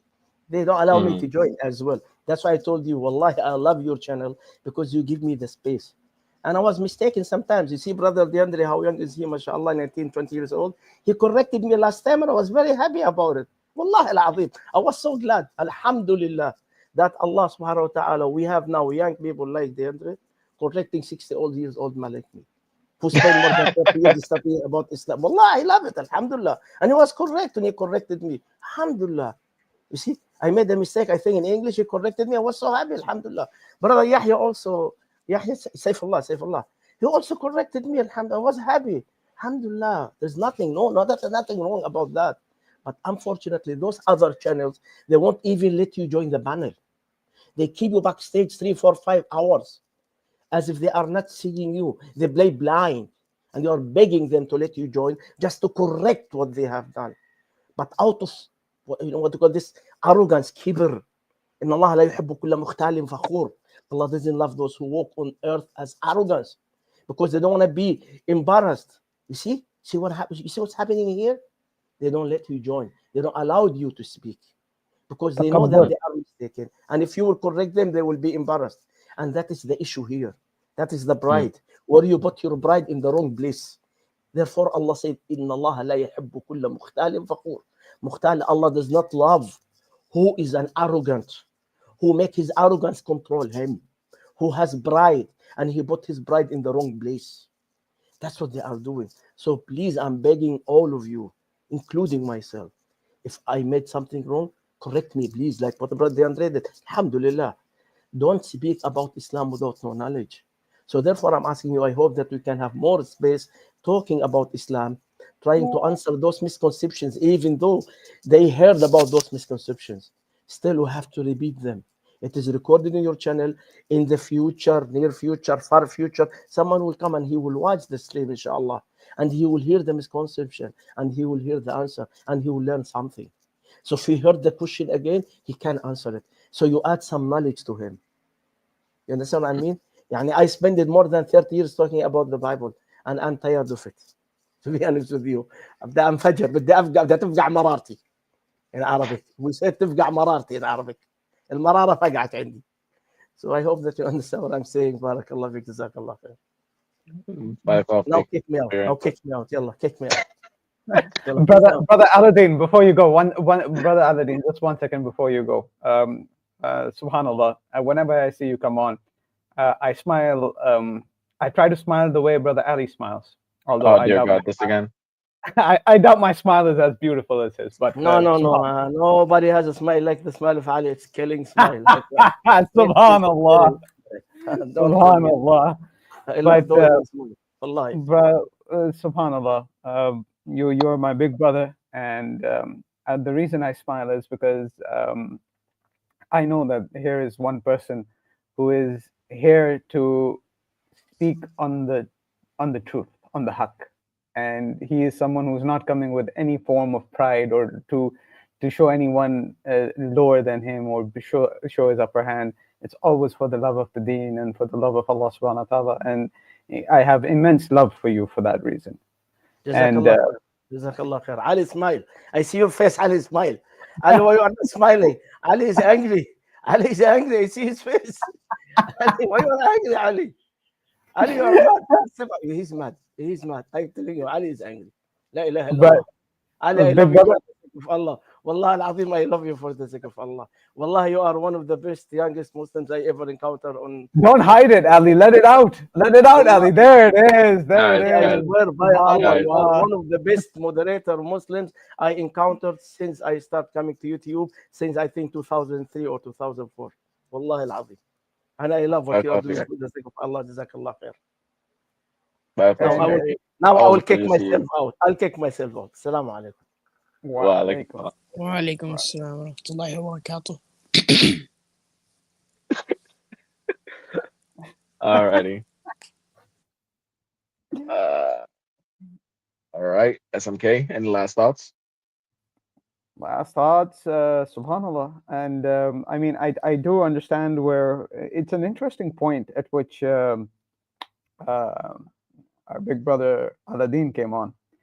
And, you know, some people can tend to be a little bit critical about what he had to say, that, you know, oh, it's not about, you know, talking about the Bible, or it's not talking about Christianity. But if you take the essence of what he was saying, subhanallah, and why he was saying that he loves coming here is because at the essence of it, we are all about inviting to the truth of Islam, subhanallah, and coming to the way of Allah subhanahu wa ta'ala and his final messenger, the Prophet sallallahu alaihi wasallam, may peace and blessings be upon him. So the issue that we have to face and we have to kind of tackle is that when the paradigms don't fit, and you know, one person doesn't even want to step out of his paradigm, so you then kind of have to yank him out of that paradigm to make him realize that there is a better paradigm, a more truer paradigm out there. So you know, understanding the point of what Brother Aladdin was saying, subhanallah, we try our best, and you know, may Allah subhanahu wa ta'ala preserve us and brothers like yourself and brothers like DeAndre. You know, may Allah subhanahu wa ta'ala reward you guys for the job that you do. And it can be such a tight rope. And all the brothers and sisters in the chat, make dua for these for all these brothers, because it's such a tight rope to walk sometimes that it can be daunting to even the most steadfast of people. So alhamdulillah for the strength that Allah subhanahu wa ta'ala gives us. Alhamdulillah. Alhamdulillah. All right, Ahi. Barakallah feek. It's always good to hear from you as well. So you have I don't know, what time is it over there actually? Hey, I just woke up, and okay, so now I'll give you the backstory of what Hassan was saying. Hassan passed out early last night because me and him are in the same time zone. He's in a city in Pakistan called Pindi, and I'm in a city in Pakistan called Lahore. Okay. So I was up later than him, and he fell asleep earlier. And then he was calling me at Fajr, wake up, pray Fajr, stream, Dots is streaming, where are you?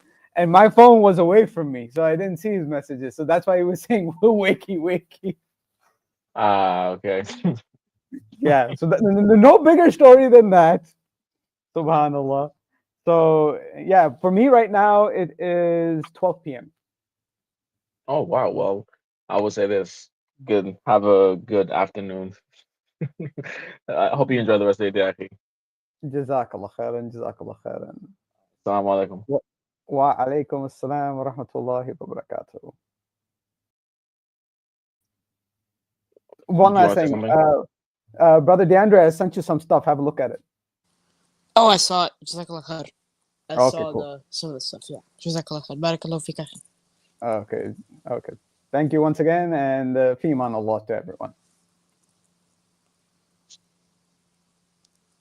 All right, so DeAndre, Yep. I'm gonna give any last words, because I'm gonna give just one short history lesson. So just any last words before I do? Yeah. I want to say alhamdulillah, really good stream. I know I've been away for about 2.5 days. I missed like 2 streams, but I had a pretty interesting, pretty fun time getting there. Actually doing stuff with the family, even though the competition was a whole load of nonsense. Regardless of that, yeah, so I appreciate every single one of you who made dua that I got there safely and I get back safely. And yeah, I hope I didn't miss too much fun, but I'm back on inshallah. So just everyone make dua that everything goes well for my starting semester, because school's starting back up again. So that's about it. Subscribe to Islam God Answers as always, and subscribe to this channel. Islam God Answers? What is that? Well, you see, Islam God Answers is a channel where we provide quality rebuttals to common Christian arguments. Uh-huh. So what we do is we obviously speak on Islam first. We talk about the argument from the Islamic approach. Oh. After doing that, then we analyze the argument from the biblical approach to see how the argument backfires against the biblical prophets or the biblical God. Oh my God, that sounds amazing. But a channel like that must be very expensive. How much does it cost? Well, you're in luck, because it's absolutely free. Wait, get out of here. You mean it's free? I do. Wait, you're telling me right now that I can go to Islam God Answers right now on YouTube and watch quality Muslim responses to non-Muslim claims about Islam for free? For free. Oh my God. Everyone, what are you waiting for? Go now and subscribe to Islam God Answers. It's free. It's free, exactly. So what are you guys waiting for? Subscribe to Islam God Answers as usual. Subscribe to Dots Connected to Islam as usual. Now, Ali, let's make this history lesson quick, because what I'm going to do after this stream is over is recite Ayatul Kursi, play a video, and go the hell to sleep, because I'm exhausted. Cool. You know what? Cool. I'll keep this very as simple as I can. So the lesson today will be about Cleopatra. Oh, you haven't talked about her in like 2 days. 2 days. I just threw out a random number out there. So I don't know what I was talking about. So real quick, for everyone, Cleopatra was the last pharaoh of the Egyptian dynasty of Egypt. She was the last pharaoh of Egypt.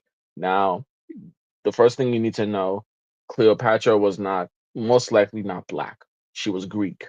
So Cleopatra came from the Ptolemaic dynasty. She was a Phoenician. Now, Phoenicia was a Greek state. So Cleopatra came from that lineage, so she was Greek. She came from the Ptolemaic dynasty, which there was a whole lot of them dudes, man, like at least 13 of them dudes. But anyways, now unfortunately, and here's one thing people don't know about Cleopatra. Well, when she was born, actually, when she was very, very young, right?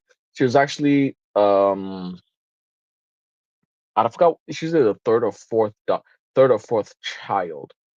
Yeah, she was one among many. Now, unfortunately, and this goes to show you about a lot about some of this. $20 teach Islam and $20 teaches on Discord. I'm not okay. Well, okay, sure. I don't have Discord, so I don't know.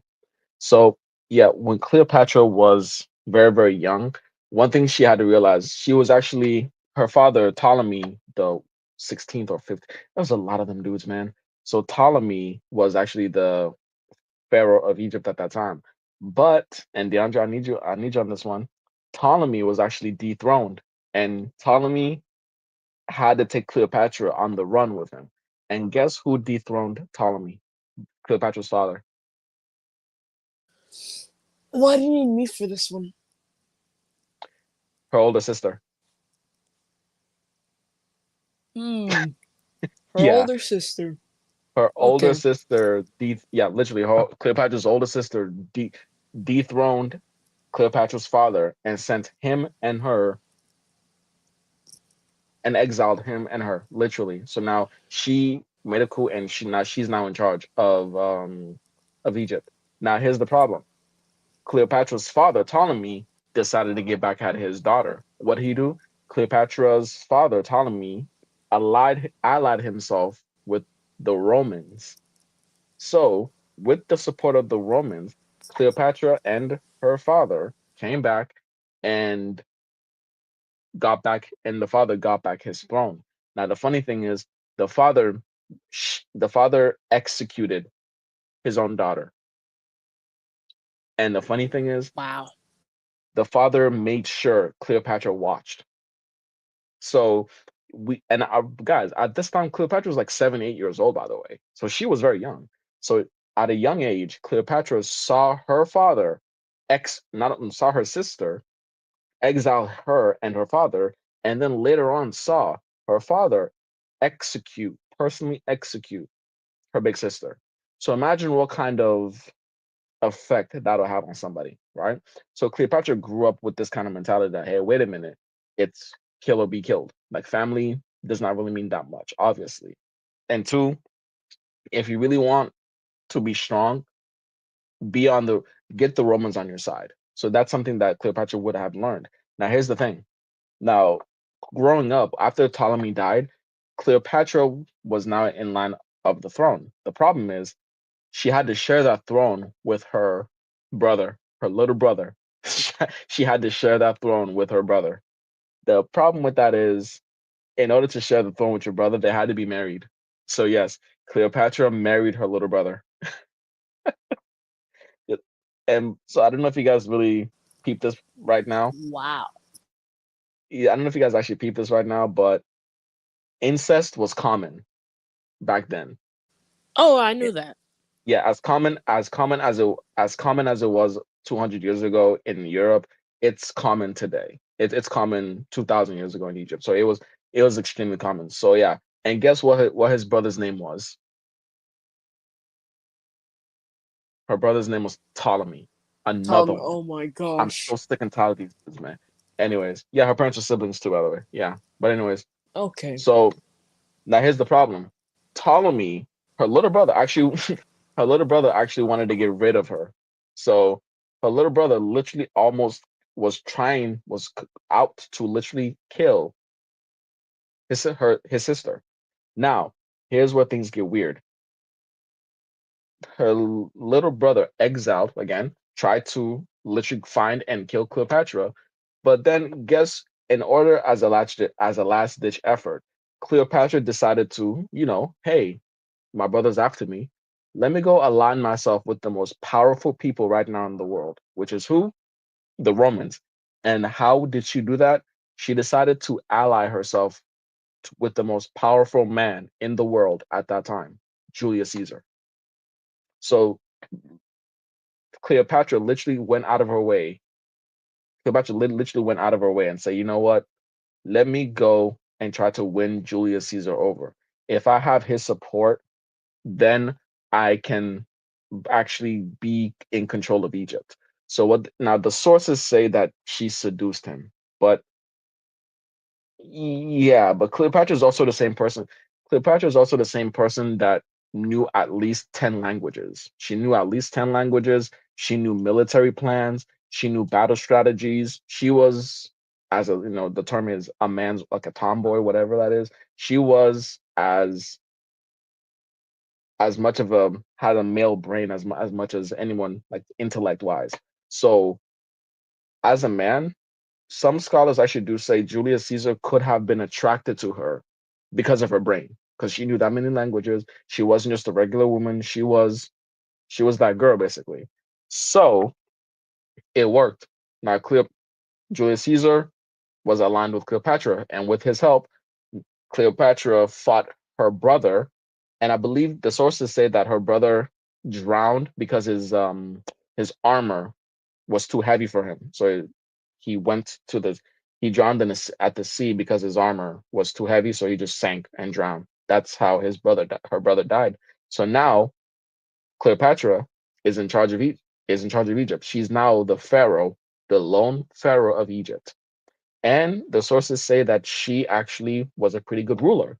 She was very, very, she was a legitimate ruler. Now here's the problem. Cleopatra was only in charge of Egypt as long as she stayed aligned with the Romans. Because right now, Julius Caesar's still alive. She's cool. Her reign. Anyone that wants to mess with Egypt is messing with Rome. No one's gonna mess with Egypt because that means you're messing with Rome. Here's the problem. There's two things that happen. The first thing is Cleopatra had a baby, and this baby, his name was Caesarion. Now, guess who the father of this baby was? The father of the baby was supposed to be Julius Caesar. The problem is Julius Caesar never really claimed that baby at all because they weren't married. As a matter of fact, Julius Caesar just kind of saw it as another conquest, probably. But hey, I digress. So she had a baby named Caesarion with Julius Caesar. That's one. Now her biggest problem, yes, Caesarion, that was him. Now the biggest problem with Cleopatra was in the year 44 BC. DeAndre, do you want to know why that year is very important? Oh, gee, I'm so curious to know. Not much. Do you know? Oh, no, I don't. 44 BC is the year, March 15th, 44 BC. That's the year Julius Caesar was assassinated. That's the day. Oh, I didn't know that.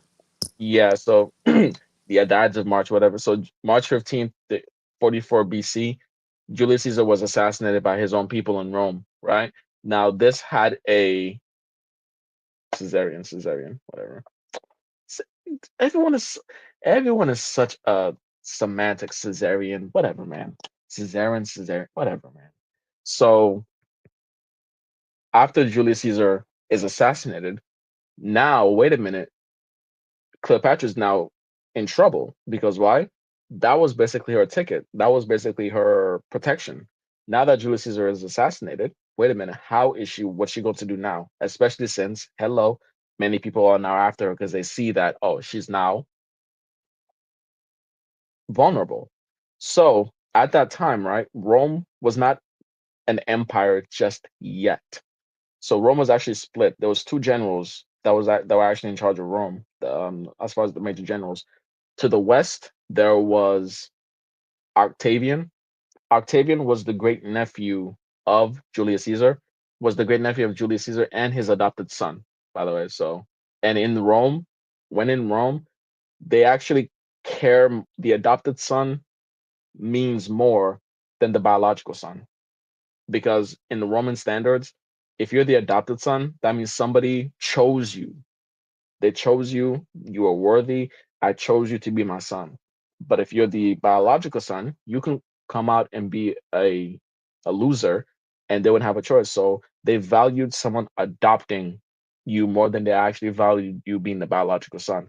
So Octavian was Julius Caesar's great nephew, and he was also Julius Caesar's adopted son. And he was the main general, or the head of Rome to the west, the western half of Rome. To the east, there was this guy named Mark Antony. Mark Antony, he's another general, another great war hero. Now to the east, Mark Antony wanted to solidify, hey, Egypt, you guys are under my control, etc., right? So what did Cleopatra set out to do again? Cleopatra set out to oh we got oh my god, we got Jude. Hey DeAndre, you want to talk to Jude?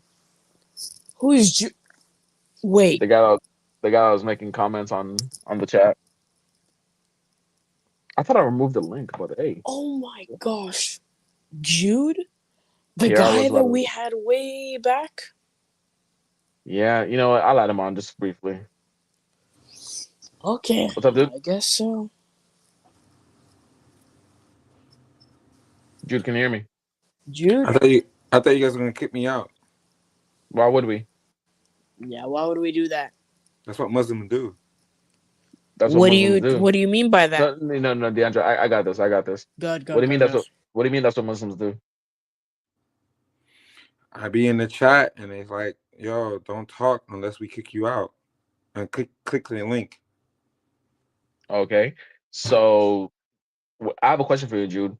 If you're in if you're in a place where they tell you what the rules are and you don't adhere to those rules, what happens? Wait, there's rules in the chat? Yes. If the host of the stream says, hey, don't make any claims, no keyboard warriors, otherwise you will be timed out. Don't do that. And many a times the mods are saying, don't make any claims. Stop leaving claims on the chat. Just click the link. The mods are saying it. I'm saying it. Why continue to do so? May I speak? It's your channel. I'm asking you. May I speak? I'm asking you. You can go ahead. Okay. So I was in the chat and somebody was saying that, oh, why do you follow a religion that has white people? And I said that Muhammad sold 2 black slaves for 1 Arab. And you guys were saying that, oh, you can't say that, you're making a claim. And then you guys kicked me out the chat. So can you tell me, was I wrong for saying that? Because it happened. Was that a claim you made? You kicked me out. Wait, what do you mean? Was that Jude, was that a claim that you made? You said it was a claim that I made.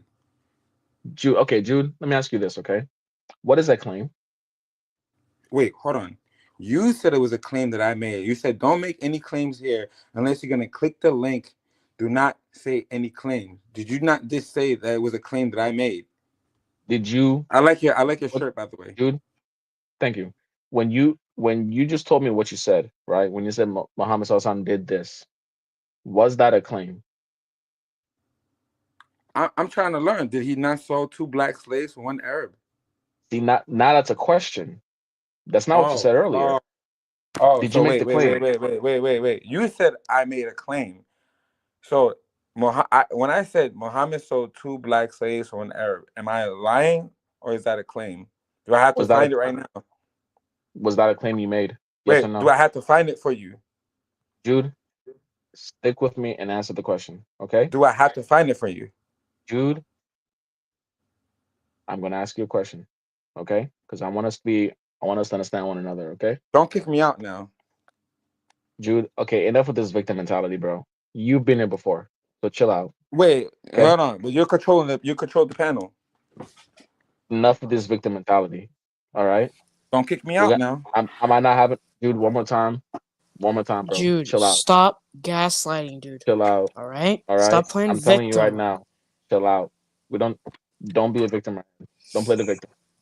All right. Now I'm talking to you. What we're saying is this. You told me, and this is coming from your mouth, by the way. I'm just repeating what you said. You said your brother, you were having a conversation with a particular Muslim I was in the brother. chat. Don't know who that person. You said you're having a conversation with a particular Muslim brother. I was in the And chat, and I was in your chat. you said you were having a conversation with a particular Muslim brother. In your chat. And Jude, stop interrupting me. See? And this is where we have a problem because you're really acting immature right about now, okay? Can we have a grown-up conversation or not? I'm a grown-ass man. I'm speaking to you as a man. I was in your chat. Okay, don't curse. Can we have okay? If you're saying you're a grown man, then I ask that you act like one, please. Because I know you're a grown man. Let's have a grown man conversation. In your chat. And Jude, by the way, the reason why I'm going to kick you out is not because I'm a Muslim, it's because you're a child. That simple.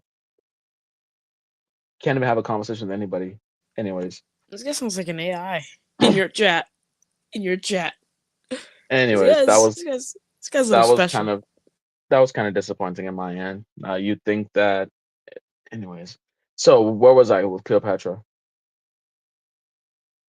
And by the way, mods, Sister Ahmad, Sister Fatima, please take care of Jude. All right, please do. But Mr. Doctor, but Elias, please take care of him because at this point, there is no point. I'll just leave it at that. Can't even have a respectful conversation. Oh, Fatima's okay. Why is this in my anyways? So my apologies. Anyways, so where was I with Cleopatra? Yeah. Let me hurry it up because I'm actually getting tired myself. So yeah, please. I'm about to sink into the blanket. Cool. Okay. So yeah, Octavian was seen as a Julius Caesar's adopted son because he was seen as better because he was adopted, right? Now he was in charge of the western half of Rome. The eastern half was ruled by Mark Antony, right? Now Mark Antony wanted to solidify Roman control in Egypt. Now, and one of the ways he wanted to do so was to make Cleopatra submit to his rule, basically, right?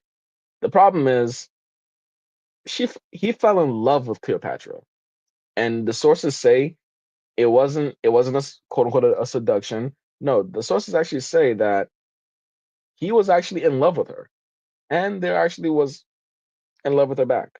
So that's what the sources say, that he was smitten with her. Now, as far as Cleopatra, was she in love with him? Hey, whatever.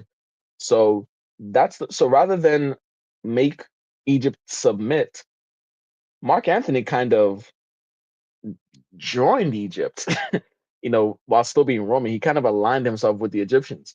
Now, this pissed off Octavian. Octavian's like, dude, what the heck? You had a job to do. What's going on? And of course, Octavian at this point started getting this made Mark Antony unpopular amongst the Romans. So Octavian decided to use this as an opportunity. Says, oh, wait a minute, my dude was ambitious. So Octavian just said, you know what, Mark Antony, if you're not going to do your job, I'll do your job by beating you.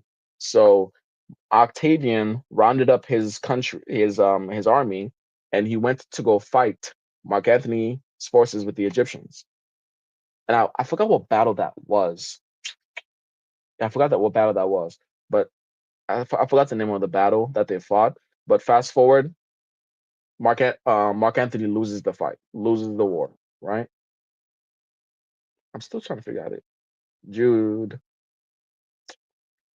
Okay. So I'm still trying to anyways. I'm still trying to figure out what battle in particular that was. But anyways, what was the name? Anyways, Octavian won the battle. And Mark Antony lost. Now, when Mark Antony realized he was going to lose, he and Cleopatra fled the battlefield, and Mark Antony, while he was fleeing, would unalive himself, so that because he didn't want to, when hey you lost, so yeah, he would unalive himself. Now this is where sources say that when Cleopatra saw that Mark Antony unalived himself, Cleopatra also unalived herself. And the way that she unalived herself was by, I think she let a snake bite her, basically. I think it was a cobra, a king cobra. She let a king cobra bite her, and she died from the venom of a king cobra. So that was the end. Now, why was this important? Well, this is important simply because of this. For one, Cleopatra was the last Egyptian pharaoh. She was the last one. Two, as far as her baby, well, quite frankly, history does not really say that much about what happened to Caesarion. Now, some sources say Octavian killed him. Other sources say that he escaped somewhere, but most sources did say that he disappeared, meaning most likely he was dead, right?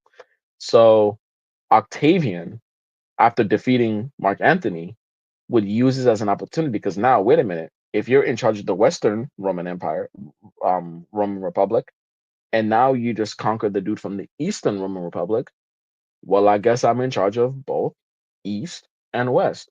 So, um,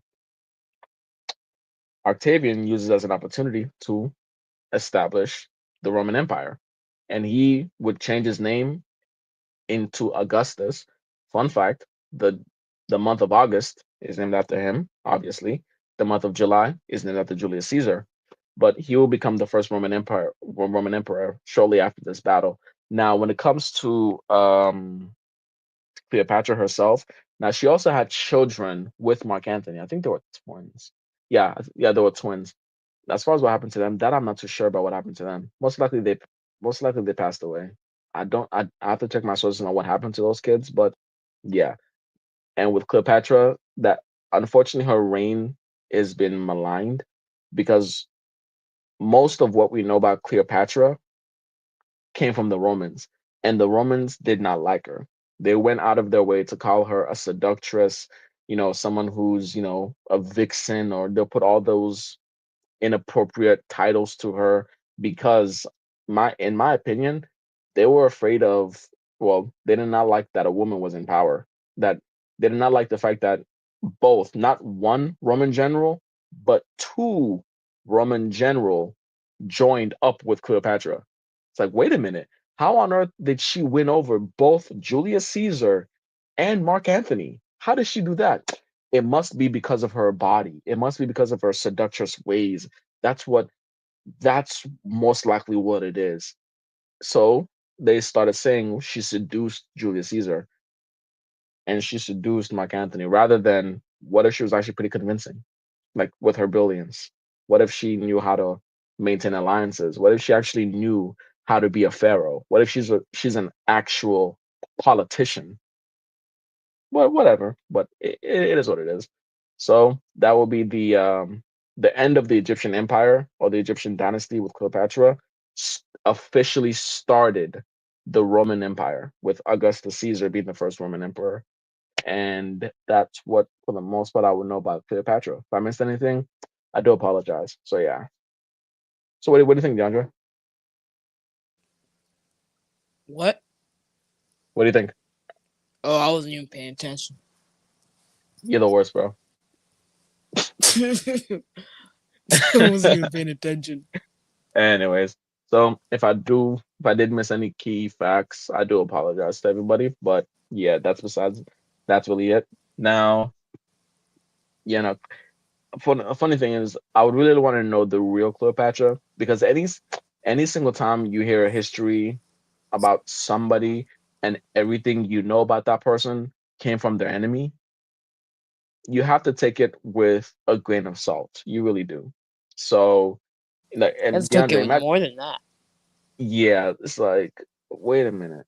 So you have to read in between the lines. On one hand, she was a seductress. On the other hand, she knew more than 10 languages. Wait a minute.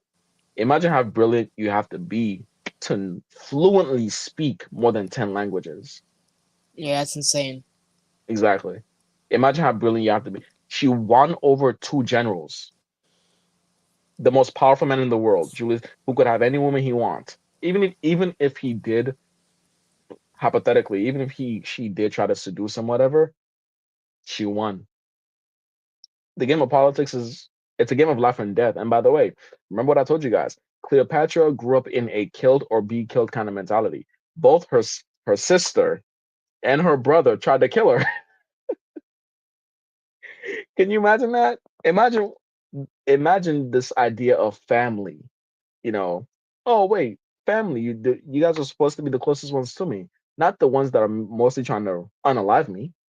But that's the kind of mentality that it was taking place during that time. So she was in she had to survive. So I call her more a survivor.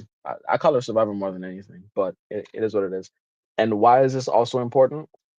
Now, how does this actually pertain to Islam? Let's actually connect the dots. You know, pun intended. Let's actually Oh connect the dots. yeah, Okay. just beautiful. So when Augustus Caesar took over Egypt, what do you think he did with the Egyptian records?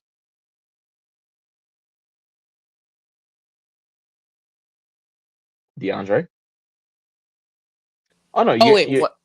no, you're in on this. I'm putting you in on this. When Augustus Caesar took over Egypt, what do you think he did with Egyptian records? Flushed them. Awesome. Egyptian records, Egyptian history.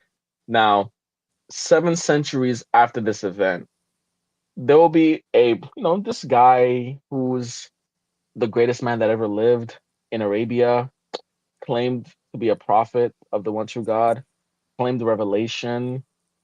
And in that revelation, it spoke about certain things about Egypt.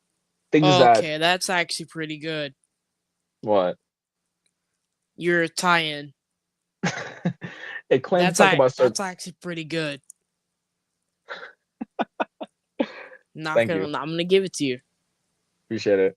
So, oh yeah, by the way, yeah. So, oh, yeah, the Library of Alexandria, Julius Caesar destroyed that even before Augustus Caesar got his hands on it.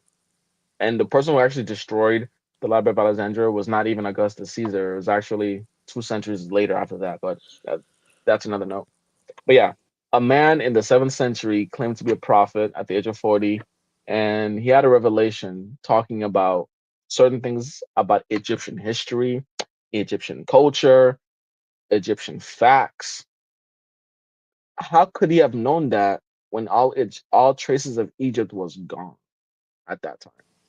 I Not have a only was it theory. gone, not only was it gone, but it was the language itself didn't have access to it. So how could he have known all those Egyptian history? How could he have known all those facts about Egypt? DeAndre, you have a theory? I do.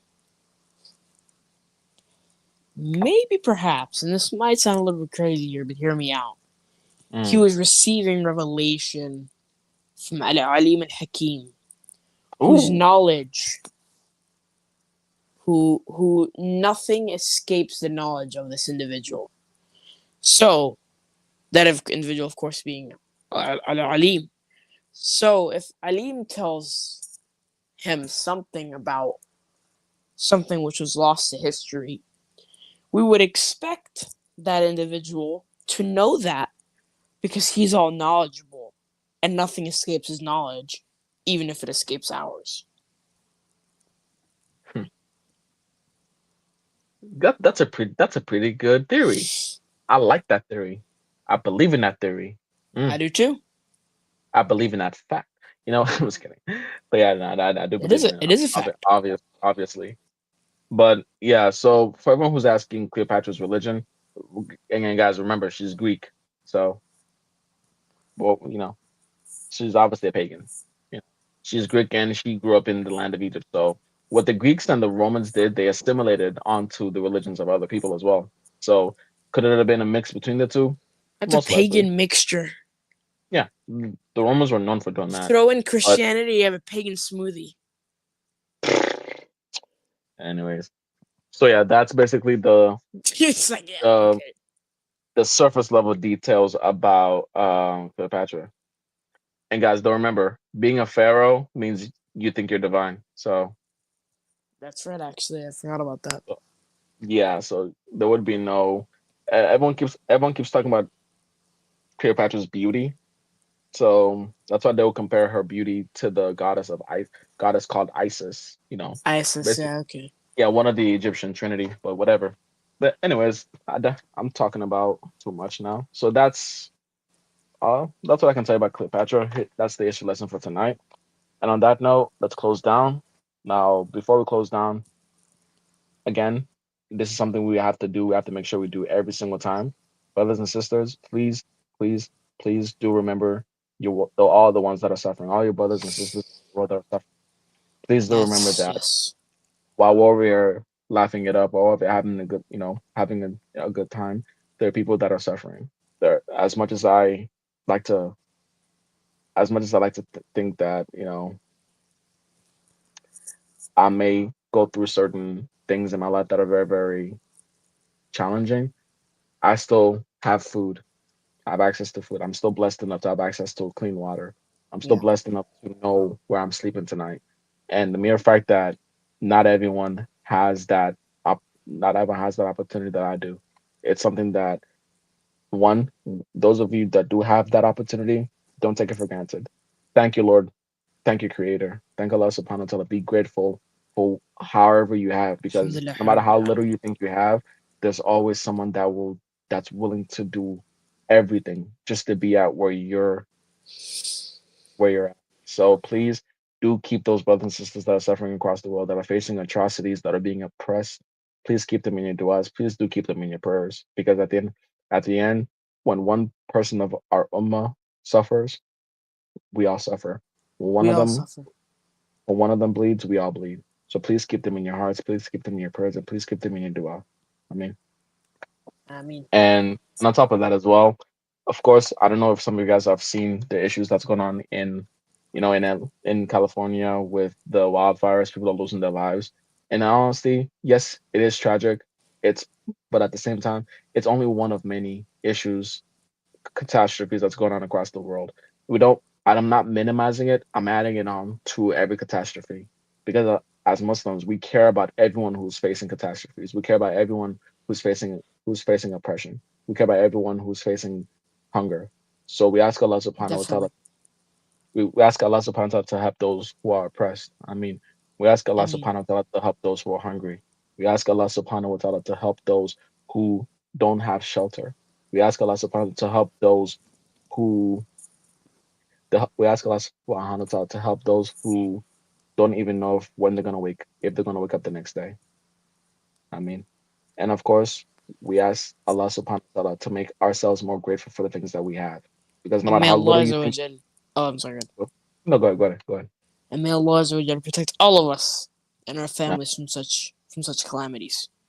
mean, I mean, okay, Ikhwan, no matter what you guys think you have, always be grateful, because Allah Subhanahu wa Taala will surely, like He says in the Quran, He will surely extend you, surely give you more if you're grateful. So everyone, please be grateful for however little you think you have, because believe it or not, it's not little. And I myself, I want to start with myself as well, because yeah. So even sometimes I may need some trouble with that as well. So just want to say that. And DeAndre, is there anything else you want to say? nah, Alhamdulillah.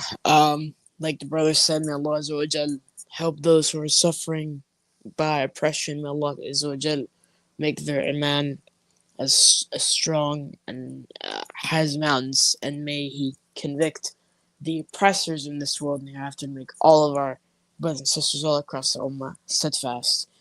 Again, I appreciate all of you guys' dua for me and my family's safe passage.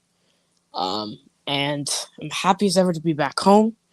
Now, end the live by saying سبحانك اللهم بحمدك أشهد أن لا إله إلا أنت أستغفره وأتوب إليك. All of you brothers and sisters, Assalamu alaikum wa rahmatullahi ta'ala wa barakatuh. You guys take care. Hope to see you around. Wa alaikum salam wa rahmatullahi wa barakatuh.